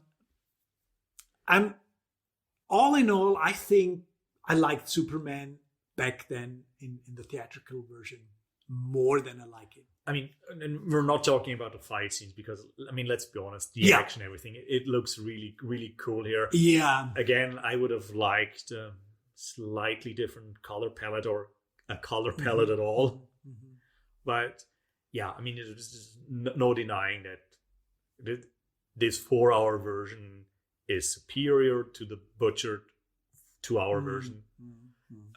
Some of the differences I understand from a conceptual point of view. I kind of read, okay, that's what they wanted to achieve there.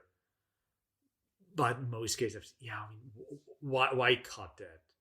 Why cut Cyborg? Or why cut? I mean, basically everything in the Cyborg storyline that made sense. Why get rid of that cool Flash scene in the end? Yeah. I mean, obviously, you have. I mean, and even here, there's a lot of fluff in here as well. I think you could definitely cut this down to maybe 2.5 hours. I think 2 or 2:40 maybe. I mean, and that sounds reasonable. You don't need the singing. You don't need the nightmare stuff. You can some scenes you can get in a little bit early, out a little bit in a little bit late, out a little bit earlier. I mean, the nightmare stuff with Cyborg when they are reviving Superman. That's fine. That's is fine. Cool. That's that is fine. Emphasizing that it's probably not just a good idea, that it could be a bad idea. That's fine. But all the other nightmare stuff, no, I don't need that. I don't need that either. No, go out in a high note, especially because this is it. There are no plans for any other. No. I don't know why. Is it just going like, well, this, I could have done this? I don't know. I mean, just leaving with Superman. Just leaving with the Superman S. Yeah. Yeah. But I'm really happy that he had the possibility to do this. And I know there a lot of people out there were disappointed with the Joss Whedon version of Justice League. And we just reached the Atlas logo. Probably the sign that the credits are almost over. Okay. Well then. Yeah. I think we probably will kind of just do a little follow-up in another episode. Yeah, let's do a little follow-up. But I think we've talked for 4 hours or whatever. Almost. And yeah, our first commentary. I think we probably should do this again. I had fun. Maybe not for a 4-hour movie. Yeah, please not. Please not for a 4-hour movie. My bladder is killing me. But yeah. So let's wrap it up. Let's leave it at that. Yeah. Okay, so this is it for this monster week of an episode. Please like, share, and subscribe to our podcast. We're on all major podcasting services, YouTube, and on www.passionofthegeeks.com. You can send questions, suggestions to passionofthegeeks@gmail.com, and you can find us on Twitter @PassionOTGeeks. This was really fun, Pat. It was a lot of fun. Yeah. So take care. Take care. And you too, our audience. Take care. And April Fools.